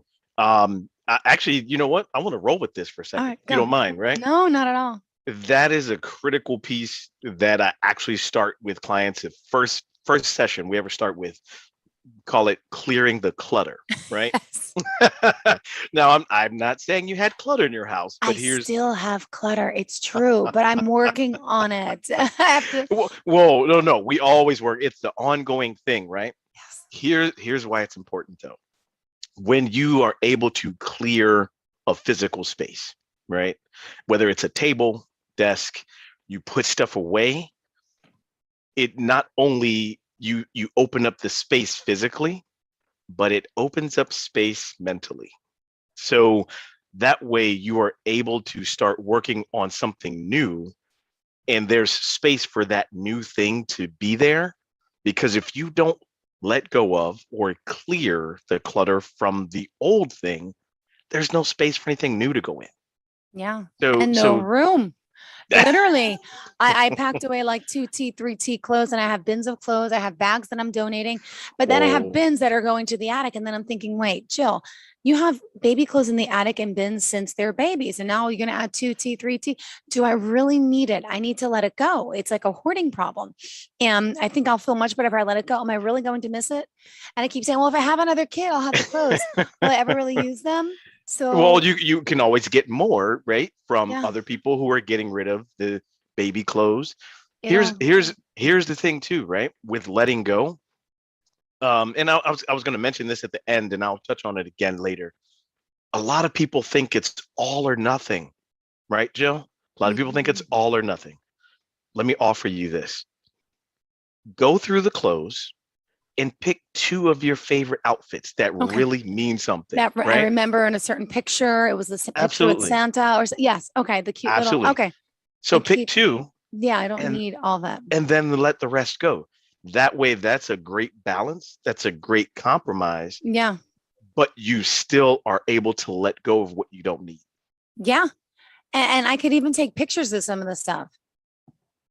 So I will. Or is that cluttering? Or is that cluttering? No, that's even better. No, pictures, right? I had to do the same thing when I first started training, and we've gone way on a tangent, but I love it. This is important. When I first started training, that was one of the things that I had to learn was to let go. I had trophies from it was in the sports, right? I had trophies from when I was 14. Okay, even younger. Trophies on trophies. I don't have space. I don't have a trophy case. Can't put them anywhere. I was like, what am I going to do? And I was like, oh, wait a minute. I've got all of this digital storage. Cloud this, cloud that, right? Yeah. I took pictures of every one of the trophies. And then I tossed them out. Amazing. Took them to the dumpster. But that's the point, right? It's not the physical thing that the memory is tied to. Yeah. It's not the physical thing. So now if I want to I can go through, find the pictures like, oh yeah, I remember that. Or I remember when I bowled a 275. Well, no, it was like 260, but so that's the thing. The physical, you have to let go of stuff in order to keep moving forward, in order to keep opening space for growth. That's how it works. Well, thank you for that advice. And yeah, absolutely. So now what do you want to share? Tell me about you. Well, I will say what has worked well for me this week. Some seeds that I planted, some business seeds, are finally starting to grow after better part of a year, maybe 2. But it's good to see that. And so it literally like popped out of the dirt this week. Congrats. So that's a good thing. And I put on jeans the other day. I know, and folks, everybody's like, that's a little thing. But, I'm not a jeans type person anyway. I was like, you know what? Let me put a pair of jeans on. Let's see how that works. And hey, they fit very well. So great. Congrats. How do they feel? The truth is, can I tell you the truth? Absolutely. I don't like jeans that much. They hurt. they're just like a hard fabric. And even my kids, Absolutely. they wear, Yeah. we call them squishy pants, like just cotton pants. I can't, it's so funny because I had a dress on this morning when I had to work in television. Now, when I got to the studio, I have black leggings on. I feel more comfortable and flexible. If I have jeans on, I feel so tight and rigid. You feel stiff. Yeah. You and feel I like feel stuck in my stomach. And I'm like, I don't like the feeling. It's too tough. It makes me think too much about how uncomfortable I am. So, okay, but you So like your where- jeans, you finish them, you're feeling good. yeah, no, yeah. It's probably the only pair, but hey, that's all that matters. That's all that Good. matters. So that's what's working. Congrats. So eating well and doing well. Absolutely. And and obviously like we talked last week about that, right? Mm-hmm. Diet is an ongoing thing. Yeah. That is definitely on. Oh, I guess I should mention I did complete a half marathon this weekend. That's huge. And I finished 11 minutes faster than I did 2 years ago. Wow. Congratulations. So Where was the marathon? It was here in DC. See? Here in Okay. DC. Congrats. Yeah. So it kind of goes around the city. Oh my gosh. I'm just curious, how long is a half marathon? How many? 13.1 miles, or for our metric, Yes. listeners, 21K, I believe. Wow. Yeah. Wow. Yeah. We had the New York City Marathon in town, and Yeah. I watch it. I could never do it. I lost so many coworkers and friends, everyone grouping together to do it. And by the end of the training, before it even happens, we always lose half the team for injury. So I'm like, I can watch it's a real it. deal. I'm like, I'm a good watcher. Good. Well, I don't know if I'll ever get to the marathon stage, Mhm. but never say never. I can tell you I never thought I'd reach half marathon. So there's that. Perfect. Well, good, Lee. Thanks for Yeah. inspiring us with the positive talk and always looking for the good in what we're doing. And we should Absolutely. highlight that because we don't so often. Yeah. That is so important. Always looking for, we're so conditioned to really look for what we don't do well or Mhm. what we need to improve, Yeah. what didn't work. Yeah. And having a positive mindset is not about, oh, everything is perfect. Perfect doesn't exist. True. There's no such thing as perfect. True. But having a positive mindset is about, always looking at what's working. And when something does go wrong, you don't dwell on it. You address it. You see what can change so that it doesn't happen again. And then you let it go and move on. Mm-hmm. But you don't dwell there. You don't dwell there. Man. Wow. All right. So let's not dwell. Let's move on and be focused and positive. And what do Absolutely. you have in mind for the mental state today? So I want to share a story. This is about how I became a bike commuter. Okay. But I wanted, it hit me the other day because it kind of illustrates the small steps you have to take in order to get where you may not even have thought you will get. Okay. So we're going back about 9 years ago. I knew that I wanted to get back into better shape. Had some leg injuries, that kind of thing. So running even wasn't on the plate at that time. Mm-hmm. But I was like, okay, I still got to go to work. It's 4 or 5 miles away, not that big a deal. Okay, let me try one of these rental bikes. Rented a bike, got to work. I was like, oh, that's pretty easy. No big deal. But then I started thinking, okay, well, I can't pay $7 each way. That's gonna, by the time I start paying that every time I go to work, I'll be broke. Mm-hmm. Yeah, it's like to go to New York City and back, my tolls, it's about $20 a day. Do the math. It's a lot. I can only imagine, right? So I started thinking, I'm like, well, okay. And again, right, remember earlier I said everybody thinks it's either all or nothing. Yeah. Keep that in mind. So it's not all or nothing. So I started and I was like, okay, what can I do? I don't have the money to buy like a brand new bike at the time. What can I do? And I was like, oh, you know what? Let me look up used bike shops, right? That's a good way to start. Because if I ride this rental bike 5-6 times, that's cost of a used bike.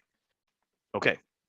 So I look up used bike shop, get a bike that fits me really well, good to go.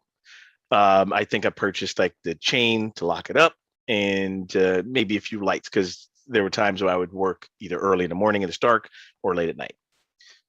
Got the used bike, riding that. Then I thought, oh, because my daughter was young at the time. She was like 3, I think. Like, all right, let me get a bike seat, right? That because we're a 1-car family. Yeah. So, let me get a bike seat. That way I can take her around, do what you got to do. So one day I'm ready to take her to summer camp, and I'm devastated because the bike is gone. Mm. It is a thing. The bike theft happens. But I want to mention that I had a part to play in this because I did not have a lock on the gate and I did not lock my bike. It was just out I'm not saying it's right for someone to take that, But I had a part to play in that. Oh. Okay. Mhm. So anyhow, we, first bike stolen. To talk to my wife about it, was like, man, I can't believe that. I don't know. She was like, well, what can we do? And I was like, I'm not even sure I have money to buy another used bike. Well, let's just see what we could do. Okay. Bought another used bike. Okay. A little bit more expensive than the first one, but bought another used bike. This time bought like outside storage. Tried to do better with, okay, let's put a lock on the gate, all of that. Let's get better. Let's take another step forward. Right. So I had that bike for 2, maybe more like 3-4 years, something like that. And then with this outside storage, it inspired my wife ended up getting a bike. By this time, my daughter was riding, so all the bikes are in the storage. Guess what happens again? You broke into the storage unit and got the bikes, plural? Yes. All 3. Oh no. I was okay because they only took mine and my wife's. Oh. They left my daughter's bike for whatever reason. So I could live with that. Yeah. So, all right. Now we get to the bike that I have now. I was like, all right, what are we going to do? How are we going to change this? We moved some things around inside.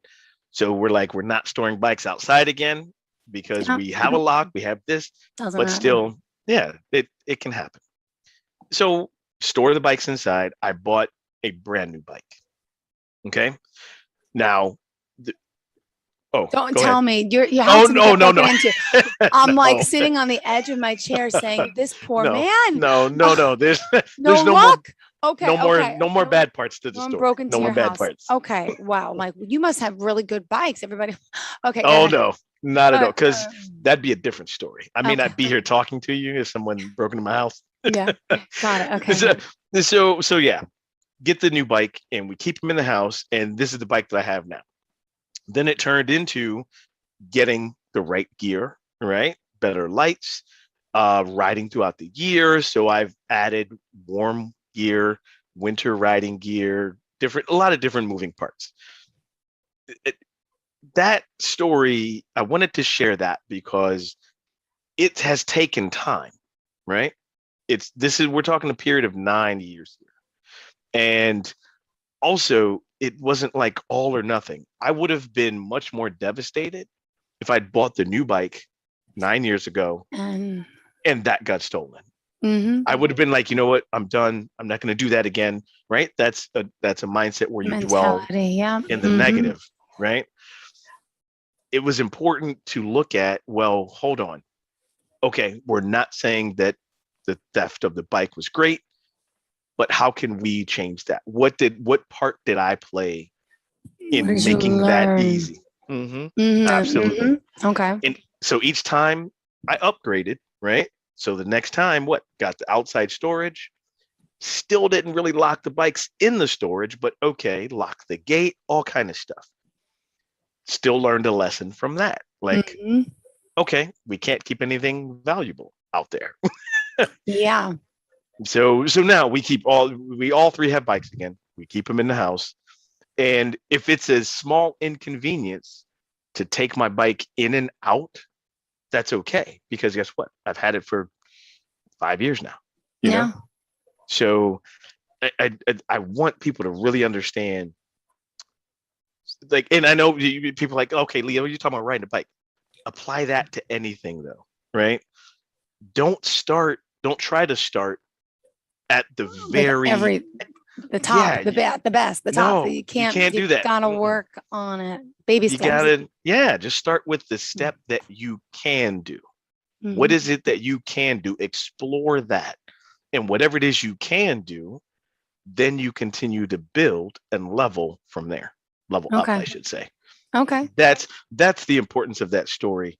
And literally, I was thinking about that because like now I commute, and I've over my commute started at about 4 miles because that's the straightest route. I now have added, a few turns and a few hills purposely, and it's like I'm crazy. I must be, Yeah. but I added those just to get more mileage because it's exercise, Mhm.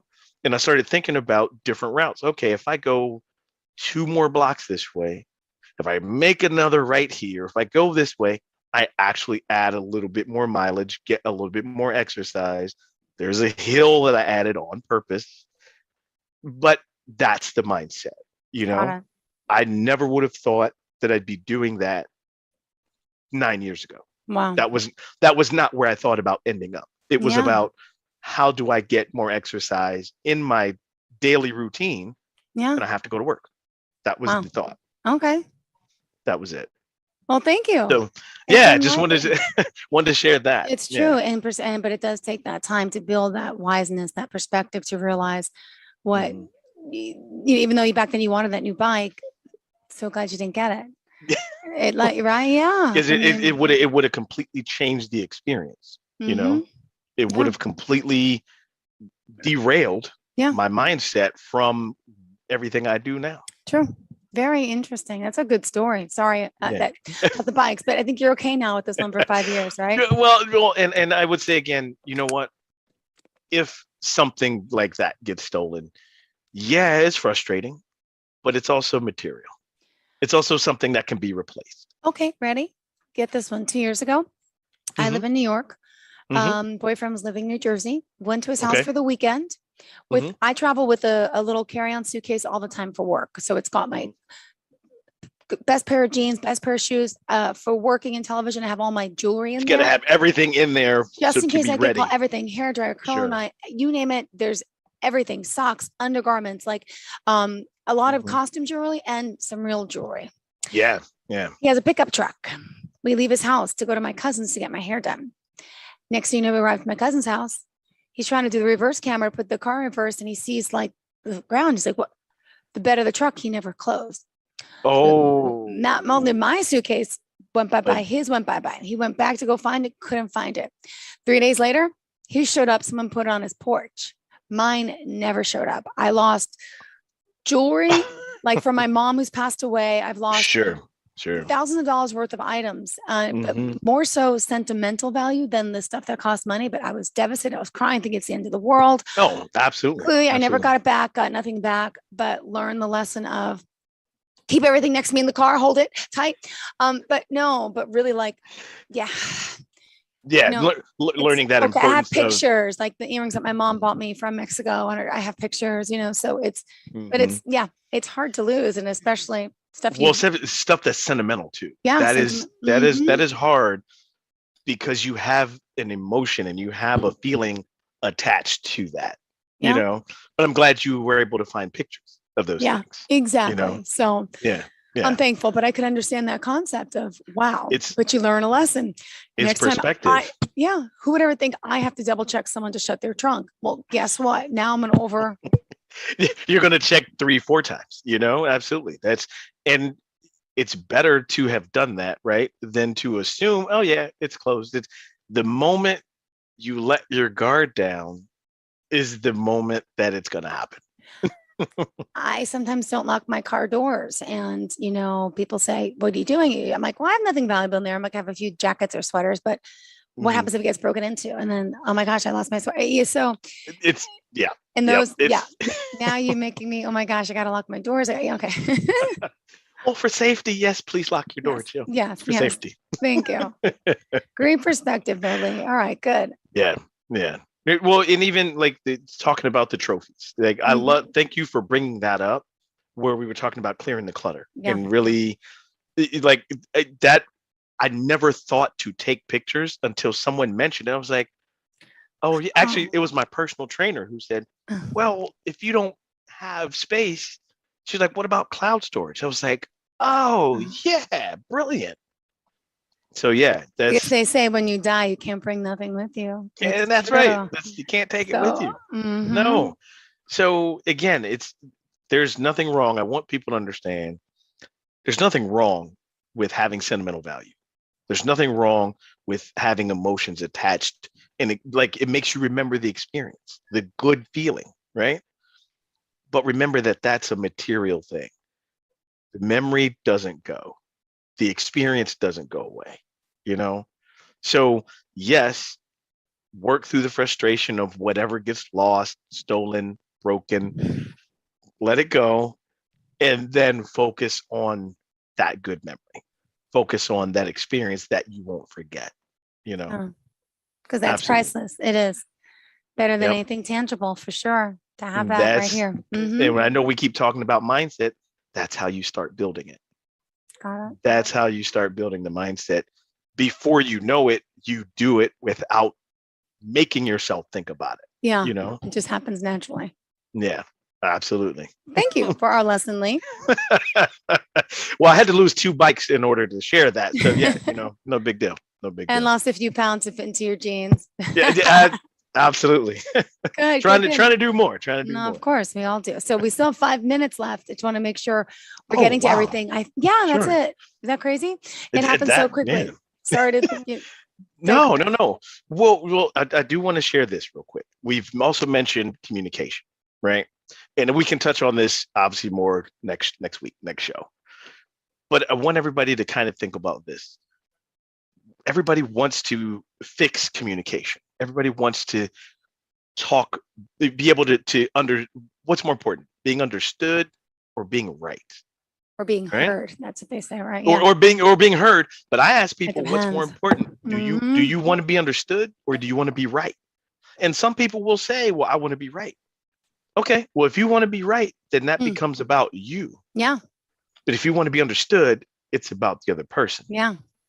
Yeah. And then what's most important about communication is honesty, but with yourself. If you can't look yourself in the mirror and say, Lee, did I really do my best at X? Did I really try? Did I really listen to that person? Did I really understand what they were saying? Right? And with an open mind, with curiosity, not with another biased opinion of, well, they're going to say this. And when they say this, I'm going to say this, right? Yeah. No. Be open, but be honest with yourself about what you're feeling, how you're feeling in that moment. Because if you can't be honest with yourself, trying to fix communication and fix someone else doesn't work. Not going to work. Got it. Got it. Not at all. Giving me a lot to think about. And I hope our listeners too, really. Wow. Absolutely. Yeah. That's the number one thing. And folks, I want you to know that these are things that I work on. I'm not sitting here talking at you. Preaching. No, I'm Definitely talking not. with you. I'm talking with you. These are things I try to incorporate in my life. Yeah. Empowering people I do towards my a healthier best. lifestyle. That's right. Helping them break through fears. I'm reading it, but I know it. I love it. I love it. Self-sabotage. Yes. No, but you coach them about awareness and all, which we've talked about. The website's liveallgood.com. And my goodness. So everything from nutrition you help with, mindset. Yes. What other aspects can you help our listeners with that may be new to the show today? We only have 3 minutes left. What would you say? I think, other aspects, I think, well, you kind of mentioned it, like fear, right? Yeah. I'll touch on this in a couple weeks or even next week. I really want to mention how the sport of triathlon helped me break through fear. Were you always scared of running? No, it was swimming. Oh, triathlon. That's right. That's the third. Oh my gosh. Oh yeah. How'd you overcome that? Remember when I said sometimes you just have to do it afraid? Yeah. Sometimes you have to do it afraid.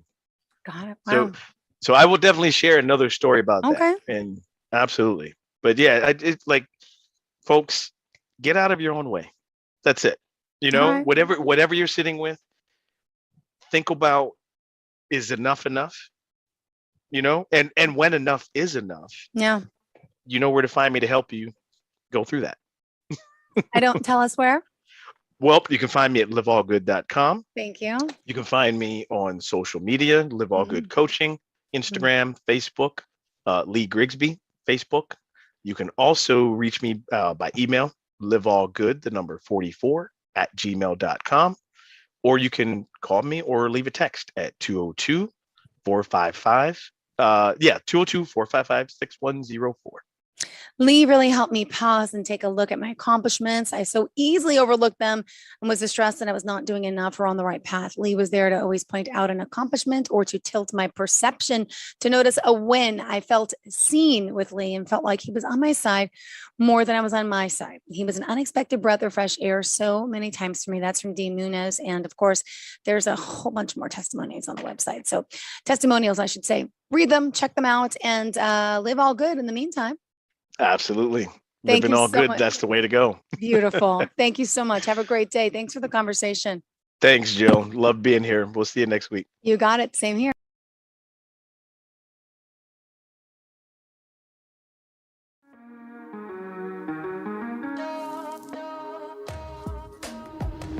Broadcasting from the business capital of the world, this is the Podcast Business News Network. For nearly 2,000 severely injured veterans, everyday life has become filled with barriers. Day-to-day simple tasks can become pretty daunting. I have to carry my chair up 2 flights of steps or have somebody do it for me. What scares me the most is just the falling. When I'm struggling with my house, I think, to have that one great barrier just knocked down, I mean, it's crucial. Home for Our Troops is a wonderful nonprofit that builds a Mortgage-free, fully adaptive, handicap-accessible house. And there's no catch. It'll be our very first home that we've ever owned. This is a game changer. This is where your life begins again.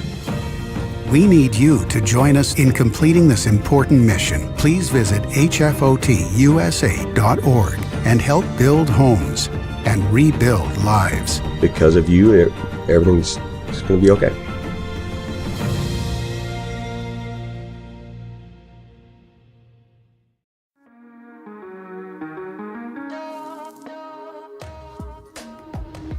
Broadcasting from the business capital of the world, this is the Podcast Business News Network. Thomas Bergvik joining us here today once again. Welcome back to the show. How are you? Good. Good. Great to see you. Please introduce yourself to our listeners. My name is Thomas Bergvik. I'm a licensed professional counselor practicing in Hampton, Connecticut. I've been in business going on 11 years. As I tell people all the time, it's the best job I've ever had. Oh, fantastic. Well, of course it is. Tell us, you're based out of Connecticut, correct? Correct. Great. Yeah. And you work with, a lot of couples, a lot of individuals. I work with couples. I work individually with clients who are experiencing anxiety, depression, pornography issues, addiction issues of all sorts, anger management. Those are the ones that I really I see the most. And I've, basically my clients tell me that for the most part that they really appreciate my effort and my ability to be able to help them deal with whatever they're able to deal with. So. And for today's topic for the show, did you have anything in mind? I know last week we took callers. And I like that, because sometimes people want to talk about something that's not related to the topic I'm talking about. And so I thought, at least we got one caller in next week, and I'm hoping maybe we can get more. And whatever it is that's on your mind, I'm willing to talk about it and maybe help you. And so I'm just hoping that people will call in, because I enjoy being able to interact with people and see what's on their minds. Good. And anything in particular this week that you've worked on, as far as, with clients, anything in particular that's sticking out in your mind? Well, I mean, a lot of relationship issues, and it can be, complex. A lot of it has to do with communication issues, and trying to help clients be able to communicate in a way that's going to be helpful to both of them. One of the things I try to help people do is like try to work on being empathetic towards one another, try to see issues from each other's point of view. I think sometimes that helps in terms of cutting down the irritability that can happen between couples. And I also mentioned the fact that when people are talking about their issues, that if they find that their anger is up there, that they need to take a break. And but establish a time when they can get back to this so that the issue is not forgotten about. Because sometimes that taking a break can be looked at as being avoiding the issue. Mm-hmm. I mean, I look at when people are upset with each other, if they're upset, I mean, it's like they're just preparing what their response is going to be to the other person's response. True. And it's like a tug of war going on. And I say you might as well be talking to the wall, because you're going to be basically getting the similar results. Yeah. So anyway, and the thing is, as you can probably guess, relationship counseling is a challenge. It is, I'm sure. Yeah. I got a story for you. Sure, I'm listening. And it's going to work. I saw a client last night. The last time I saw him was with his wife 7 years ago. What? 7? 7. And anyway, he came in. He's got his own business, been in business for over 30 years, and he is burned out. Wow. Family issues going on, and he really just wants to be able to sell the business with the interfamily squabbles. In any case, he just found out. Wow. Because my son-in-law told me this, that he knows my son-in-law, and it was like his eyes opened up. And when I told him who it was, and he said, "And your daughter?" And he mentioned my daughter's name. And I said, "Yeah." And he never knew that. And the funny thing is they know my daughter and my son-in-law for the last 3-4 years, because their daughter plays soccer with my granddaughter, my little granddaughter. And so my client's wife calls my daughter and says, I just need to tell you something. Just blew my mind about them knowing me. And apparently they've been referring a lot of people to me. And she said that I saved their marriage when I saw them. Wow, that is impressive. That's pretty amazing. That made my nights. Aww. So yeah, that was incredible.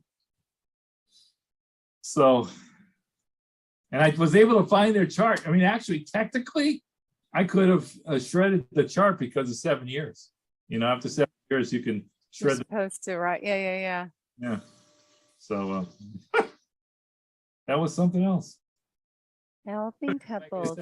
You like to hear that. It's like you don't get that kind of feedback, and especially with them referring people to me. That just, it speaks volumes in and of itself. Now, clearly something like that. What other proudest achievements do you have in your field?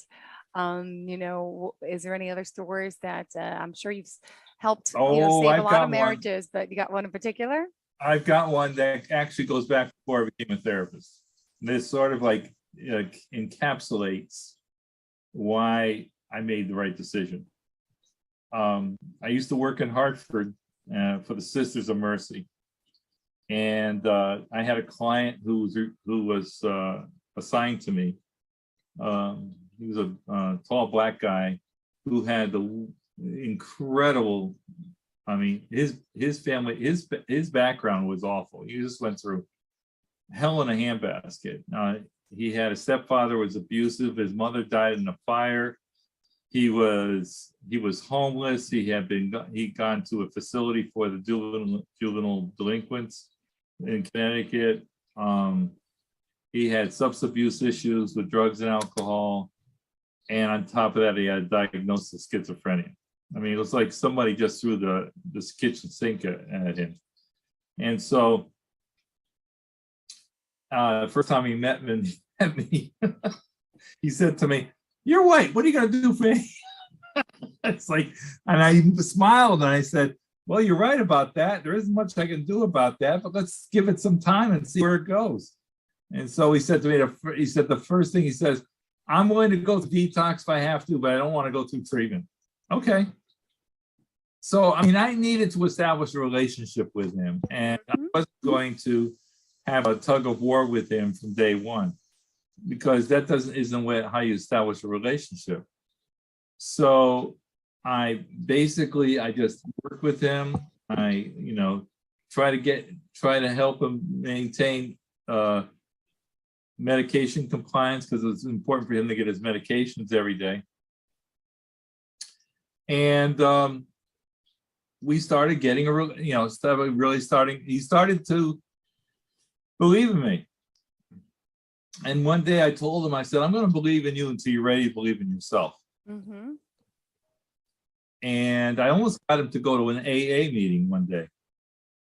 I was all ready to go with him, and he didn't. But that, Rome wasn't built in a day. So one weekend, come to find out, he had a bad habit of carrying a kitchen knife in his back pocket for protection, as he put it. And I said, "I don't think that's a good idea." No. Well, he gets into an argument with his girlfriend, and in the process stabbed her, but thank God it was only superficial, but it was enough to get him to jail for 6 months. Oh, wow. I get a long letter from him one day, and he said, "Tom, I've been thinking a lot about what you've been telling me. I've been going to AA meetings and jail." And he said, "I promise you when I get out, I'm going to go into treatment." Well, Red Fox, it was like, here I come. He could have knocked me over with a feather. And I said, "Holy cow, never thought I'd see this day." Well, true to his word, as soon as he got out, he went in treatment. He did great. And then he was in intensive outpatient treatment, IOP. He did great there. And in the meantime, they decided to discontinue the program I was working in Mercy Housing.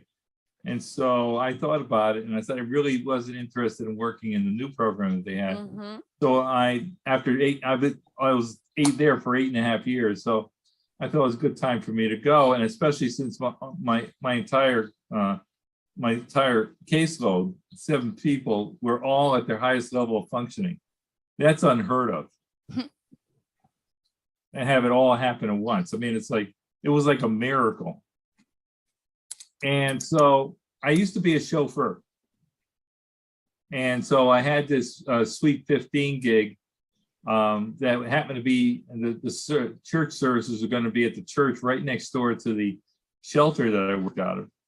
And so I thought I'd go over there while they had this church services going, and I would say hello to the staff. Well, guess who was there? Ta-da. He says, "Hey, Tom, how you doing?" I said, "How you doing?" He says, "I'm doing great." He says, "I just wanted to let you know, I know when I ever feel like I'm going to get into trouble, I know just where to go. I don't disappoint you, Tom."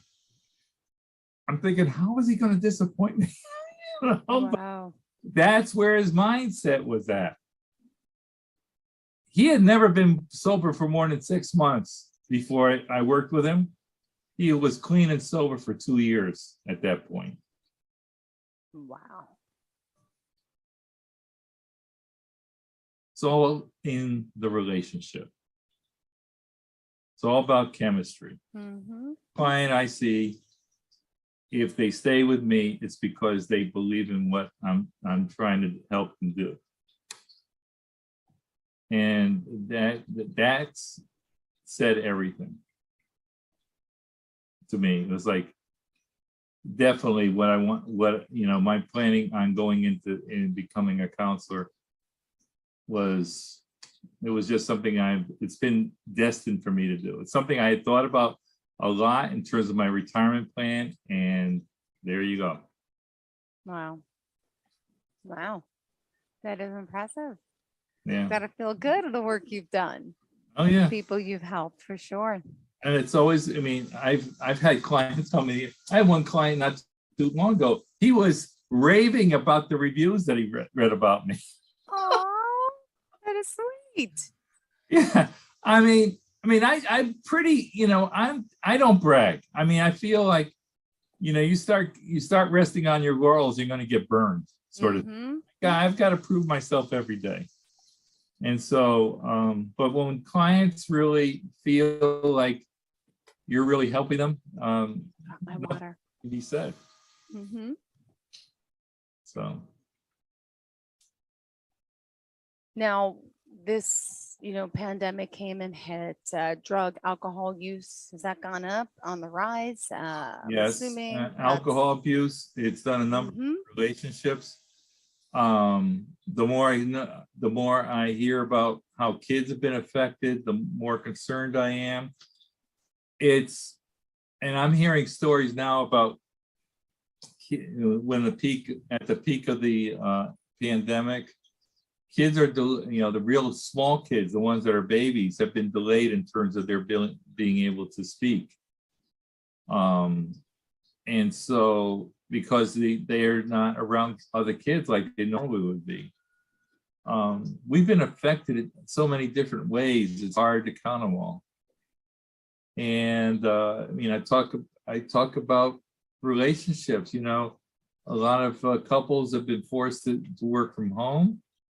And if they're both at home, that means they're basically together all day long.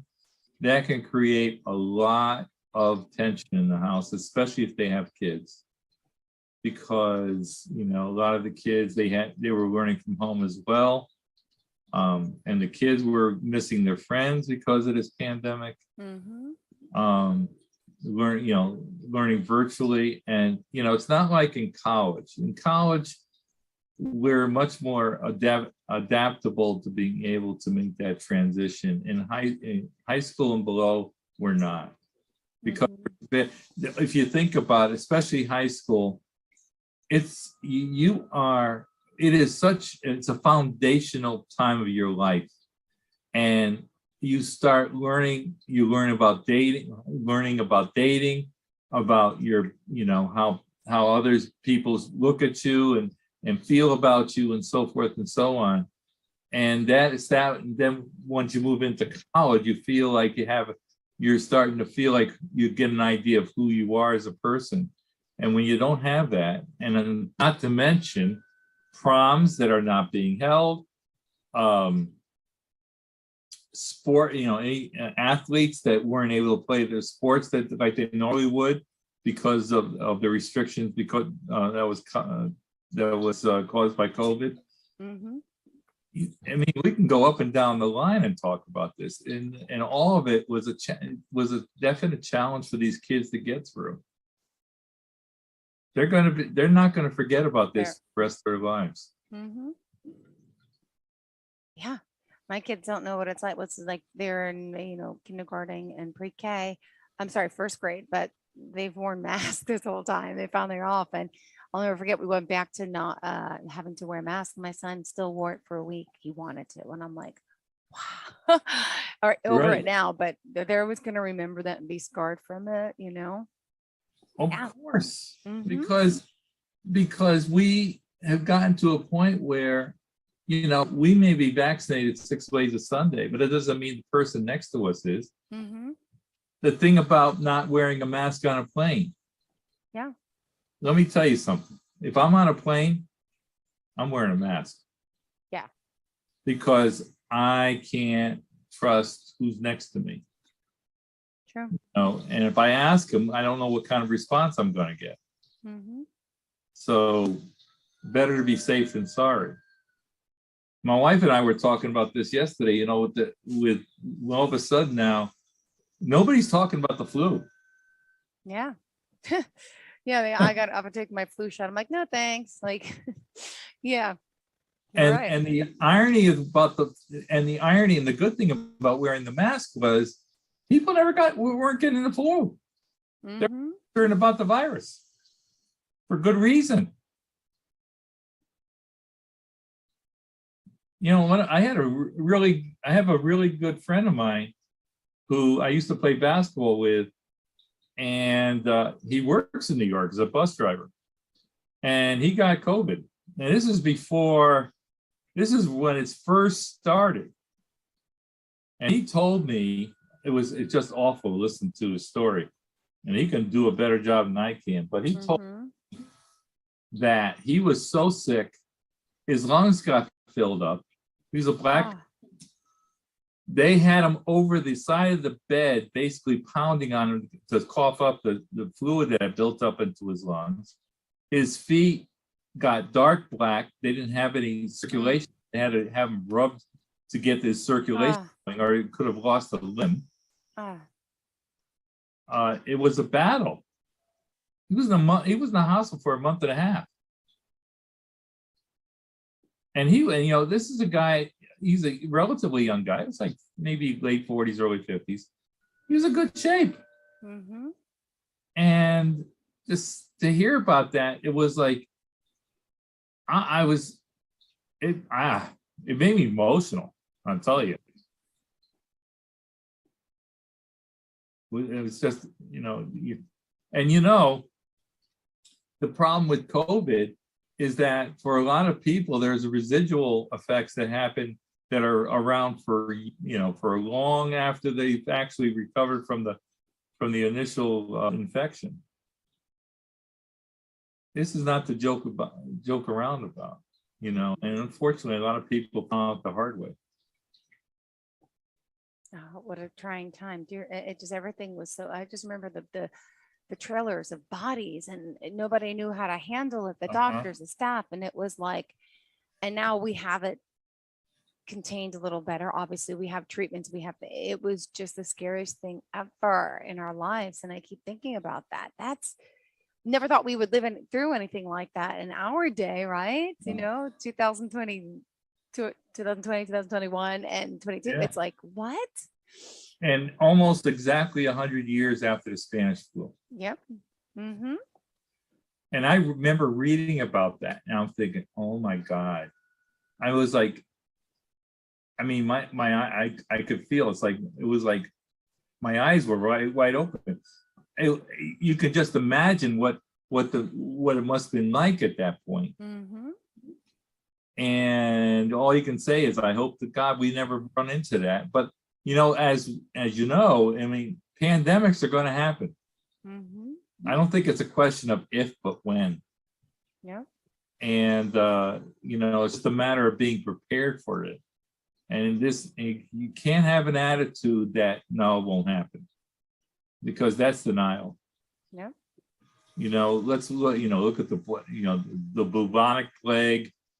I don't think it's the same thing. The Black Plague, you know, in history, I mean, just what they went through, and a lot of it like rats, you know, I mean, there used to be a time when our sanitation system was left a lot to be desired. And, you know, in New York back in the day, there was a lot of excrement all over the place because of horses.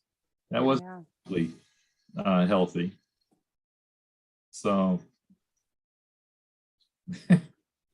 you know, we've been through a lot, and just hope that we can overcome a lot of the other challenges that we're facing, not the least of which is the environment. Yeah. Now, unfortunately, we are almost out of time. I know we got a late start with some technical issues. If someone does want to reach out to you, work with you, explain the process, how it works, please. Sure. I can be reached by phone, 203-917-7674.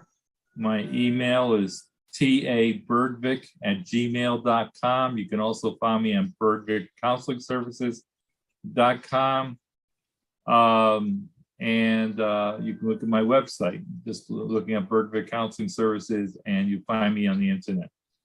So it's been fun. I really enjoy. As always. Thank you. Thank you so much. Maybe I could use you as my therapist. We'll do a whole session on Jill and her problems. Hey, we No all problem. have them. We all have them.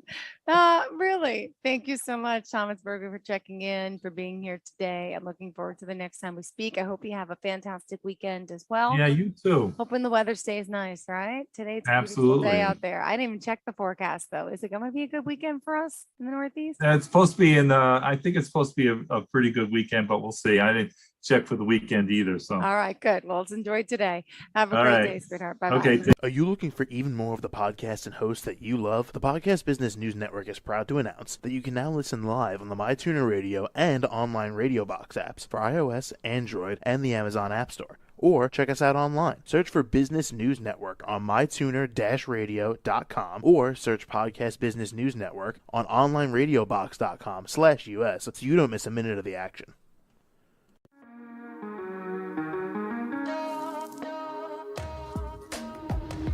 Broadcasting from the business capital of the world, this is the Podcast Business News Network.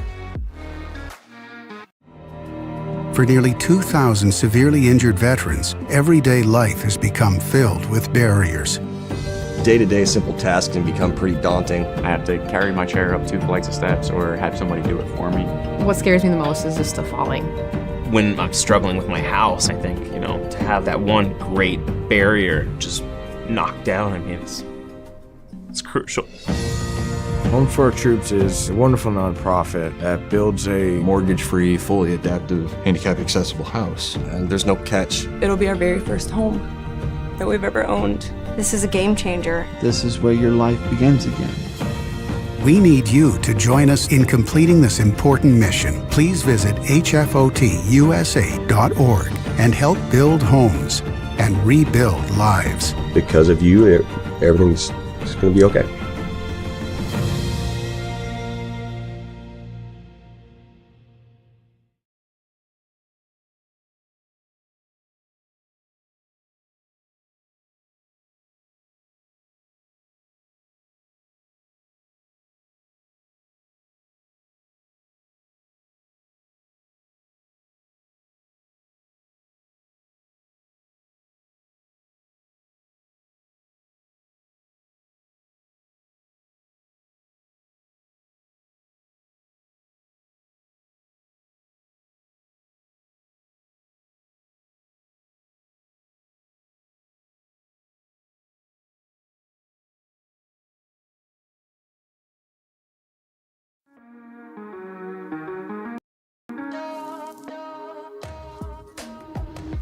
Broadcasting from the business capital of the world, this is the Podcast Business News Network. We are back here with Kate Panachone, and she is an amazing professional and a person who helps so many people. The name of her company, Square Peg Consulting. We want to welcome you back to the show today, Kate. How are you? Well, thanks, Jill. Hi, I'm fine. I hope you're well too. I am. Would you mind explaining what Square Peg actually does? Sure. What Square Peg is I have a consulting company for special education matters. What that means is anything related to special education, that's my area of expertise. So I'm hired sometimes by government agencies. It could be a state. I'm sometimes hired to develop training programs or to work on some of the policies that states have regarding special education. Yeah. I'm sometimes hired by attorneys because there's often litigation that goes with special education, either because children that have special needs have been injured somewhere, or perhaps it's because a child that requires specific services in the school district, the parents might not feel they're getting them, so they hire an attorney and litigate that. So I'm hired often by attorneys. And Also, I work sometimes with parents. Parents might call me up and just ask for assistance for smaller tasks, like perhaps in reviewing their child's IEP to see if it's appropriate and if I think that it has everything that should be included. So I work for anybody that has issues concerning special education. Great. And would you mind telling us your forms of contact, please? Sure. You can reach me on my website, which is www.squarepeged. That's squarepeged.com.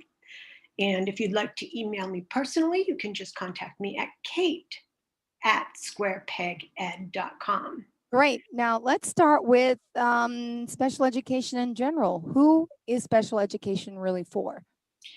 Special education is for children that have learning disabilities. It's important to understand that. The federal government has laws. That's all special education is it's a set of laws designed to protect children and to support children in becoming independent.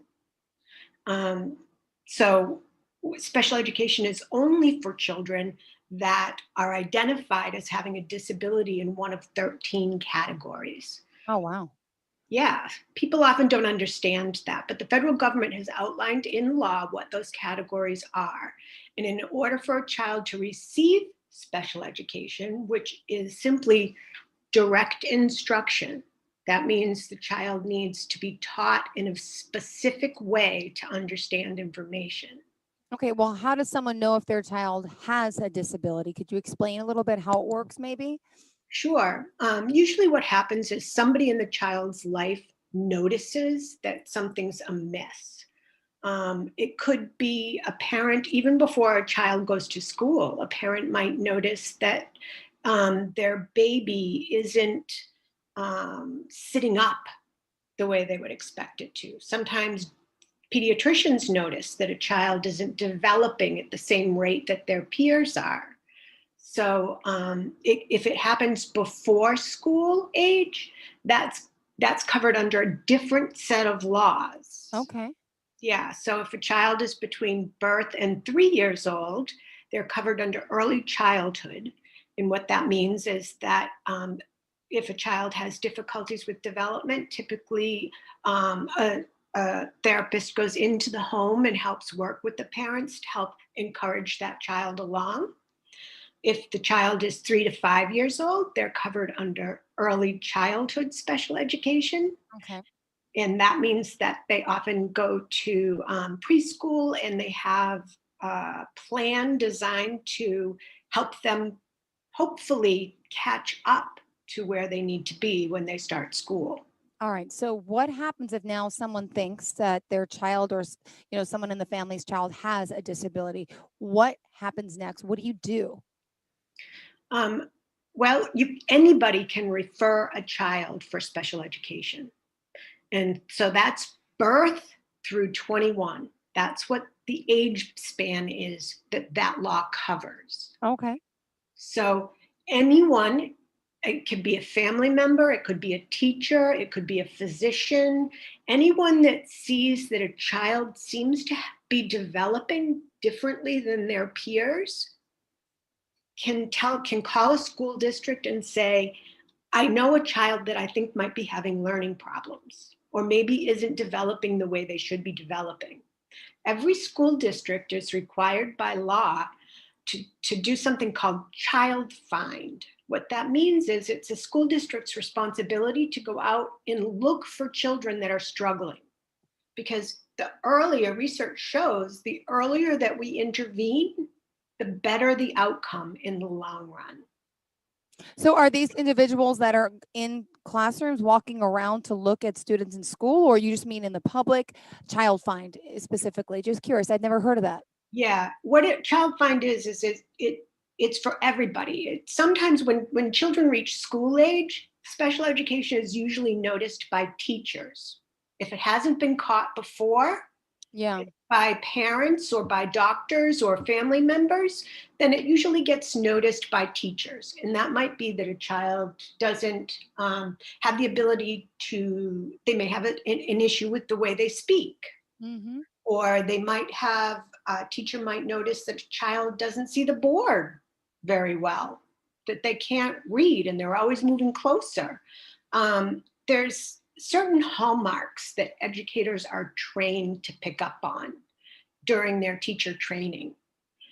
I think sometimes the public doesn't realize how involved it is for teachers to get certified.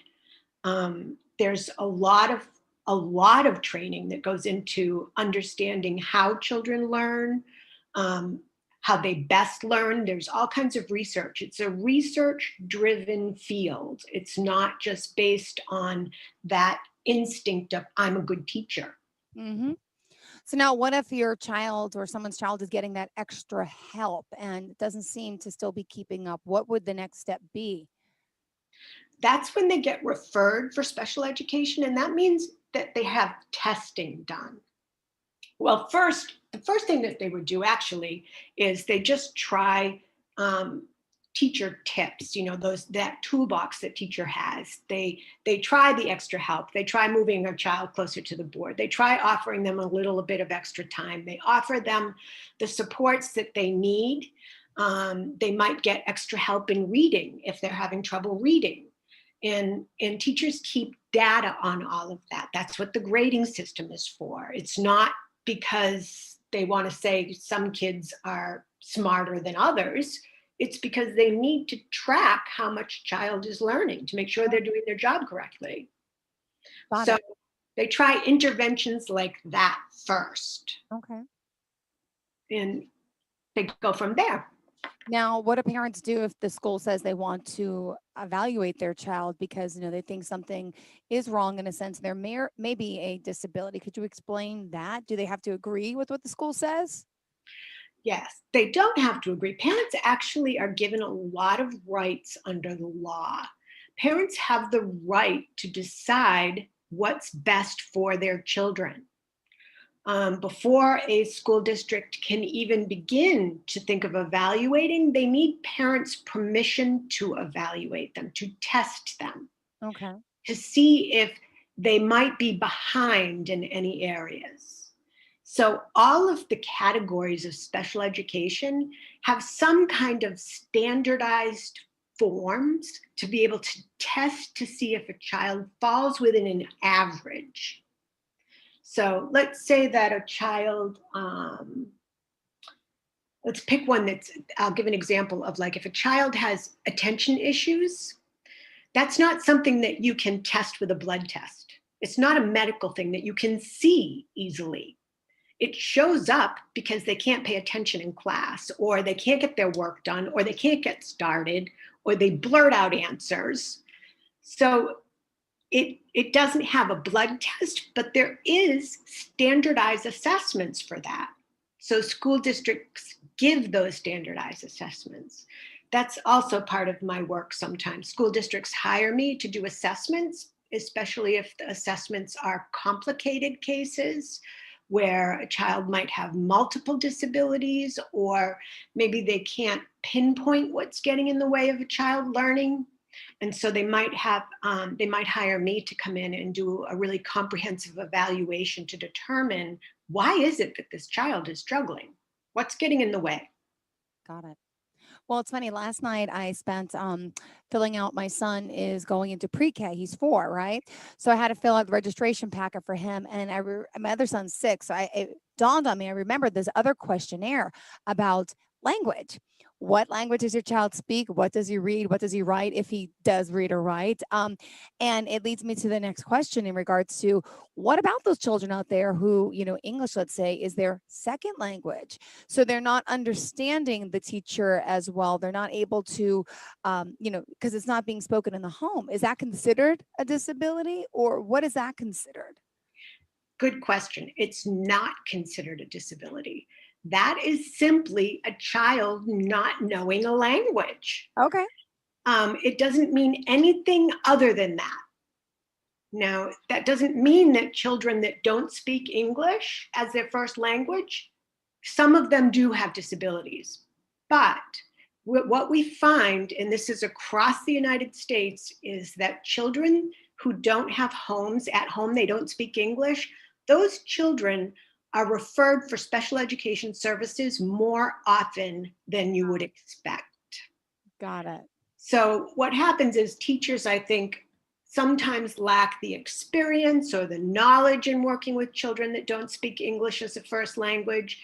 And so what they say is, I don't know how to teach this child. They must have something wrong with them. And so let's take them to special education. Well, there's nothing wrong with any child. That's not what special education is.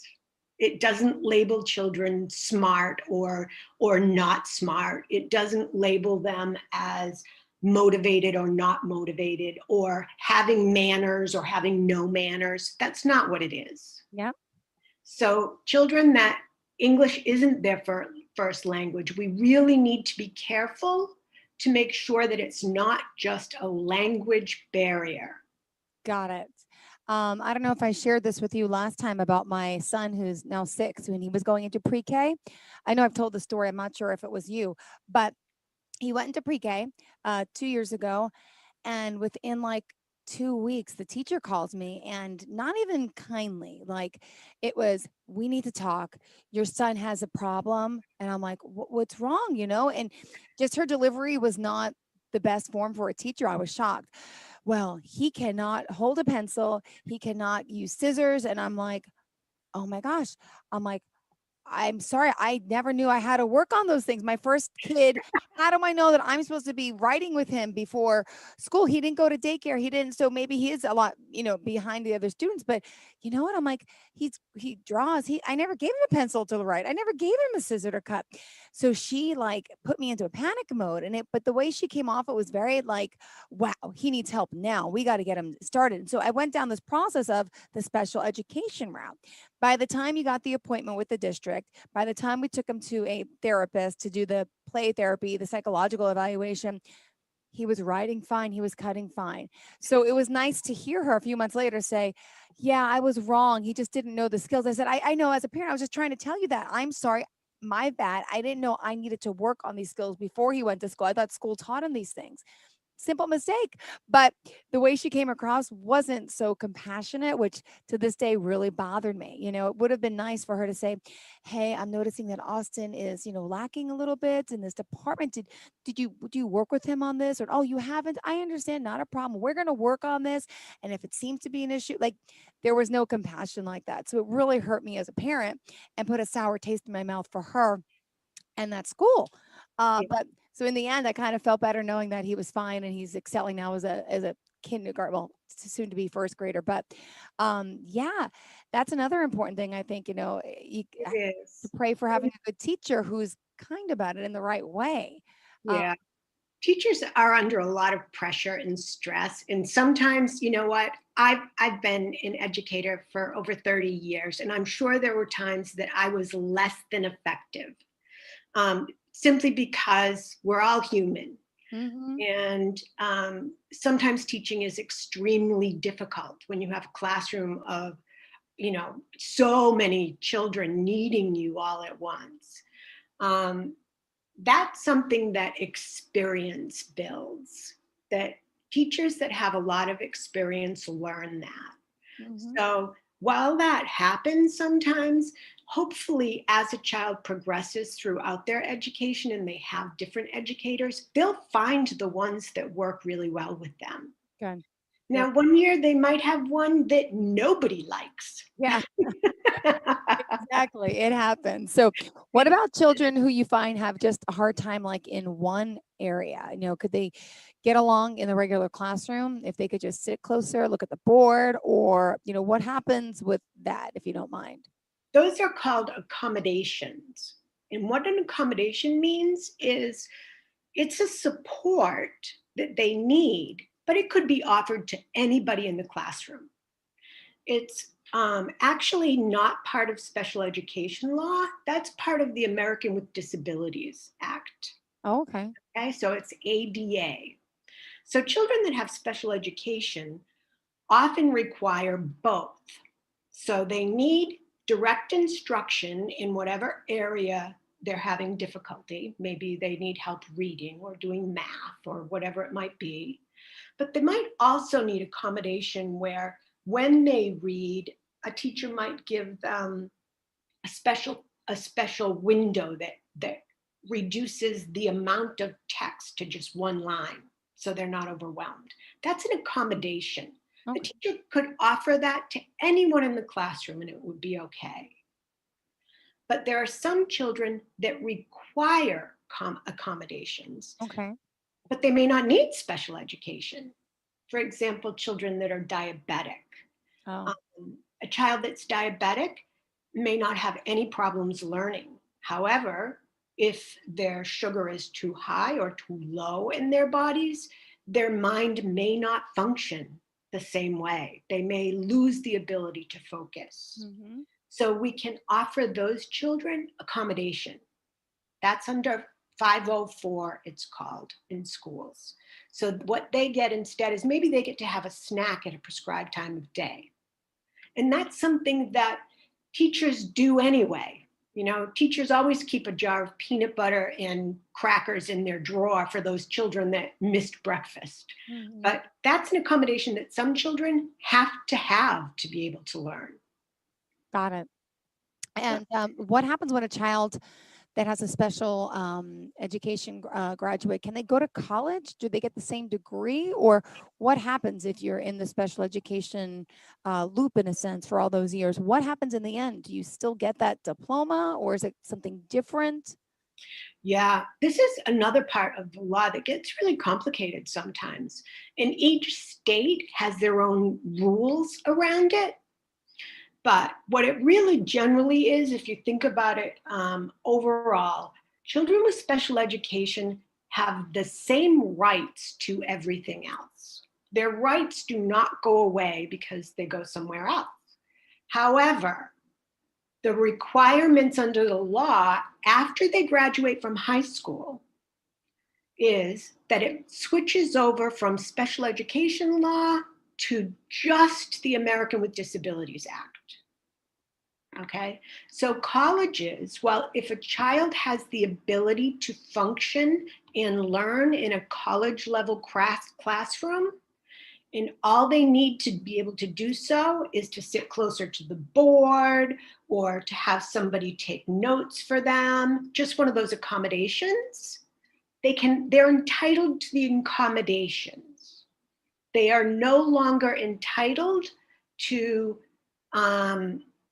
everything that's allowable under special education, because states feel that when children graduate, that's when they're transitioning to the adult world. Some children graduated at 18, and some children stay in school until they're 21. That's the most states use the age 21. That's the age that most states consider a person an adult. So if a child has enough of an impact on their learning that they need to be in school even longer, they can stay till 21. Okay. Those that graduate at 18 should be able to have all of the opportunities that everybody else has. Now, what if you still have, for example, and I'm referring to my own nephew, who's in a special education program. He was held back twice. He's now going into, it's going to be 8th grade or 9th grade. I get confused. But anyway, so my sister was saying that she doesn't think he'll be able to go to college with his anxiety, with his disability, even though she says he can get like a GED or some type of certificate instead.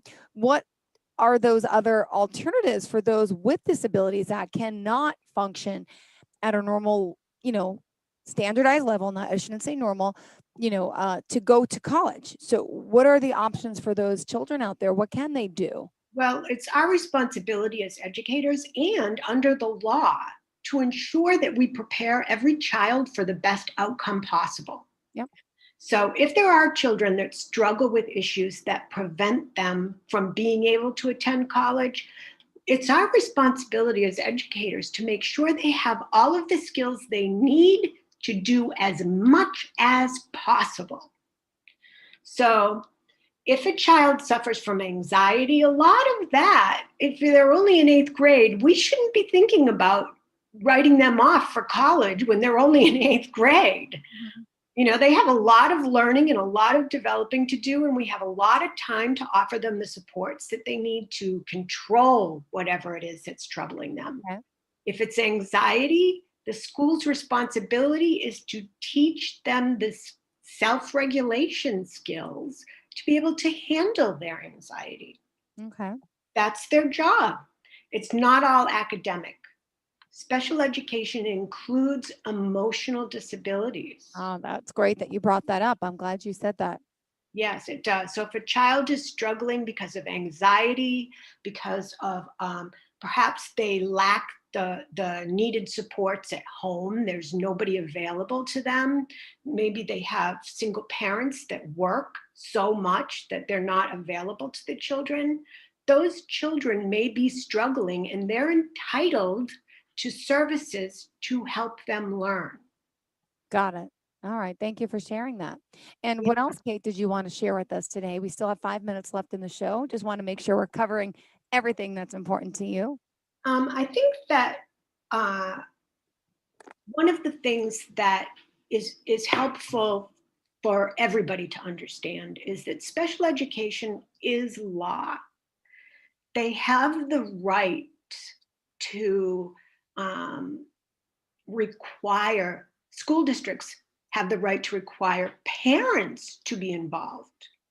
And if they don't, school districts have the right to take steps, if the parents are not doing so, to be able to take steps to ensure that child is getting what they need. The same is true for parents. If parents feel their child isn't getting what they need at school, they have the right to tell the school district, I need this for my child. And the school district has to respond to that. They can't ignore it. So even if the school district decides, oh, it's only cutting and scissor work, and so the child doesn't need extra help. Say you were a parent that was really worried about that instead. Say you were super focused on it and you were so worried that your child wasn't cutting correctly at whatever age it is, just because you never handed them scissors, who knows? Yeah. The school district might then say, no, we see them in all other areas and they're not struggling in any other area. And I think they just haven't held scissors enough. Yeah. So that's when the school district can say, let me try teaching them cutting things. And I'll have them cut a lot more often in school. And maybe you can try to have them cut at home too. Yeah. And that way, that's how you find out if a child really needs more help. If a child has a disability with cutting, that's called a fine motor disability, Yeah. Mm-hmm. then yes, they need help. But if it's just that they haven't cut enough, let's have them cut some more. Absolutely. Well, it's good to know there's these types of services out there for so many of us that need and these children. So, and, we appreciate what you do. Now, are you working specifically in your state, or you do virtual work for the courts and for different districts across the country? Yes. Most of my work actually is taken up with attorneys. There's a lot of litigation that happens, and that's when they need an expert, or by school districts. So yes, that's the most work that I do is on a large scale rather than an individual scale, just because when you amass the amount of expertise, it's in demand. Yeah. All right, good. And in closing today, Kate, what do you want to leave for our listeners? Children with special education are smart, funny, bright, wonderful, and should be included. I think that's it. Absolutely, all inclusive. You know what? And it's great to hear that, because now my sister also works as an aide in the special education department, not for her son, but in the elementary school that we went to. So she's working with students that need extra help. And I've learned so much from her about it. My eyes have opened. And then having her son with the special needs. And it's like, wow, when I was younger, I never looked at it that way. I didn't know about this. So it's so nice to see that, hey, I don't think years ago when I was in high school, this even existed, this special education, right? It's right. I mean, 20 years ago, did this really exist the way it does today? We didn't have special education. It didn't start to be discussed until the 70s. Yeah. We have special education in schools. We had special schools. Yes. So I love this because you're more inclusive, and it really is. And every child, every person is just as special, just as valuable, just as precious. So thank you, Kate, for doing what you do. How can our listeners and viewers reach out to you? They can call me. They can call me by phone. My telephone number is 603-828-7961, or they can reach me at squarepeged.com. Great. Well, thank you so much for your time. You have a fantastic day, and thank you for doing what you do, especially for those children, Kate. Have a good day. Yeah. Everyone else the same. Stay tuned. More of the show is on the way. Don't go anywhere.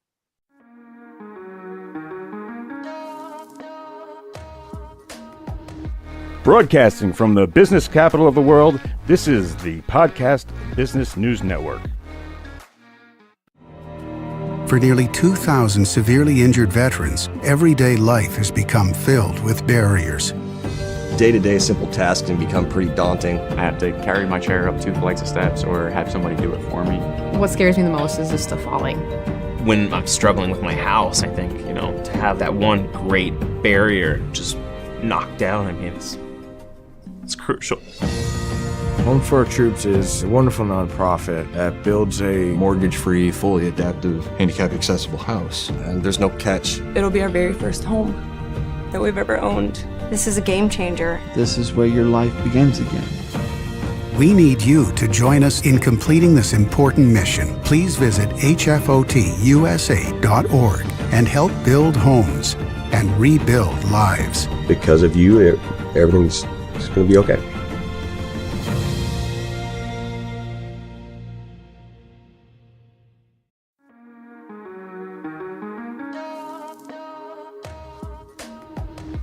Broadcasting from the business capital of the world, this is the Podcast Business News Network. Jean-Michel Polikov. Is that it? Jean-Michel Polikov. Jean-Michel Polikov. Say it again. Welcome to the show, darling. Thank you very much. It's a pleasure to be here. It's nice to see you in quasi person. Pleasure to see you too. I know we had a great discussion last week. I got to get to know you. And again, as a publisher, as an author, please introduce yourself to our listeners before we begin. Well, my name is Jean-Michel Polikov, which is a current pen name I use for a book we talked about last week called God's Greatest Miracle, A Tale of Two Little Angels. And that book is the nidus for 11 other books and 3 other series about amour courtois or courtly love. And so I was hoping today we could talk a little about courtly love. Yeah. And then see where it goes, because I know it's only half an hour and I don't know how long commercials are. But what I would want to do on your show is that Ashley told me that you had mainly a female audience and professional. And that's what I was told. Okay, so I can't argue. It's told it, and so I'd like to talk about things that have to do with women being appreciated for who they are. And there's only been certain times in our history of humanity where that's happened. Oh. Interesting. Before we get to that, tell us how we can reach you. Tell us your website and, of course, the best form of contact. I'm excited for today's conversation. Okay. Our website is worlds, wait, no spaces, okay? It's worlds of jmpoikov.com.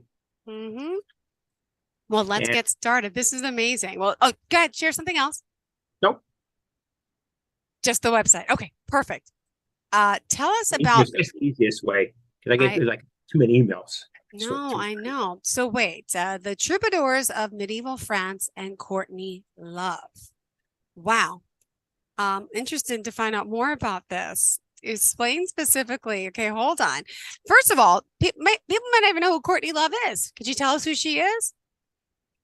Well, actually, it was the females of the noble class. It's in southern France, eventually England, Normandy, and Sicily, and Germany. Okay. And the word courtly love, or the term, is actually a very, very late term and by a French author named Gustin Paris. Mhm. And so he wrote a thing about it, and he called it, courtly love, or in French, amour courtois. But the actual name was used in medieval literature was fin amour, which means like final love or a good love. Mhm. And that was probably the major term used. And it's really interesting because no one knows for sure, in terms of traditional reasons, how this started. Because at the very end of the 11th century, a duke in Aquitaine, southern France, began writing romantic poetry, Mhm. which was combined with spirituality. And they didn't call it anything themselves. They just said it was just poetry. Yeah. And so it happened just towards the end of the Crusades, at least the first. I guess that's the first Crusade. And so it caught on in southern France, and it caught on because of actually two people. First one was William the Ninth, who was the Duke of Aquitaine, and he started with troubadours. The troubadours, knights would go around and find a woman they want to adore. Mhm. Oftentimes married, oftentimes inaccessible, but not always. And and swear loyalty to her. And they raised them up like Mother Mary.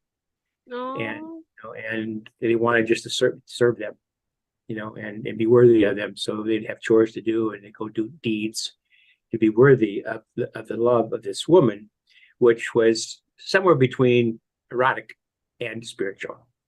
No. It sort of depends on the time and the troubadours Yeah. and things. And so it's really, really popular with everyone except the Catholic Church, of course. Yeah. And it's the same place where the Cathars grew up in southern France, who did not like the Catholic Church because they said they were evil. Because all they're concerned about is bodily pleasure, which is actually true for all the people in high up. And so they lasted maybe a couple hundred years. Eventually, I think Innocent III just killed them all. Yeah. And it is also interesting, this place where it happened is also a place where the Templars were, Yeah. and the old Rosicrucians. And so all this is not appreciated, but the old Rosicrucians, the Templars, women in a very high pedestal. And so I think they wanted to introduce this to help the knights get away from killing each other into something that's more. Wow. In the last 3 centuries, until the church killed all Cathars, although I don't think they were Cathars. Mhm. They were protectors of them. And so then it just kind of died out. And the woman who really started all this, or made the most famous, was Elizabeth of Aquitaine. Mhm. And what she did, she was actually married to Louis VII, and a daughter named Marie of Champagne. Then they got the marriage annulled, I think around 1152, and then she became the queen consort of Henry II. Mhm. Okay, and she was the mother of Richard the Lionhearted and his dastardly brother, Prince John. Yeah. And then he got tired of her for some reason or whatever, had her in prison for a while. And then she went back to Aquitaine and kept her court going. And this court had artists come to him. It's like pre-Renaissance. Yeah. And so it was a pretty popular thing in that area. But I think the spirit of amour courtois Yeah. Mhm. is still with us today. And what's interesting for me is that I didn't know about this when I was a little kid, but I thought that way. And so I look back at my life overall, the most important thing is befriending women. It oftentimes just because there's something special about those particular people. Yeah. And encourage them to get on with their practice, go to finish college, whatever it might be. Yeah. With a little bit of romance, of course. But the world would be much better if more women were in charge, in my opinion. Aw, I get it. I get it. Wow. And then also, the Romance of Rose Treasure, you attached this play as well. I mean, my goodness, you wrote this. Where did this come from? How do you get this creative mind and imagination? For those that don't know, there could be new listeners this week, so we don't know much about you. Please fill us in how this all started. Can we hear? I don't know, except except the message I said, when I was 3, I went to see God and find out how people get judged, not judged, and came back down. But then I lived for like 2, 3, almost 3 years with a small group of nuns, which is funny, but I won't tell you a story why I did, but I was. And it was a Sister Agnes Louise, who was a super genius, knew everything about the ancient world. Mm-hmm. And she took care of me, sort of. I mean, my intellectual training, and then I was in love with the 17-year-old novitiate. Yeah. Sounds like you'd be in love at 3, but believe me, you can be in love at 3. Yeah. In there. And so I think that experience just opened me up to writing and feeling things. Yeah. I'm a tough Scorpio, but really my heart's really tender. Mm-hmm. So that's what happened. But in terms of the play, I was a grand counselor in charge of Southeast of the Rosicrucian Order of Mork, which is in San Jose. Okay. And they're supposed to operate under 216-year cycles, half active, half not active. And from my calculations and stuff, it should have ended in 2017. That particular manifestation of the esoteric brotherhoods and sisterhoods.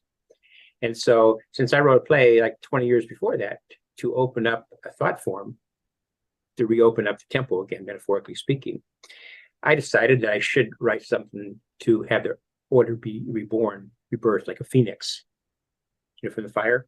Yeah. Because this old job was done, but you got to get rid of the old to have the new, because it's new time now and stuff. And so I did this play, but except for the imperator, the guy in France who was in charge, everybody else was like resisting me, and I didn't have I was there in California, it was being done, but I didn't have the time to get there all the time, back and forth. It cost too much. And so it never came off, which doesn't really matter, because in some ways I knew more than they did about metaphysical things. And so that order died, but there's going to be a new one born. Yeah. And so I wrote this play, and I always liked King Arthur, and Christian de Troyes, Galahad and Percival, and the stories he wrote. And so I wanted to write a play, because the first one we did was a play, and this was a play for a quest to find the Rose Treasure, which is the portal to higher beings, and where love flows into our universe, because we need a lot right now, because we're not doing a good job. And since when I wrote it, I wanted to put Finn and Moore into it. And so part of the section is that this girl and boy have seen each other in their dreams, but they never know if it was real or not. And they finally meet in one of the acts of the play, and they're in love instantly. And so he reads poetry to her that he writes, and then he goes off on his quest, which he doesn't get killed, comes back with the Rose Treasure. Wow. Coming from you, it's amazing how your mind works. Now, you were born, was it Saudi Arabia, you said? Yes. Last week. And then you moved to where you were world traveled and well versed. Well, I lived primarily, I got born in Saudi Arabia, went to San Francisco, went to Puerto Rico, came back to a town called Walnut Creek, which is not too far from San Francisco. Then went to Indonesia for like 4 years. And then I came back for 1 year of high school, actually 8th grade in high school. And then I went to Thailand for a year. And in the midst of it, I traveled to other places. So I'm more comfortable like in third world countries than I am in civilized places. Yeah. So. Wow. And for those new listeners out there, we just want to remind them, if they want to reach out to you and to purchase, by the way, your book we talked about last week, again, we can go to the website, and can you spell that for us? Okay. It's Worlds, WORLDSOFJMPOLYAKOV.com. Perfect. And it's funny looking behind you again. If you're not on the Zoom, you're not going to know what I'm talking about, but I get to see him face to face. I see the skeleton behind his head, right? You have a skeleton there. I was just telling my children, they're 5 and 7. I said, when I die, I'm donating everything to science, but there's going to be one stipulation. I want to be that bone body in a classroom, but I want them to contact my family to find out where they're going, because I want them to see my whole skeleton. Is that a real skeleton behind you? Well, actually, that is not a total real skeleton. Oh, I thought it They're was. extremely, they're hard to get nowadays. Yeah, I know. I have a real skull, perfect Mhm. condition, young person, but they're mostly out of India, and so that is a reproduction, which is pretty good for a skeleton. But the skull is different. Skull is fragile and little ostia, little openings, and you get a good skull with all the teeth and nothing broken. It's a good thing. And then you can be like, Hamlet, the last poor York. Yeah. Aw, wow. And by the way, the title of your book, would you mind sharing? I know it's published under was it Ernst Young? Who published your book? Say again? Your book. Oh yeah, it's tale. God's Greatest Miracle. Uh-huh. A Tale of Two Little Angels. And it's available on Amazon, and you can get an ebook. I think it's like $3.99. And and there's a hardback. The hardback, I have to admit, I'm not trying to get more money out of anybody, but the hardback, it has a paper cover. It is so cool. I mean, the book looks really good because there's really good artwork on it. Yeah. And so it's for the extra $7, it's really worth it. And what would you say? Now we're talking about respect for women, how things have changed over times. How do you see the world today in relation to women and putting them where they are, and the things how they were so different back then, back in Europe? Well, I'm of the opinion currently it might change, but the world, as far as regular people are concerned, the world's always been a bad place. Mm-hmm. Okay, and the reason is because the battle really goes on. I mean, you can, fantasize it and make it God versus the devil, okay, or demons versus angels, whatever you want. But it's really an evolutionary problem, and it's our egoism and greed, which comes out of self-survival, okay, and reproduction. But in humans, we can misuse that. And the fight is between altruism and generosity. To give, to do something, if something for you is good, it should be better for everyone else. I mean, that's what Jesus taught. That's the guys in India teach. And, but if you look back in history, maybe when there's hunter-gatherers, it wasn't so bad because there wasn't anybody to fight with. But it's just war after war after war, and the politicians don't help. I mean, they care about just being in power and having votes. It's egoism and greed. Not everyone, maybe, but the majority. And so whatever side you're on is corrupt. I mean, Russians are more corrupt than Americans because American politicians are smarter. But it's just a mess, and so I think it's important, to come in and give people hope. Not that that world would change the way we think it's going to change, but one day, they'll find out that what really counts is altruism, and if you can be, and if we can become as Jesus, it's a good example, purely altruistic and, and unconditional in his caring for people, although he could be harsh, but he was cared. If we can just do that in our lives, as a mom or a dad or a grandma or granddad, or just as an employer, it makes things better for more people. But I don't think it's going to be an end times the way they say. It keeps being put off, and if there is one, it's because mankind's greed has got so bad. Everybody's fighting with each other all the time and, and causing problems. But the problem with us is that, you see it in genocides, is we can be talked into believing another group is less human than we are, and they should be exterminated. And that's been around thousands of years. I think there's something like 1,000 recorded genocides, going to archaeology and stuff. And we had one pretty recently, and we've had ones going on right now. And it's the devil's world, as they say in Christianity. It's the prince. So we can't fix the devil's world. And so the question is, will God intervene? Sometime, I would hope he would. No, absolutely. And may I just ask a random question? I'm not sure. Are you expecting a guest during our Zoom today? Sometimes people bring on guests in the show and they come to the waiting room and there's somebody there named Dynasty Harrison. I apologize. Don't know who it is. And just making sure. I want to make sure we're bringing someone on that's supposed to be, because I didn't get the notes on that, but okay. I want to share you with someone else. I'm like, no, yeah. So thank you so much. Oh, wow. So God's Greatest Miracle, obviously A Tale of Two Little Angels it is. And then do you want to discuss more about the play? I mean, I didn't have time to read it. How much time do we have? We got 15 minutes. Well, I'd like to read just a part of it. Please. Yeah, Okay. share. Go ahead, because I didn't get to read all of it.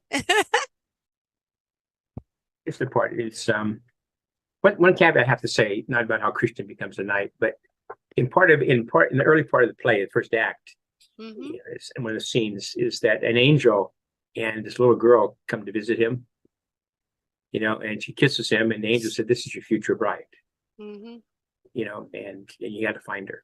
Okay. And so after years of working and being a good knight, he finally found her. So let me say.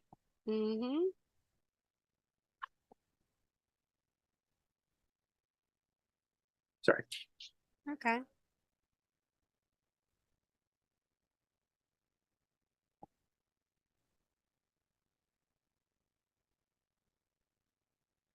It's like scene 3. And so he's in the castle of Sir Kay of Arthur's brother. And so they're in there, they're going to have a feast. And so he stands and raises his goblet, kind of goes turns like this to salute everybody. Yep. He says, "Brave knights, fair ladies, we art honored this eve, so to dine with us. The knight all tongues did waggle for many years long past." It's in Elizabethan English. "He saith he cometh from a state far hence and across the western seas." So Christian moves to take a seat next to the beautiful Rosamund. And they both look in each other's eyes for a very long moment. And Rosamund offers Christian her right hand to kiss, saying, "Welcome, Sir Christian, to our home. I dost wilt cometh some day hence, such home shall feeleth as home to thee. Sir, thou art the lad showed low me in mine own dreams, yang agone. The lad that I hath deared verily, the soul of my soul, God be blessed." Christian replies, "I knoweth nae where'er I would find thee, sweet maid of my dreams. I have feared thou were yet a phantasm. Anon I findeth my dreams were verily a home with a jointress as sweet as thee, and with such radiant beauty would beast an utmost wondrous home forsooth." So he goes to sit next to her, and he continues speaking to the audience. "Christian didst answer a good questions as to his adventures amongst jugs of wine. As the exalted guests did listen and didst query, all cameth to see, yon Christian was nae ordinary knight, his countenance and demeanor reminiscence of young Sir Galahad." Sir Kay says, "Sir Christian, bid tell us of thy quest, pray thee. Certes, a pure knight as thyself must nary but beast engaged in a quest, as in the days of old." And him smiling, he begins, "Correct, Sir Kay. I seek the fearsome dragon, didst covered over in golden scales. Her teeth, rubies, blood red, claws as sharp, diamonds sparkling in the sunlight, flames fiery blue shooting from her mouth. I seek the rose treasure." Made Rosamund clearly rattled, grabbed his left hand and pulled it to her heart. "But Christian, thou mayest perish, and certes, then I shall die." Lady Anne, that's her mother, says, "Rosamund, dost nigh worry the poor boy. He hath on his mind plenty." And Christian, speaking with so much tenderness and confidence, says, "Rosamund, hark to thy mother. I shall not be maimed nor killed by Adrian of Alban. Mine own heart, in sooth, informs mine own soul that Lady Dragon is nae as the lady seemeth. I liveth by our master's words, spoken in the garden of Gethsemane on the night of his arrest. O mine own father, if it be true, this cup cannot pass hence from me, unless I drink it, thy shall wist be done. To find the treasure of the hidden rose is as the Holy Grail was to Galahad and Percival. Sweet Rosamund, worry for me if it be true that thou shalt, but I shall return and wed thee still. Allow me to cheer thy smitten heart with sweet words of love, words still unsaid to maidens air." Lady Anne goes, "Oh, a wondrous and gentle knight, Sir Christian, we hast heard, but a troubadour and poet is blithe noise for our ears." Christian raises from his seats and bows to Lady Anne. "Mistress, a true knight will fenceth with sword and with tongue. Tonight mine own poems art for fair maid Rosamund, for during mine own quest I did composest many a poem for the maid of mine own dreams. So someday did read ere that lady heart. The Christian takes the codex out and reads, a mistress's warm heart beast as a summer butterfly. Wings did paint in so many different hues, brilliant sky blues, luscious Crimean wine reds, radiant sunset violets, poison pumpkin oranges. Each did craft doth maketh by angelic brushstrokes. A mistress's warm heart doth fly from one did love to another, as a summer butterfly flies flower to flower. From the ruby red to the untainted white rose, tending to the varied needs of husband and child, giving to each her nectar of deep love, for comfort, for courage, for growing to be small. It be true, God giveth to me a summer butterfly to keepeth. I would warm that lady with a devotion most deep, to feedeth, protect, and honor yon lady for all mine own life, knowing yon I am the most did blessed amongst men. Rosamond smiles and says, oh, sweet sir, thy poetry rings melodious as our holy church bells, and findeth truth in mine own heart. Hath Cupid loosed an arrow from his taut bow, yond arrow to wound me in love? I prayeth yon that doth readeth more honey words to woo mine own heart. Tristan says, oh, sweet Rosamond, during this quest, many a maiden hath did implore Cupid to bindeth mine own heart to hers. Mine own quest hath protected me well. For she, yond I shalt love, will amour mine own heart unto hers by arrow loosed from her heart into mine. I needeth nay ancient god of love to bid me the maid God hath sent to me, but anon I feel as such an arrow wounding mine own heart. O sweet Rosamond, thou art such lady, cometh to stand by mine own side, beloved jointress and cousin to beast. So she goes to her side. And Christian reads the last poem here and says, this poem is for all of us gathered hither in friendship and valorous cheer. The honey did spread in rhyme, sweet in prose transcendental, nurtured and immortalized by poets of old. Ever radiant, multi-hued, sparkling diamond, did feed by ever-giving sun on a cloudless blue morn. Yon humor burning within our hearts, we call it love. Some saith that love beats the honey did share betwixt lovers, enmeshed in hot embrace. Souls hath lost in orgasmic bliss, whither co-equal softness hast did sacrifice. Others bid yon love bespeaks the honey flowing in a mother's heart, letting down her milk so it flows for an infant suckling at her breast. I hath heard yon love beats the honey of kind words and a helping hand. Yon the worker bees of God did spread amongst the downtrodden and oppressed, poor souls laboring in the fields of greed. We are mistaught to believe yon the honey, yon nourishment behoveth for the health of heart, can be taken away from us by force of ill fortune. A day stormy or night dark, a lover's departure or a timely death, and we suffer so very much. We torture ourselves in words, silent and wet drops of heart sorrow, needlessly fearing yon one day, certes, our sunlight, our honey would disappear, and we shall be high lone forevermore. I say it to all of thee, mine own cater cousins, be's the day stormy or the night dark, be's the absence of lover or friend, humor masterless and void of hope, thee misprisoned the sunlight for the diamond sun. For an honest sooth, sweet cater cousins, does the sun enclave from thee on a stormy day or night of dark? Canst nay thee share a moment of love with departed cousin? Hast thee nay found another mortal lover after long suffering? Does nay the moon shine again each month hence?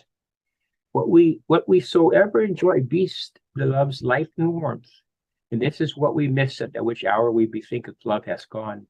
But sunlight beast only the issue, born to the diamond in the sun, and thee, life cousins, art the diamond, as God beats the sun. The honey only appears to cometh in wind, because thee did forget that thou art the diamond. So drieth the tears of thy heart's sorrow, allow desire back into thy heart. Open heart's golden shutters to honey's sweet solace. Becometh as a bee working within a garden imperfect, helping pollinate flower after flower, sparkling once again with honey sunlight, resting after sundown in lover's hive, did fulfill, not high alone, and well fed. I probably used up the time. Okay. Beautiful. Absolutely. We still got 2 minutes left. Don't worry, keep going. Okay, sorry, one more thing. Sure. Okay, so Sir Kay responds in a tone showing true inner thankfulness to God. At which hour I did first gaze upon Sir Christian this morn, I did see yond he was a knight true to the code and to God. Certes, our cousin, is equal to any knight of the table round, but a troubadour he did blessed treat. But I knoweth not yon he was ordained, the lover and spouse of our angelic Rosalind. Cometh and taketh mine own hand, joint life jointress, mine own Lady Anne. So lift thy goblets towards the moon, certes unknown. We all art as Hermes Trismegistus, thrice did blessed by divinity. Join me in celebrating the events of this day. God bless us, one and all. Beautiful. Thank you so much for sharing this. And let's remind our listeners how they can reach out to you. Yeah, wow. To contact you, what's the best form? Give us the website, of course. Okay, the best place to go is the worlds of jm.com. And there's like 6 banners there, but there's a contact page. You can just give us your email and stuff and ask a question. And then I will start looking at that more often, and I will respond. And what's going on and stuff. And it's a little bit of the future and stuff, but I used to have it at Sturrock School, but I didn't like the students. They weren't working hard enough, so I shut it down. But I'm starting a new one, which is based on what Jesus taught about children, which I think I might have mentioned last time. And so that successful people are interested in rebalancing their lives, so you find true meaning and purpose. Yeah. Which is the real goal of life, is to have personal meaning and personal purpose. Everything else is just useful. And so there will be a lot of things to come. And I have 11 more books already edited. 11 more? Wow. But these Impressive. they're much more adult books, much more like Courtly Love. Got it. Well, fill us in next time. I would love to hear more about it. And again, looking forward to the next time we meet. Thank you again for being here today, for inspiring us, and for reading your beautiful work. And thank you. I hope we've enlightened many today. I'm sure we have. Thank you. Fantastic hostess. Oh, stop it. Wonderful. I'm here just to listen. Come on. You did all the talking. It's okay. It was a lot for you to say and for us to digest, but beautiful words there. Thank you again for that. You have a great day. Thank you. And to all of our listeners, please stay tuned. More of the show is coming up after the break. Are you looking for even more of the podcasts and hosts that you love? The Podcast Business News Network is proud to announce that you now have even more ways to listen live. Check out the MyTuner Radio, online radio box, and Simple Radio apps on iOS and Android, or find us online. Search for Business News Network on mytuner-radio.com, or search Podcast Business News Network on streama.com and onlineradiobox.com/US. Take your podcast on the go and don't miss a minute of the action.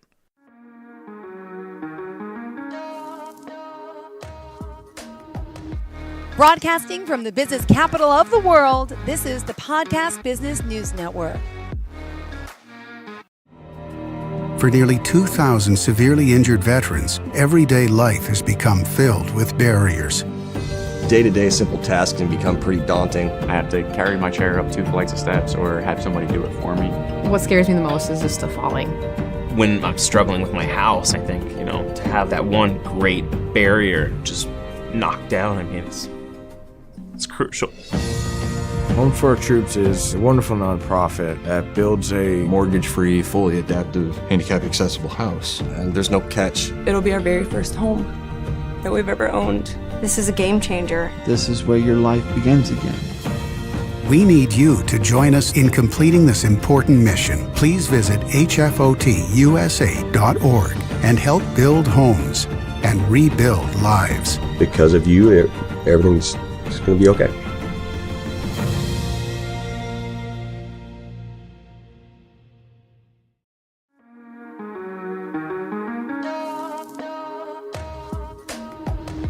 Broadcasting from the business capital of the world, this is the Podcast Business News Network.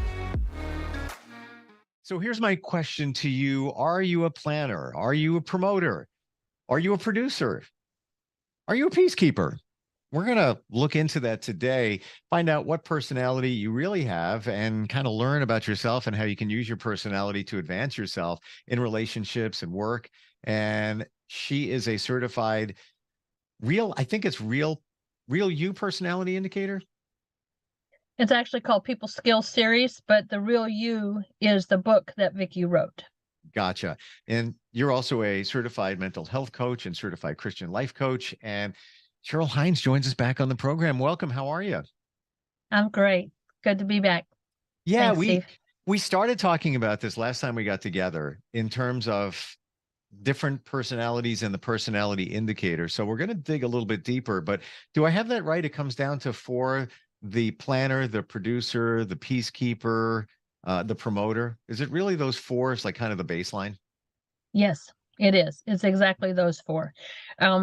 When Vicki wrote the People Skills series, she actually has where she compared the People Skills series to the other personalities that that a lot of people are familiar with. So it's like the disc. So in the disc, the profile system, the yellow promoter would be the one, or the influencing. The planner would be cautious. The promoter would be dominance, and the the steadfast, would be the peacekeeper. So she's taken it and compared it to some of the other personality types that a lot of people are familiar with. From the Trenton Smalley to Larry Crabb to Schuster Stiles. A lot of the Hippocrates, the sanguine is the promoter, the melancholy is the planner, the choleric would be the producer, and the phlegmatic would be the peacekeeper. Can you be part of all of those? But it really depends on how much you are of each. Because I look at that between all of them, and I would say that I am all of them, but to different degrees. Yes. So when you take the personality indicator, you with the People Skills series, you have a number of 1 to 4, and so you might have a question of do you do this, like say procrastinate, and from a number of 1 to 4, how many times would you what's 4 being the most often, 1 being the least amount, and so in that, then you total up all of those. And so you're going to find that you're yourself in all of those at some point or another, but you'll find that there's 1 or 2 of them are more dominant. They're stronger in life. I have a young lady that I coach, and she was like, Cheryl, she said, that's confusing. I had her do this. And she's like, I just feel like I'm 2 different people. And I'm like, you're not. These are the 2 personality strengths that God has given you. And so depending on the day, depends on which of those personalities are at the forefront. So, it's the importance of understanding who we are is helps us in life overall. One of the things that Vicki said is one of the benefits of understanding our personality types is it provides a judgment-free psychological system for explaining normal human behavior, promotes both inner and intrapersonal growth. It explains that there are no good or bad personality types. There are only differences. Removes negative attitudes, highlights obvious differences. Enables us to view objectively actions we might otherwise take personally. And promotes the ability to manage ourselves and others more effectively. I find it very interesting. And I can see how if you're too much of one over the other, that could be problematic. Because if you're, let's say you are more of a promoter, and there's there's words that are associated with that: fun, charisma, articulate, energizer, spontaneous, relationships. That's all good. But if you're not somebody who's also, let's say, dependable or accurate, as in the planner, you're going to have challenges because you're just going to be, I would think in the promoter, you're just going to be kind of a zany, crazy, wild kind of person that's, life of the party, but then you're not great with responsibility. You're not great at planning things. And not that you have to be great at it, but you're going to be lacking those skills in your life, and then things are going to fall through the cracks. Correct. So understanding that my strength for myself is a planner and I'm a producer. So understanding that, and those, like you said, precise, dependable, steadfast, systematic, cautious, conscientious, that's the planner. That's just 4 of them. The producer is decisive, initiating, forceful, driven, competitive, goal-oriented, authoritative, independent, pragmatic, productive, confident, leader, persuasive, global, and enterprising. Didn't like that. I didn't know that about me. I didn't know that was a personality type. I didn't know that was actually a strength that I had, because I am all of those. And then when you do the planner, it's conscientious, thorough, factual, creative, methodical, dutiful, detailed, perfectionist, analytical, composed, reserved, economical, and realistic. Combining those two is normally, like I said last week, more of a man's world. That's more of a man's personality.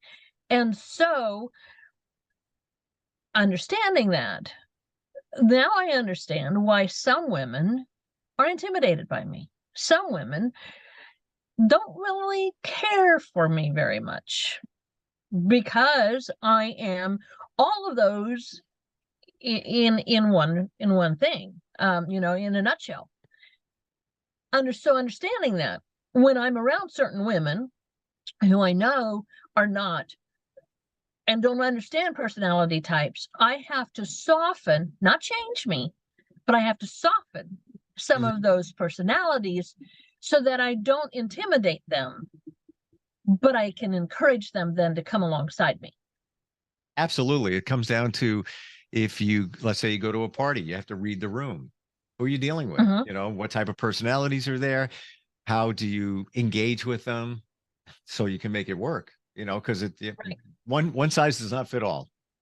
Right. So if you're a peacekeeper, which is balanced, you're accommodating, you're tolerant, you're patient, you're kind, you're a good listener, you're easygoing and calm, and then somebody like me, who is the opposite of that, comes alongside. Ooh, what's going on with her? Why is she that way? What's wrong with her? She's showing off. She's being bossy. She's rubbing me the wrong way, and I don't like her. But if you understand that personality, I can understand that somebody's a peacekeeper. My husband is a peacekeeper. He is calm, he's sympathetic, he's moderate, he's accommodating, he's tolerant, he's patient. So when it comes to my husband, my personality type could really easily dominate him. But understanding that I soften tremendously who I am, not change me, but I soften who I am so that I don't dominate him, but I partner with him. Gotcha. Yeah. And I would say 100%. I would say I am many of those peacekeeper qualities. But I'm also at the same time, I am the producer. I am the planner, not so much the promoter. But the takeaway is that in the peacekeeper, I'm too much of a peacekeeper, and I know that. So I think that's why this is very beneficial, where you can kind of tweak that, to make it work for you. Because I feel sometimes, there's nothing wrong with being loyal and reflective and all of that. But sometimes I put too much emphasis on taking care of people. And that would be, I think, under the peacekeeper category, where I'm not doing that for myself. It's taking care of everybody else. So I would think I need to pull back a little bit on that, and maybe focus more on the producer. But it is very interesting, because we all can find ourselves in these 4 different categories. We can. the thing I like about how Vicky wrote these personality types is then she didn't say that, this personality, that their weaknesses, but she called them blind spots. So if you look at the planner, the blind spots of a planner would be critical, obsessive, stubborn, I'm rigid, I'm suspicious, like non-risky, I'm excessive, I'm data bound, moody, plodding along, guilt prone, nitpicky, intense, detached, unfriendly, stingy, and unimaginative. Now, if I identify to any of those blind spots, recognizing that that's a potential blind spot in my personality, figuring out how to take that blind spot and turning it over into a strength of my personality, it really, really, really, really is life transformation, transforming when you see and identify who you are. Yep. It really is. We don't, if we don't know who we really are, or if we know like a coworker, and we have a coworker, which I work by myself, so I don't have any coworkers, but we have a coworker and we work by, and that coworker, man, I tell you, that coworker just rubs me the wrong way. Why? Is it one of the personalities? And they're possibly walking in a strength? And because our personality is so opposite of theirs that they rub us the wrong way. Steve, as a peacekeeper, you're accommodating, you're tolerant. I'm precise, I'm dependable, or I'm decisive, I'm initiating, I'm forceful, I'm driven. But you are tolerant, you're patient, you're kind, you're a good listener. So that strength, that producer personality coming alongside of you and working beside you, you could look back and say, you know what, that Cheryl, she is just a little bit too much for me right now. She's a little bit too assertive. She just needs to back off a little bit. But if you understand that, personality, then it helps you to understand why I am how I am. Yeah. Now again, and find a way to work with that person too. There's a way. There's always a way. Yeah. I don't want to call them the negative qualities of each of the four. But what peacekeeper, let's go back to that one for a you do. sec. There it is. I got it. I found it. Blind spots. That's what it was. Yeah. Yeah. Yeah. And I'm just looking at some of the ones for the peacekeeper: overwhelmed, lenient, indulgent, pushover, sentimental, complacent, timid, unmotivated, passive. See, I don't think I'm a lot of those, but I believe I'm overly accommodating. I don't know if, sometimes that's not a good thing, because maybe pushover is it, where you just want to keep everybody happy, everybody, peacekeeper. I would make adjustments in that for me, but then, looking at the planner, just what you were talking about before, there's some things there that I find myself there in the planner, in the blind spots, I see them. Right. Now, if you look at it, so beside the strengths, let's look at the planner. Precise. Then if you go straight across, the blind spot is critical. Yeah. Yep. So you see that. So the opposite of dependable would be obsessive. And it's interesting because I don't look at it as the opposite. Like, for example, creative in the planner, strength, creative, blind spot, moody. I don't know. I would see the, a connection between the two. Right. I'm not exactly sure how she figured that piece out, except that sometimes that creative juice, that creative energy, that creativity in us can turn very quickly into moodiness. I Yeah. know it, for me it can. Yeah, no, I hear You you. know? If you can't express yourself and use what's in you, it turns into a negative. So I guess the negative could potentially be moody because you're just kind of cranky that you can't do what you feel you should be doing. Right. For example, my dad, who is 79. Okay, I use the people that are in my lives. My dad, who is 79. He is slowing down. He has been a hard worker. I remember my dad being so strong that he used to carry a picnic table on his back across the yard. That was my dad. And over the years, that strength, that who he identifies to as himself, is gone.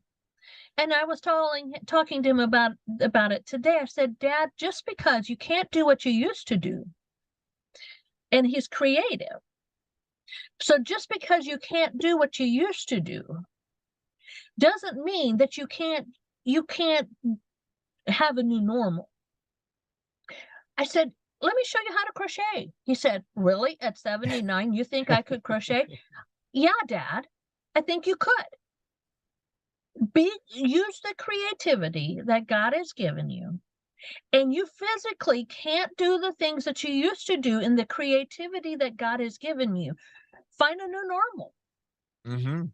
Crochet. I said, you can crochet baby blankets and you can donate them to hospitals. There would be a lot of new parents that would love to have baby blankets that were crocheted by a senior citizen for their baby. But he's really struggling with the fact that he can no longer do what he used to do. So let's change it. Let's shift it, and let's learn how to be still creative, but in a different way. Yeah. In a new normal. So it is that moodiness. I could see that now. Yeah, because you're frustrated that you can't do what you feel you should be doing for whatever reason. Whatever, let's say it's not age. Let's say, you work with a church and you have so many great ideas and they're creative and you feel they're really good, and somebody is stopping you from doing it. Right. Because they're not accepting your ideas or whatever it might be. I could see you get moody. I could see the frustration in that. Yeah. Because you feel like you have this God-given gift, this God-given strength, this God-given whatever it is, and they're not embracing it. Right. So it could cause you to turn into a moody, woe is me, yep, type of a mindset. Yep. Dejected. And then you look at the promoter and the strengths are articulate, charismatic, confident, encouraging, persuasive, optimistic. These are just some of them. On the flip side of that, the blind spots would be talkative, superficial, self-doubt, obnoxious, overbearing, childish, unrealistic. I could see that. And what I do is, like you said, you mentioned people in your life. I'm thinking of people who I feel is the promoter, that's the center of their personality. And I can see a lot of those that they could be overbearing or perceived to be overbearing. Mm-hmm. Right. When in this people skills program, when you work with people, how does it start? Oh, I don't know. That was weird. Yeah, the camera went off. When you work with people there, do you start with the questionnaire so you can identify what kind of personality they have? Yeah. Which I don't have it with me, but it's an indicator. Vicky calls it an indicator.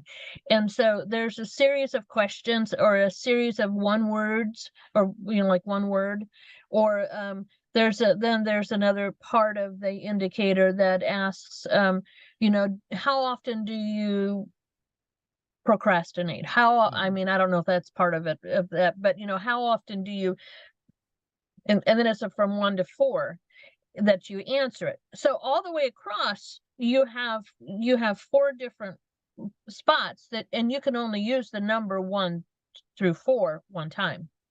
And then you go down to the next word. and then you use the number 1 through 4. So then at the bottom, you total it all up.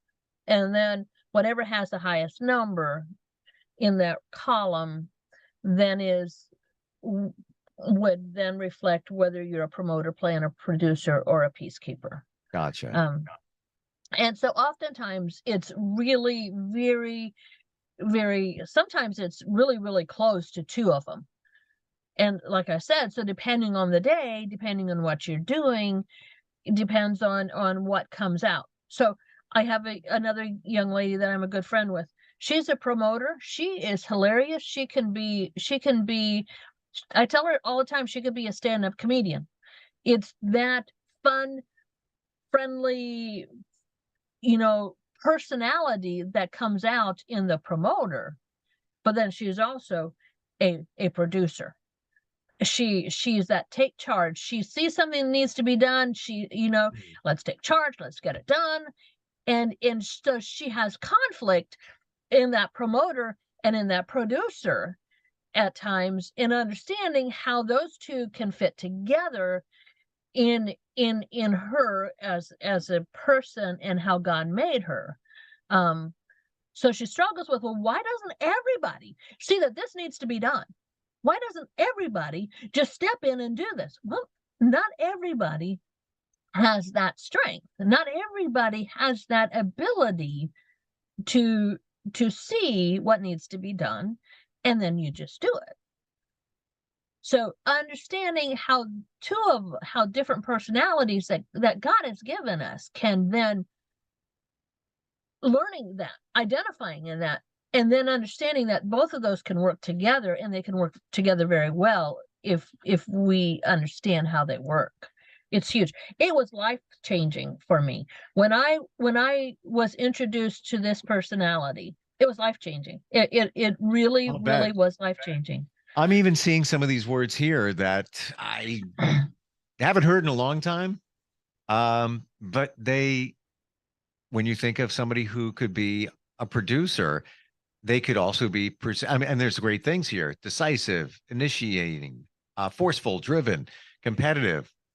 But then on the flip side, they could come off being abrasive, controlling, a dictator, egotistical, all of those. And you might not even notice that in yourself, that you're projecting that. Right. But if I understand that as a producer, that those potential blind spots in me are opinionated, controlling, abrasive, or impatient. I, as a leader of our Celebrate Recovery ministry, if something good happens, I hear about it. If something bad happens, I hear about it. I'm the leader over the team. I'm the leader over, and I don't like to be called the leader. I just like to be called, I just want to be known as, How about the facilitator? The facilitator, yes. Yeah, because I get you on Yeah. the leader, and maybe it's also because you don't want to be perceived as, I'm taking charge. But then at the other side of it, for me, I would look at that as being the leader, or perceived to be, comes with great responsibility. Mm-hmm. So sometimes we don't feel comfortable with that. I'm okay with the responsibility that comes with it. But see, my personality, that controlling personality, man, I could very easily tell the team, hey, this is how we're going to do it. This is what we're going to do. And this is why we're going to do it. And we're going to do it because I said so. If I allowed that controlling part of my personality to come out. So when we have our team meetings, we have team meetings once a month. Yeah, I do the agenda, but we have a roundtable discussion. And we bounce things off of each other. And I tell them all the time, I can't do this ministry. I need everybody to do this ministry. Now, but I have to be driven. So that's part of the producer part of me, in order to make sure that what we talk about is what needs to be talked about. I can't be a peacekeeper where I sit back and I just accommodate everybody, or I just am easygoing.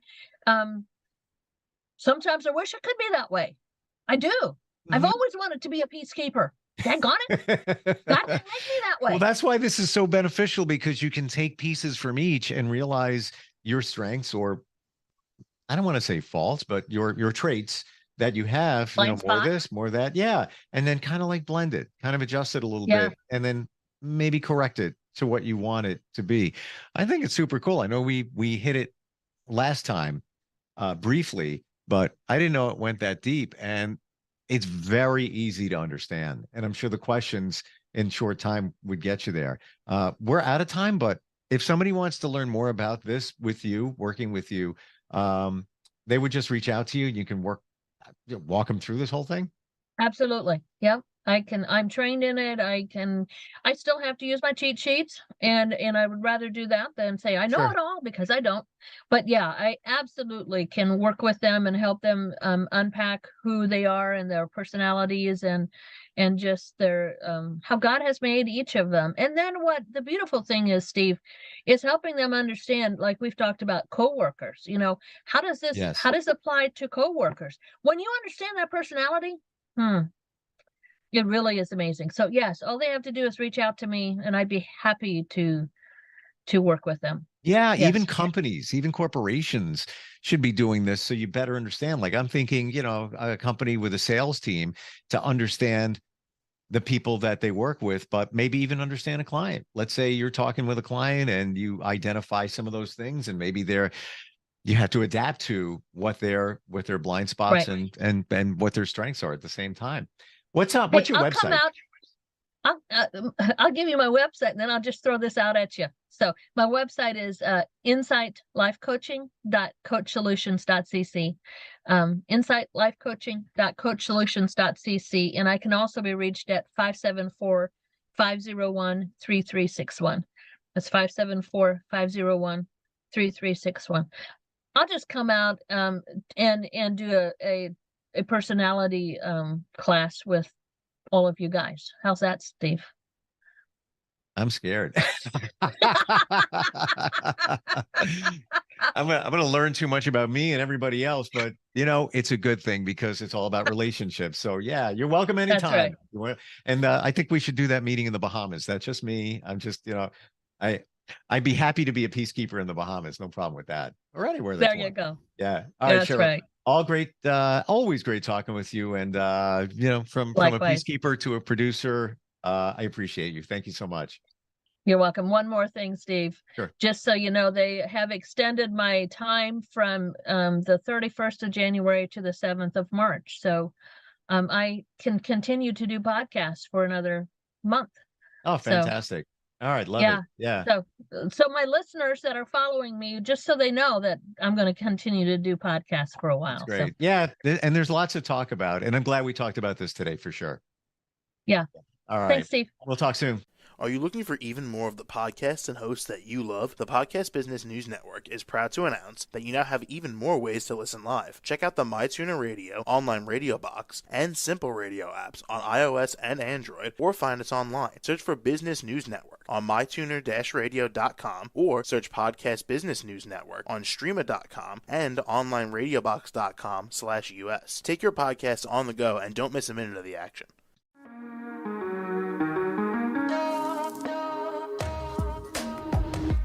Broadcasting from the business capital of the world, this is the Podcast Business News Network. For nearly 2,000 severely injured veterans, everyday life has become filled with barriers. Day-to-day simple tasks can become pretty daunting. I have to carry my chair up 2 flights of steps or have somebody do it for me. What scares me the most is just the falling. When I'm struggling with my house, I think, to have that one great barrier just knocked down, it's crucial.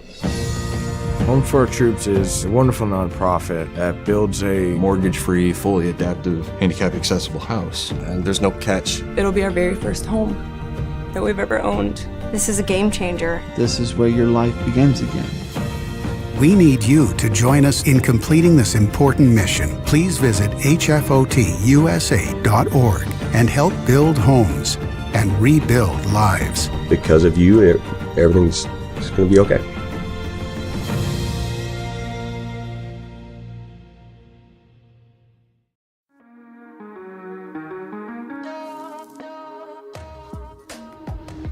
Broadcasting from the business capital of the world, this is the Podcast Business News Network. We are back here with Seema Dagan, and she is an amazing woman who holds many titles, I should say. Fashion designer, mother, wife, beautiful woman, and a sweetheart. She's accomplished so much in her life. Seema, it's so exciting to have you here, and again from SeemaCollecion.com. Excited to talk about Fashion Week. Congratulations on all your endeavors. But for those new listeners and viewers today, please introduce yourself to everyone. Hi, everyone. My name is Seema Dagan. I'm a mother, a housewife. I have, lived a complete life.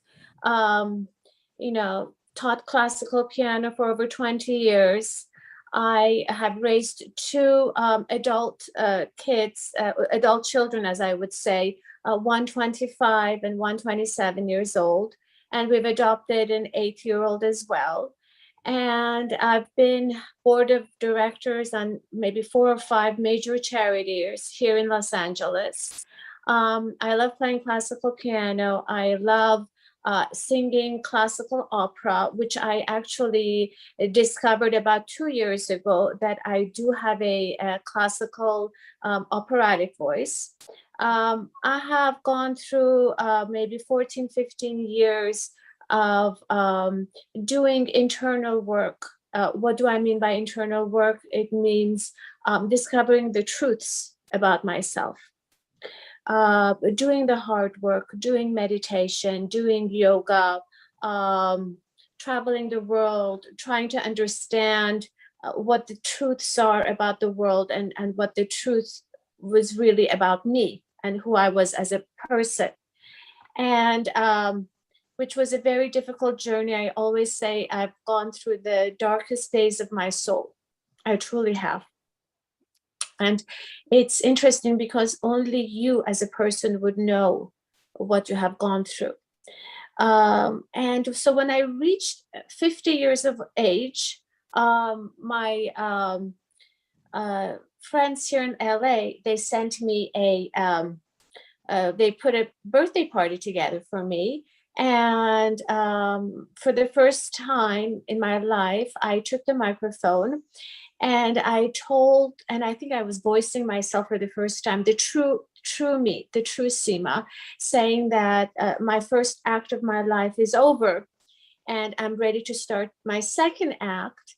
And at that time, I had no clue what I was doing. I just heard myself saying those words. And so I knew that, I had spent 50 years trying to accommodate, trying to please, trying to do the right thing, creating a family life, wonderful, children, husband, done a lot of work for community. I've done being a teacher, being a mother, be a friend, daughter-in-law. I knew that was like enough.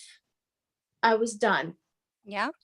That I was ready at 50 to explore and to put my foot in my own shoes and follow what had always been my dream ever since a young girl. So I kind of declared that to the universe at 50 at my birthday party. And ever since then, the month later, I went by myself and I established my own company name, Seema Collecion. Now, at that time, I still didn't know what I was doing. I liked the name Seema. Well, I knew it was going to be about Seema. Of course. But yeah, the company or the collection was going to be about Seema.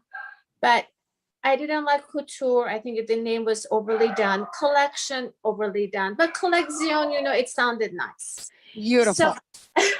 So I went and established my company name and I started sketching designs. Wow. And excuse, my dog is barking in the kitchen. Okay. So I started sketching designs. Now, one design went after another design and then another design. And these designs, after the third design, I knew that I was up to something very special, because I live here in LA, and we know what our designers are about. Valentino, Prada, Miu Miu. I knew after my third design that I have sketched something that doesn't exist. Wow. The third design went into fourth, and then fifth, and then 10, and then 15, and then 20, and then 30. And then I knew that this is something that I was meant to do, because it's just coming to me. These sketches and these designs are coming to me in a fraction of a second. Wow. And no designer in the world, Jill, has done this. I'm so confident about it, as I tell you. In a fraction of a second. Designers spend years and years and, trying to get maybe 6 or 7 in one collection. Now, I have here on my desk over 50. And then I didn't even stop with 50 for my evening dresses. My husband thought I was going, I was overdoing it, but I didn't think I was. And so I started then sketching my couture, which are the short dresses. That went all the way up to 60. And then I started sketching contemporary. That went all the way to 70. And in a heartbeat of a second, these designs and these sketches would just come to me. So I knew that's a way of God talking to me. I'm very confident about that. This was channeled through me. And then at that time, I knew that I had a responsibility to share it with the world. Yeah. I had a responsibility to do this. This is my, mission, to share it with the world and to help the world with it. So I went further. I went and started taking entrepreneurship classes, and that I would wake up maybe around 6 or 7 in the morning. And can you just 1 second? Let me just have my dog. I don't know what my dog is. I think they're excited about Mom and her big debut. It's Fashion Week here in New York. I don't know. Our dog. Take me with you. It's okay. Okay, let me just tell my daughter to take care of the No dog. problem. Don't worry. I'm here. I will. Hold on. Go ahead. So Sima Colezione, just to remind everyone, SIMACOLLEZIONE.com. And you can read about her story there. Of course, as a young girl, she says she didn't have a voice. She shared, she was born as a third child of an immigrant family, and she wanted to do the right thing to please other people. And she, boy, oh boy, did her share as a mom, as a wife, and so much more. The classical piano, you back? Okay. Yeah. So and then after that, after I did all those sketches and I knew I was up to something, I started taking apparel entrepreneurship classes. So I started taking, would wake up like about 7 or 8 in the morning and take classes for about 6 weeks, 3 or 4 hours. Now, I still could not believe, at 50 to do that, okay, you've done a lot. Why do you want to go back and take classes? But I just had such a pull, and I had such an inkling to do this. So I would wake up during COVID. We had nothing else to do. So I'm up and taking classes, and I would take notes, and I would do all of that stuff. And then when I finished the 6-week course, it was about how to launch a brand. I started getting connected with a wonderful guy in Italy who helped me create my brand, because he said, Sima, it's nice and dandy. You have all of these wonderful sketches.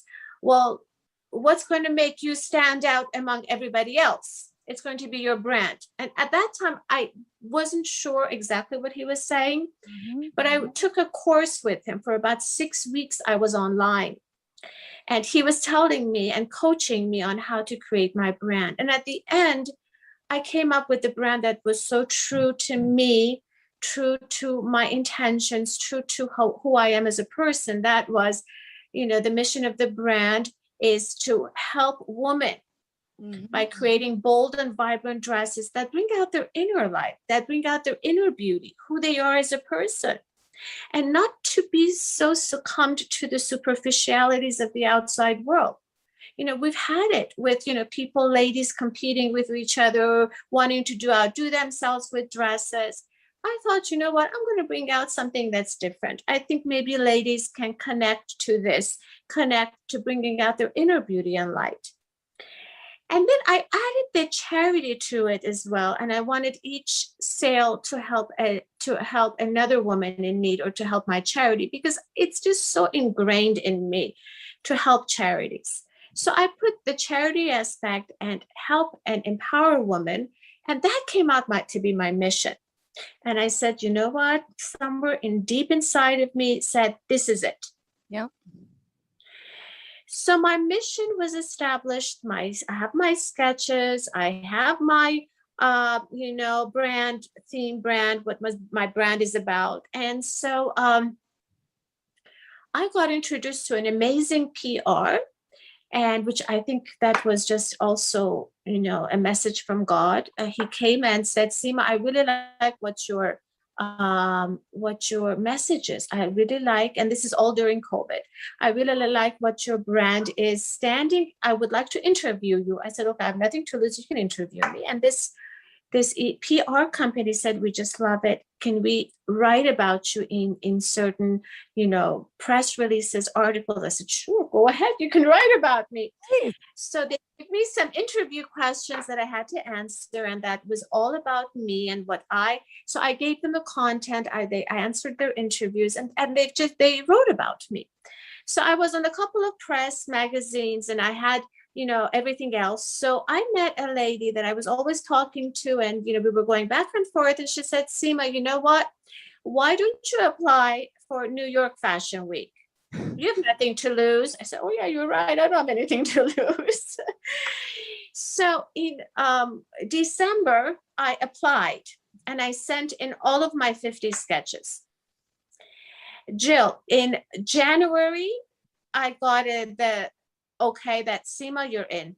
I mean, this is crazy. People work their life. My eyes for you. This is a beautiful story. You are such a good person, and you're doing such a good thing. And he knows, the universe knows, and that's it's the universe. It is. And I'm so proud of you. I'm so happy for you. I don't know you personally, but by talking to you, I can feel you and see your energy, and got goosebumps. You're just that amazing person, and this is your destiny. You're here, and you're here to inspire, and you've gotten this far.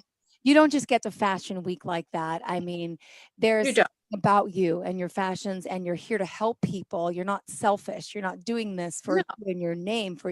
It's a beautiful thing, and I'm so proud to know that I know you, and that we've been speaking. And when you're big out there on the runway, when you come to New York, I'm going to be out there rooting for you. And I would love I need all the rooters. I really would. Can I just ask you one thing before we continue? I follow you on Instagram now, and I was looking today at some of these pictures. I know it's kind of hard here. Oh my, this baby blue and all these gorgeous Swarovski crystals. I mean, stunning. And I see your elegantness on your shirt too. If you pull up a little, I can see. Yes. I love the look. It's beautiful. Thank you. You can say it. It's about me bringing back class, elegance, integrity, the raw essence of beauty, the simplicity that we need. And, just because I say it, when these designs came to me, I did not look at one magazine or one book. They just came to me. They come to me all the time. They come to me in the middle of the night. They come to me anywhere that I go. So they're coming to me, these designs. They are very raw. This is very new. This is an essence. This is a beauty that I believe is my job to show these and manifest it, and to bring something that's different on the table. We've seen, I don't believe me, Jill, I don't even look at fashion shows. I don't even know. Honestly, I'm not interested. because I'm not here to compete with anyone. I'm not interested what anybody else is doing. I do not even know. I'm just here to carry out a vision, and I'm just following the vision that I have. And the dresses that I have posted so far, I think I have posted 4. I can talk a little bit about the dresses. Well, after New York Fashion Week, what happened was that I got connected to an amazing lady, which I will introduce in Fashion Week. She is very well known in the music industry and the fashion industry. She met with me. She fell in love with these designs. She knows these designs are a combination of Oscar de la Renta, Valentino, Christian Lacroix, all in one. They have a pull of elegance. They have a pull of beauty, but the colors and the designs are just so up to par today. And so she loved it. She said, Seema, I love this. I want to connect you to this amazing lady who you can create this collection with. This is way back in maybe November, or I don't think even I knew about New York Fashion Week, but I got connected to the lady, to this amazing dressmaker who herself is a designer. So this is an up to par, amazing dressmaker, a designer, and she didn't want to take the line. So when I met with her the first day, she said, Seema, I don't want to do this. I said, you know what? I will drive up to your house. Let's just go have a coffee. So I drove up maybe 40 minutes to San Pedro, where she lived. And she said, okay, so let's meet at Terrania Hotel, which is in Palos Verdes in California. Mm-hmm. As soon as she said, this is my dressmaker talking, the designer, she said, Seema, let's meet at Terrania. At that instant, I knew that she was connected to me, because no one in the world knew about Terrania Hotel except me, because that's where I would go to meditate. That's where I would go to, have time out for myself. That's where I would go there to escape. I don't even think my children know about Terrania Hotel. She knew. She said, let's go have coffee at Terrania Hotel. What did you say to her in that moment? Now, at that moment, every ounce, every cell of my body said, you have to meet this lady. She knows about Terrania Hotel. How does she know about Terrania Hotel? So I drove up 40 minutes to meet her. And we just started talking for maybe 3 hours at Terrania Hotel. Wow. She still, at the beginning, she met me. She said, well, Seema, I wanted to meet you because we got introduced, to just be respectful to you. But I'm really not interested in making dresses. I said, okay, let's just go have coffee. So when we had our coffee and we started talking for 3 hours, and then I just loved her. She loved me. And I said, why don't we just start with one dress and let's see where that takes us. Okay. So we started creating the one dress, which is the black dress, which is the first dress that I have posted. And Jill, after the first sample, because they do first sample, they do second sample. We had talked about the dress. I had told her what my ideas were. I told her every, how the bustier, the top, the flowers, everything had to be certain way. So I told her all of that.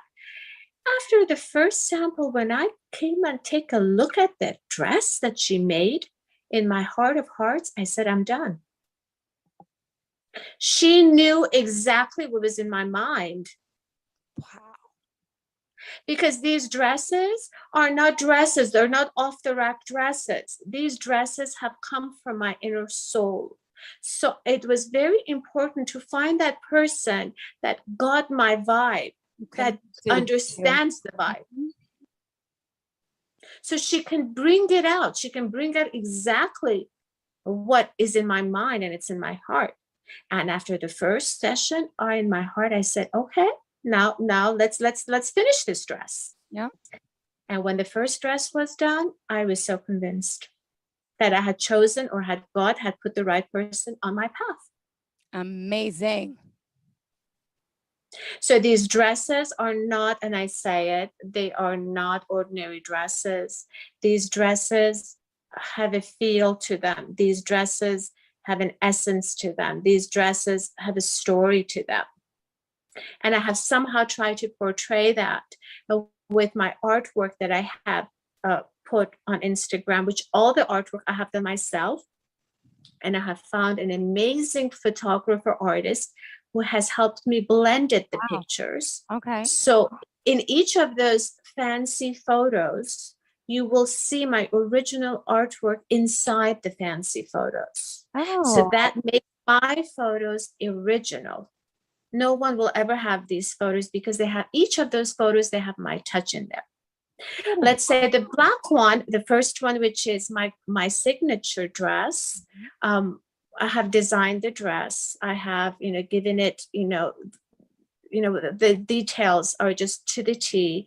The making of this dress is just to the T, but the artwork is about my signature. It's a signature dress. And that artwork is done by me. If, I can show the artwork. I mean, it's right here at my house. And then the second dress, when we made with my lady dressmaker, is called the Red Diamond dress. Now, this dress, I say it, the story behind the Red Diamond dress is when you're playing the game of life, are you the queen of red diamonds or are you the queen of black diamonds?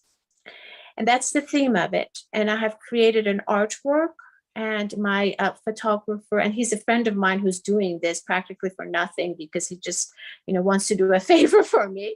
Wow. And he's just putting the artwork, my artwork, within another artwork and creating an original artwork of mine.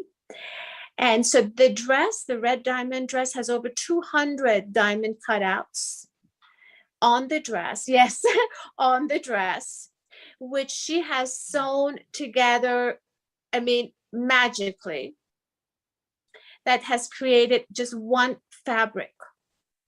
And we have over 250 drops of Swarovski stones falling down from this dress. I tell you, each of those stones are so beautiful and so gorgeous.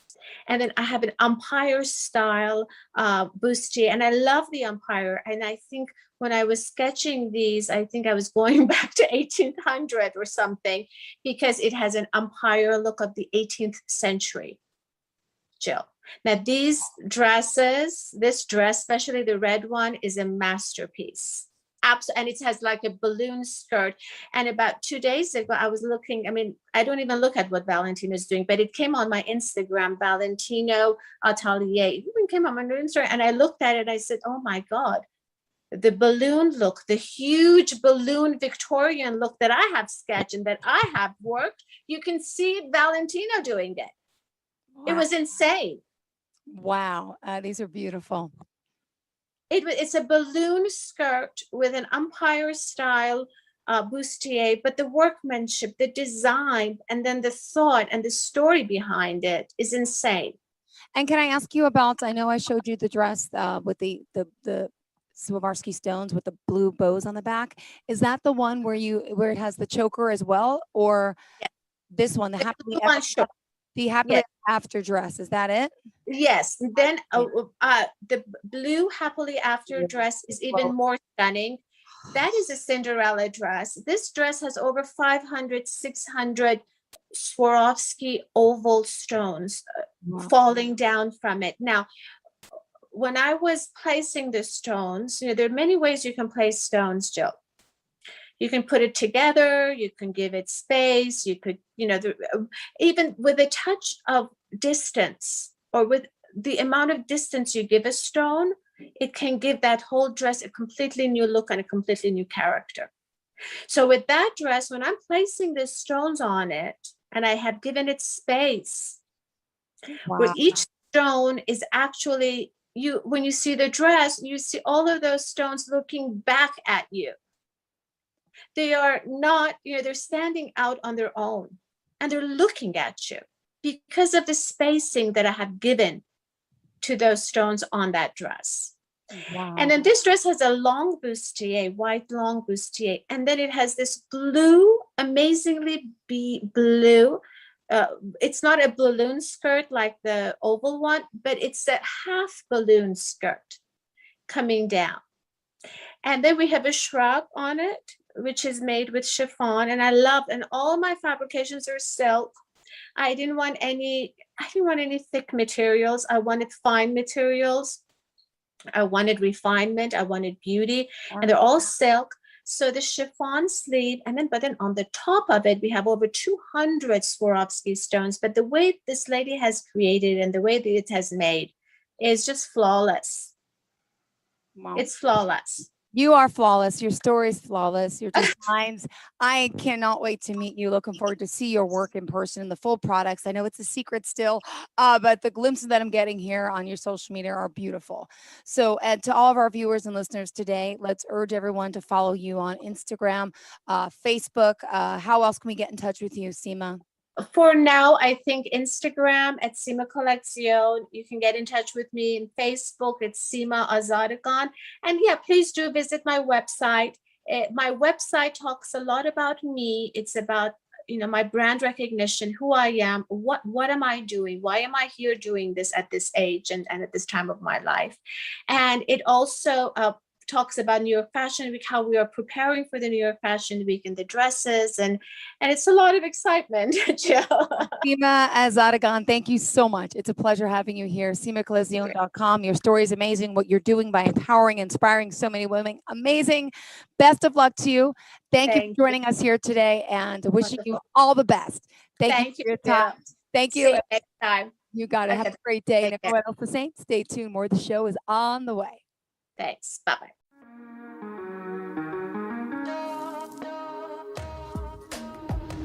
Broadcasting from the business capital of the world, this is the Podcast Business News Network. For nearly 2,000 severely injured veterans, everyday life has become filled with barriers. Day-to-day simple tasks can become pretty daunting. I have to carry my chair up 2 flights of steps or have somebody do it for me. What scares me the most is just the falling. When I'm struggling with my house, I think, to have that one great barrier just knocked down, it's crucial. Home for Our Troops is a wonderful nonprofit that builds a mortgage-free, fully adaptive, handicap-accessible house. And there's no catch. It'll be our very first home that we've ever owned. This is a game changer. This is where your life begins again. We need you to join us in completing this important mission. Please visit hfotusa.org and help build homes and rebuild lives. Because of you, everything's going to be okay.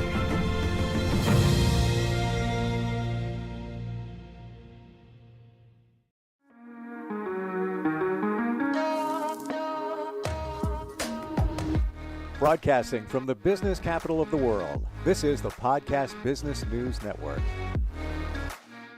I always love when we get together because the insight is amazing. She has this way of looking at you when she's thinking something,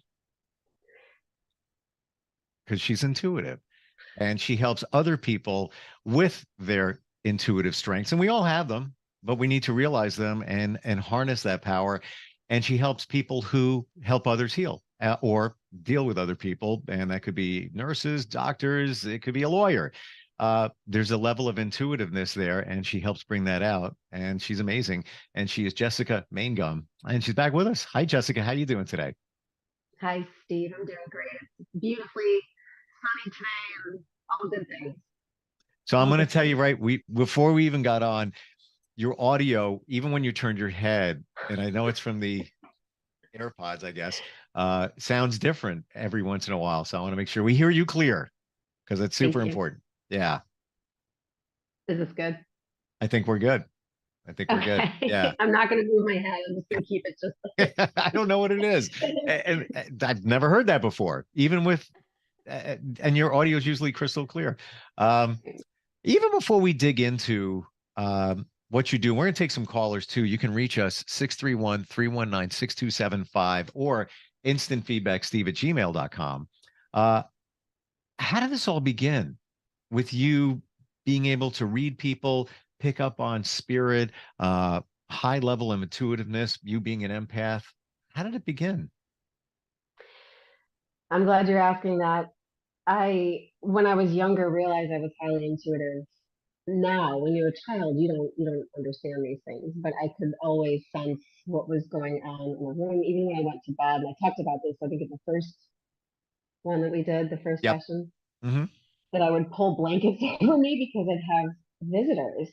And I don't want to scare anybody, but they would be a little bit darker, unknown. I couldn't identify what was going on, so I just kind of pretended like it wasn't happening, but I could always hear voices. And it wasn't until my late 20s, after I had gotten my schooling, went to college, all the good stuff, all the things that a good girl is supposed to do, right?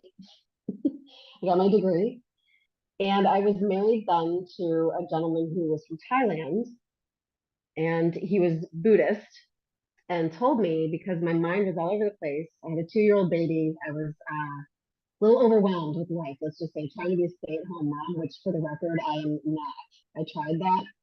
I have the utmost respect for stay-at-home moms. But he suggested meditation, because in Buddhist practice, obviously you start with the breath work. And at that time, I was living in Orlando, Florida. This is important because there was so much sunshine there that I would lay down in my bed when my daughter was taking a nap, and I would start with just breathing, focusing on the breath and following the breath moving through my body and coming back out. And I would do that for about 10 minutes, and right about 10 minutes every time, I would get this sensation of leaving my body. And I started to see colors and see shapes and see going through what I now understand is like portals. It kind of freaked me out, but at the same time, I knew I was safe. And it was during that time, and I would meditate for 30, 45 minutes a day, that I started to hear this voice that would come through. And anyone who knows me, who's worked with me, knows that I work with my primary guide, whose name is William, who looks like Obi-Wan Kenobi, no joke. And I found, I didn't even know he had a name at the time. I was 28, 28. And he would just come in, and I would talk in my head about how angry I was about this situation, that situation, how frustrated I was with having a toddler. And he would come back with, just breathe, be gentle, show her love, like step away. And these were things that I hadn't been taught. And from that time on, I would go through my daily just asking him questions and getting answers, like, should I get Life cereal or Cheerios? Those sorts of things, just in general. But it was from there, and talking to William and learning that we have this outside resource that we don't even know to tap into, that's always there. And he's not telling me horrible, horrible things. I remember going to a counselor after I had been talking to him for a while and saying, I heard voices. And Daddy was like, let's talk about that. I mean, there's obviously a difference between being told not so positive things and then being told very light, loving things. And he always came in with light and color. So I learned too that those colors actually represented different frequencies of angels and ascended masters and people. Like, I can look at people and see their auras with my eyes closed. So, wow. Yeah. Is he still part of your life? Oh, he's right here. He's actually the cardinal on my wrist. There's a whole story there. And he's just what would you describe him as? An all-knowing, loving guide and being, a light being. Through regression work, I learned who he was, and it wasn't that someone did it for me. Sometimes I go into a meditative state and ask to see something specific. I used to be a nun, past life. I mean, you can tell, right? For a second there, I was like, is this in the current life? Wait a minute. Where do we go? We have no. We have a daughter. I know that. Yeah, wow. I'm Okay. definitely not a nun in this life. I Wow. did not choose that. Yeah, go where you want with that. But yeah, so I was a nun. This was probably the 1500s. I remember stone buildings and like grass, like a grassy knoll and like a patch of grass, and then this bench. And I remember him. He was sitting down next to me. Obi-Wan Kenobi beard, the thing, the hood, the brown, the belt, everything, like a monk. And he had his hand on my leg, and I was going through a really tough time with, let's just say, with some of the priests. And he said, "I'll always be with you." And then I came back to the present day. And so when he's around me, I feel him in my heart. I feel comfort. I feel safe. I know which lane to get in traffic. For example, it's I guess he was my inspiration for why I stepped into doing this work, because I did not always do this work. I've always been a teacher. I have a graduate degree in education. Like, that's my background, right? Wow. And I was teaching, and he came in and said, you need to start working with people. And I resisted and resisted and resisted. And I bumped into some people and gave them messages from spirit, and it changed their lives. And he said, you see, this is not for you.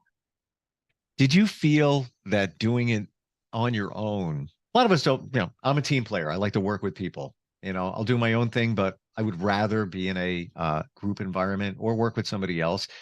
Do you think that he gave you the courage to do that, knowing that you're kind of working with somebody else? He's kind of there in the background, but he's there, and he's kind of pushing you along and guiding you. If he wasn't, you probably wouldn't have done it, right? No. He showed me. So I see life through a lot like you, songs and movies. And so I was sitting at my desk typing away. I was actually taking on a registrar position. I was supposed to be teaching. I mean, whatever. I'll do whatever you ask me to do.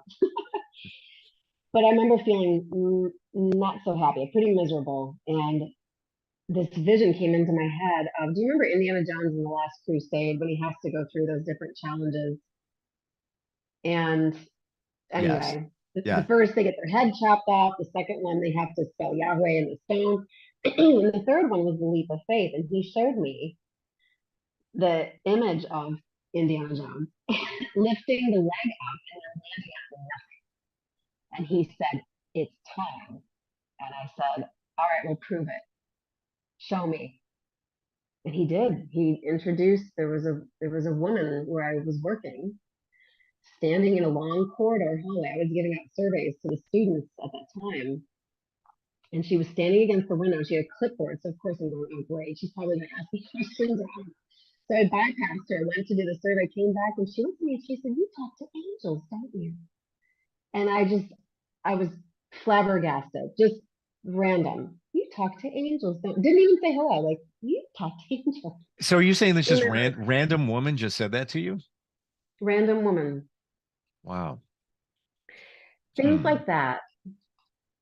Yeah. Do you think that she was there for a reason? How did she even pick up on that you connect? Now I know. At that time, I didn't understand. It blew my mind. How long ago would you say? How long ago would you say that was? That was 8 years ago. Wow. Was Izzy born yet? No, I was pregnant with my now almost 9-year-old. So I guess it was 9 years ago. Which is fairly recent. Which is fairly recent to receive something like that, albeit you were feeling it all along the way, when you were younger, much younger. Wow. So does he guide William? Does he guide you along the way? Like now, even just you're making your life decisions. Do you feel a presence? And does he speak to you, or do you ask? Or both? Interesting. This is why I love working with you. I love your questions. So poignant. So here's the thing, and I've mentioned it before. I can't hear him if I'm flying by the seat of my pants, like most of us do. Say that again, because I want to make sure your audio is a little funky for a second. I want to make sure. Yeah, I don't know what it is, but I want to make sure I didn't miss it, because it's like it sounded. I need to hear that. Okay. I can't hear him if I'm flying by the seat of my pants. How do you mean? Could you hear me? Yeah, I got you totally clear. I got a kid. I got a husband. My kid's in Taekwondo. She does hockey. She does this. I'm going here. I'm going there. I've got clients. I'm busy all day. I've got, work and all these things that I do. And so if I don't stop to actually hear what he has to tell me or to ask the questions, I can't hear him. So I will say, if I'm still, if I'm meditating, if I'm being quiet, he will talk to me. But 9 times out of 10, because we have our own free will, right? 9 times out of 10, I ask the questions, what do I do in this situation or scenario? And then he will respond. And it's not just him. I learned that William, he's my guide, but I also talk to many, many different light beings. And I want to be careful because I talk to religious beings that we put on a pedestal. Jesus, for example, wouldn't be, if you were walking around today, he'd be like, I'm just, talk to me. It's all about love. Don't put me up here, else we can't relate, So are you He called wants to be a friend. I think we're gonna grab a call, but would you say that's kind of like your spirit team? Yeah, and we all have a spirit team. Let's go to, I'm not sure who is this? Can you hear us? Yes, my name is Billy. Hi, Billy. How you doing? I'm fine. How are you guys doing? Good. I see you're from Teaneck, New Jersey, and Jessica is here. Say hi to her. Hello, Jessica. Hey, Billy, how are you? I'm doing fine. I had a question for you. Sure. Perfect. Okay, I'm a huge empath, and it's become kind of debilitating. Other people's pain and their negative energy, it really seems to sometimes take an emotional toll on me. And I was wondering if you had any advice on how I could protect myself or stop it from affecting me so deeply. Absolutely. That's a beautiful question. We've talked about empathic behavior in the past for sure. One of the things that I like to do is, and go ahead, and I know you're on a call, but you're not driving, are you, Billy? Your audio was a little funky for a second there again. I don't know. Yeah, I wasn't able to hear you, so I'm sure Billy didn't hear you clear. No, I wasn't able to hear all of it. Yeah, I don't know. That's really weird. This is what happens when you deal with energy. I'm not even kidding. No, it is. No, I'm serious. I've seen psychics. I've worked with psychics before, and they've had headphones on, and they disintegrate on their head. Oh my gosh. Well, and you know what, Steve and Billy, I just did a Reiki session right before this. So I'm like, I need to maybe ground or like eat some chocolate or something. Yeah, Can you hear me now? Go hug a tree. I can hear you perfectly now. Okay, are you driving right now? No. I'm sitting down. Okay, cool. I'm in my car, but I'm not driving. Okay. So I want you to close your eyes. And you're going to do this first thing in the morning. I want you to envision that you're wearing like a suit of armor, like you're a knight in shining armor. There are many ways to do this. I'm going to give you multiple tools and you see which one works, okay? And you're going to pick whatever metal you want. You're going to start with your toes and you're going to feel the metal moving up from your toes and planking up into your ankles and into your legs, kind of like Tin Man, right? To your knees, to your thighs, to your hips, all the way up your core and out your arms to your hands and all the way up to your head. And you want to make sure you put a helmet on too, covered in metal. And as my daughter would say, you have to make sure you have the little door to open so you can eat with the helmet. Okay. But when you do that, I want you to at the same time call in the Archangel Gabriel, who's about communication, and Michael. Okay. Feeling that energy around you. And then as you walk into certain spaces, it's bizarre. This is how energy works, though. You'll feel like people will feel your energy. They won't react to you the same way because I can see from you and the way you grew up in your past, you held a lot of other people's emotions for them when they couldn't from the time you were young. So now you're learning how to release that. And I can see that you're doing work surrounding that, which is beautiful. I can feel it in your heart. That's good. Whatever work you're doing is working. So do that. And another one of my favorites to think about, when someone starts talking about their personal stuff and you can feel it in your body, where do you feel it in your body? Notice that. For me, it's the stomach, the solar plexus and heart. Do you know where you feel it? It's the heart and the mind, I would say. Okay. So I would focus on those areas and breathe your name into them. So breathe in Billy into them, hold it for a second, and then breathe out the situation.